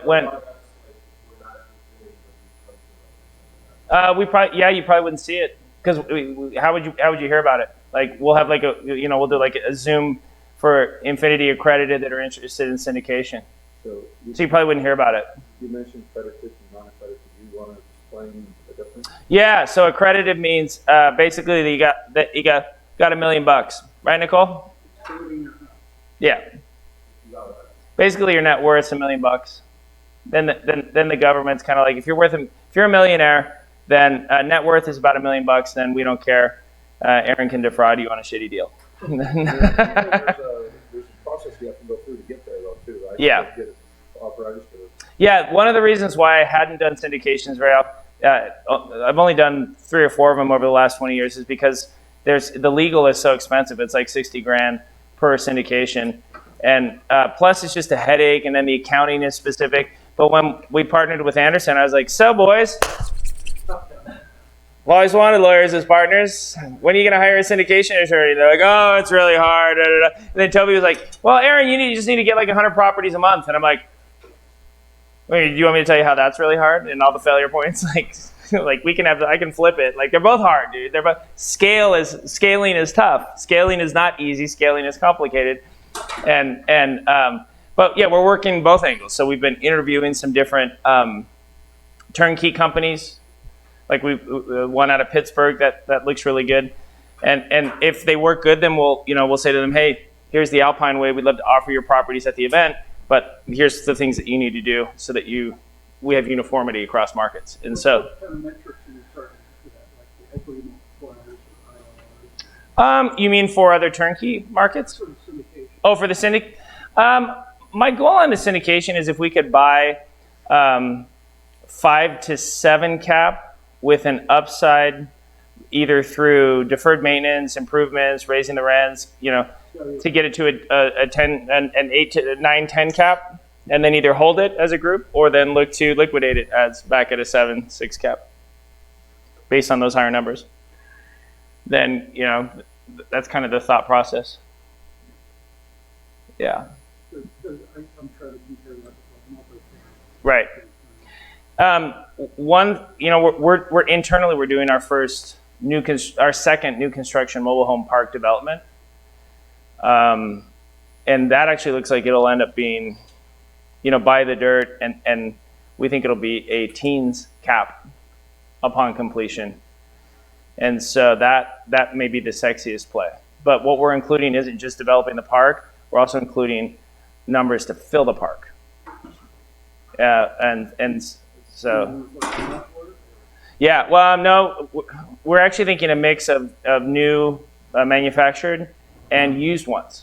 So, because if you do all new, it becomes almost too expensive in a lot of markets to fill it. But if you have a mix of, like if you say, well, we won't do any older than 1990 homes that we'll then rehab and keep in the park, then that can give us a lower cost per unit, but then we can offer rents ranging from $700 a month up to $1,200, $1,300 a month. We found we get a better overall experience when we have that mixed, because we've tried all, and it both have some big negatives. And you have a mix of renters plus owners. Yes, well, and that's the cool thing is, unlike an apartment complex where you can't condo one, right? In this scenario, at any given time, you could sell any individual home and convert it to a mortgage payment, or take the cash and then you pull the cash back in, and or still continue to keep the lot rent. So the flexibility of that is breathtaking. And develop the systems to manage it efficiently. Oh, we already have that, because yeah, I've been figuring that over. I paid so much tuition on that shit. I was reading very fragmented. They're crazy. They keep books on napkins. No, yeah. In fact, so the other thing is inside in the Alpine family, we have Propertyware, AppFolio, Rent Manager, and what's the other one? We have 4 different softwares that we've used by design, because we've been trying to make sure that we're using all the. What's the other one called? Nicole, what's the other big property software? Oh, there's one more. We have Propertyware, Appfolio, Rent Manager, and starts with a K. Anyway, but yeah, we because we're always kind of testing which ones we like. They all suck. They're all good for something, but they're all brutal. There is no, unlike QuickBooks, which QuickBooks is a nice standard, I think, across a lot of different businesses. There isn't a property management software version that we love. Now, Ellen speaks fluent Propertyware, and she's an expert in that. In fact, we send her to Kansas City. We send her to Charlotte to help them make sure their Propertywares are good. But Idaho, we're running Appfolio. On the trailer parks, we're running Rent Manager. So. The syndicate less easier than Yeah, I think, and I think it'll also be a lot more passive, right? Because then you'll have a management ownership group that is the active kind of manager who's making the decision. So you're really just, it's more of, it would be more like, being a stockholder would be. it's like less like, you single family, there's a fire or whatever, you're exposed to that one sort of Yeah. So the other question I had was the Infinity membership, like you have to have the 360 to be part of this? No, just real estate pro and up. So we won't offer syndication to the basic members. But if you're real estate pro or 360, then no, you wouldn't see it. Yeah. Yep. What's that? No. I have 4 properties that we want to do it for. We just finalized the Infinity partnership a few weeks ago. I'm targeting Q4. So Q4 is when I'd like to have one of our trailer parks be one of the first one that I've already purchased, figured all the bullshit on, and then say, okay, here's the plan to fill the park. I've already done I have one park in mind that I already individually metered all the utilities, put the road in, fenced it, tested a couple homes to figure out what the rents should be, and now we're ready to fill it. I want to take a lot of I'd rather front run the deals and take the volatility than like, here's a good one, let's do that. I hate that. There's a reason why I get a lot of base hits is because I take on the volatility and I pay the tuition, because then I don't mind tarnishing my own reputation to me when I lose money on a deal. But I hate it if I'm in a syndicate. Hate it. So I just don't like egg on I'm not a gambler. I'm really not, Poker player, not a gambler. I'm a poker player. Everything in poker is percentages. You really don't gamble. I like craps, but for $10 craps. But I'll play 25. I'll play 250, 500 no limit, because poker is you're playing the other person. You're not waiting for the dice to roll an 11. I don't gamble with very much money. I like to gamble though. With $500, not with. I would never buy in at the craps table for 20 grand. Ooh. Meg's like, why do you play poker with $1 poker? I'm like, because I really like gambling. It's like I enjoy the little. It's like a little thread of buzz from going to the auction. She's like, I don't get it. I'm like, I know, but why do you watch the same Hallmark movie 300 different ways? It's a little buzz. I'm like, it's the same story. Person, you got main character, either divorced or wife died, and oh god, it's like the same cast of characters in every show. Friend of color, like, because it's always white people living in Vail, right? My wife loves that channel. We have the subscription, we have the app on our Amazon because she has the unlimited Hallmark for $59 a year. And it's like clockwork. Going 90 minutes later, Meg and her daughters are.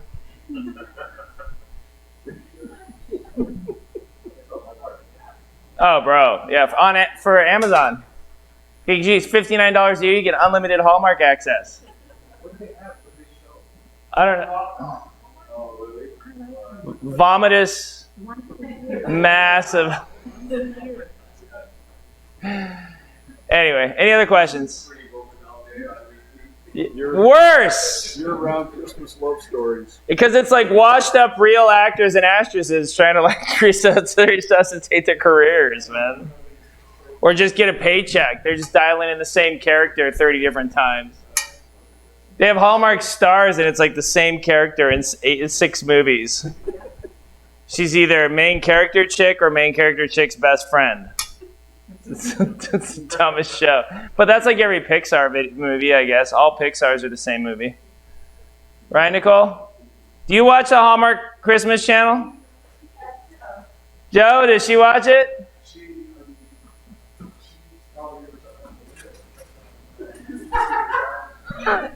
You and Meg can watch Hallmark together. Like, oh!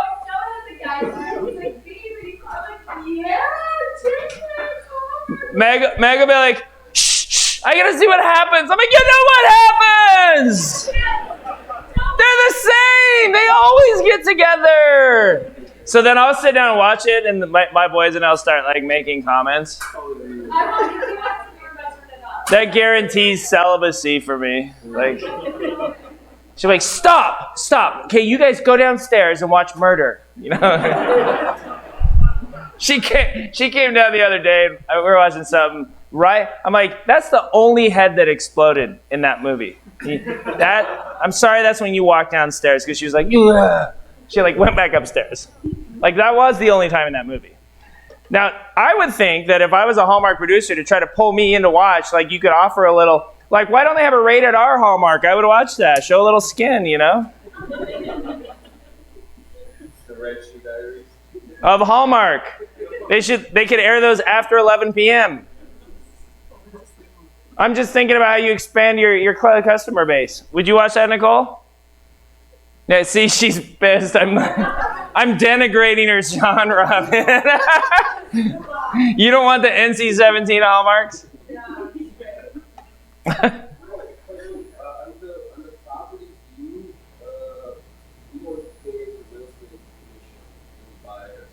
No. Oh, if we sell it for you, we just run it through Alpine Realty, so it'll be 6%. Now, if we sell it to your tenant, we don't charge you anything. Okay, so what about the side? No. There's no commission. Yeah. In fact, we pay your closing costs too. Yeah. Yeah, we keep it super clean.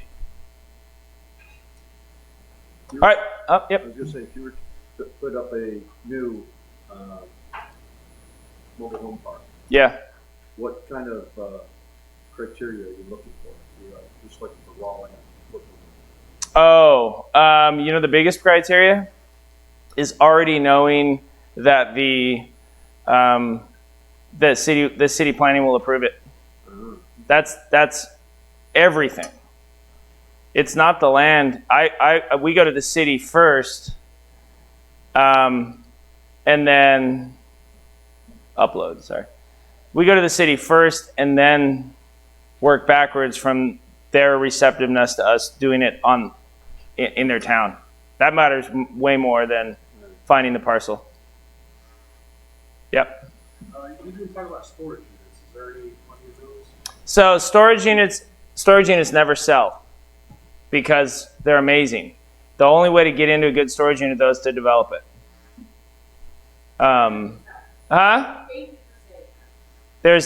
They never come for sale because no one's. Yeah. They're like 4 cap. You know. No one. What's happening with storage units? Sorry, it's like everybody loves storage units. If you're so excited for storage units, buy mobile homes and mobile restaurants. Yep. In 10 years, that's what everyone's going to be talking about, and it's one thing of like, this is not like 10 years ago to be ahead of the curve. Yeah, it's true. I mean, we're developing storage units because we have the bandwidth for it, but even with development, you're still looking at best case scenario 7-8 cap. So there's really no exit for it.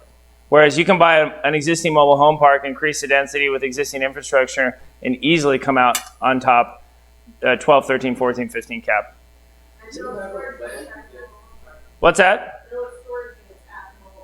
So at our dealership in Idaho, when we submitted because we bought an acre, we don't need an acre. And when we submitted the plans for used a tiny home as the office and the parking. We just threw on there that we wanted storage units because we're right next to Idaho State University, like a mile away.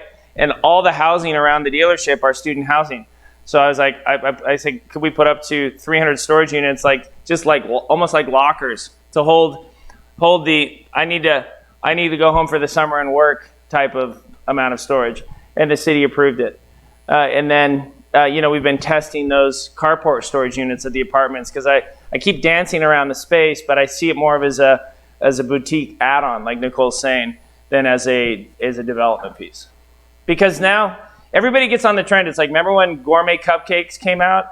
There's, a year and a half later, there's no money in a gourmet cupcake store because they're everywhere. And then gourmet cookies came out. Now, well, there's no money in that. And now it's like there's no money because for the most part, in every community, private equity has built out the storage units that make sense at scale. And so, but those are hard to run into the ground. And it's hard to mismanage them. And there's not a ton of deferred maintenance that has to be done. So they'll just sit in families and in private equity and in family office holdings. They won't turn over. Do you have any plans to get on the selling multiples that will Mm-hmm. Yeah, we've been slowly working towards that. Yeah, we've actually had a handful in the past few months, and we've given them to Ellen to sell to, like Ed. Like, we've been selling them off to our existing clients. Do you have to do an existing client? We can put you on the list, but yeah, let Ellen know. I'll email you or I'll email you. Yeah. I mean, we always like to know, what you're most interested in, for sure. Any other questions? Has it been valuable this weekend? Yes. You guys were a good group. You guys were chill. We really enjoyed having you.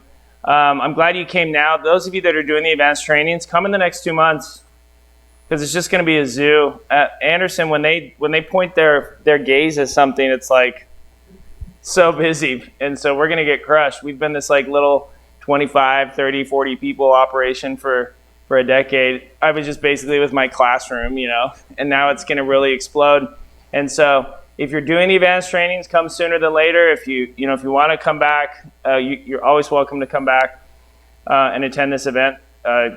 Think sooner than later because we're going to get really busy this year. And those of you that are part of Infinity, we're excited to have you. We're excited about it. We really want to be an industry disruptor and put some of those Trump University scammy companies out of business forever so that they can't return from COVID because we're very proud of the education that we do, of the business that we do, of the long-term relationships that we have, and we appreciate those of you that are investing with us and trusting us. And you, hopefully you feel the sincerity, hopefully you feel the transparency, that our willingness to be accountable, and we're very appreciative that you came, and we look forward to having you guys come back. So thanks, guys. Thank you. Yep.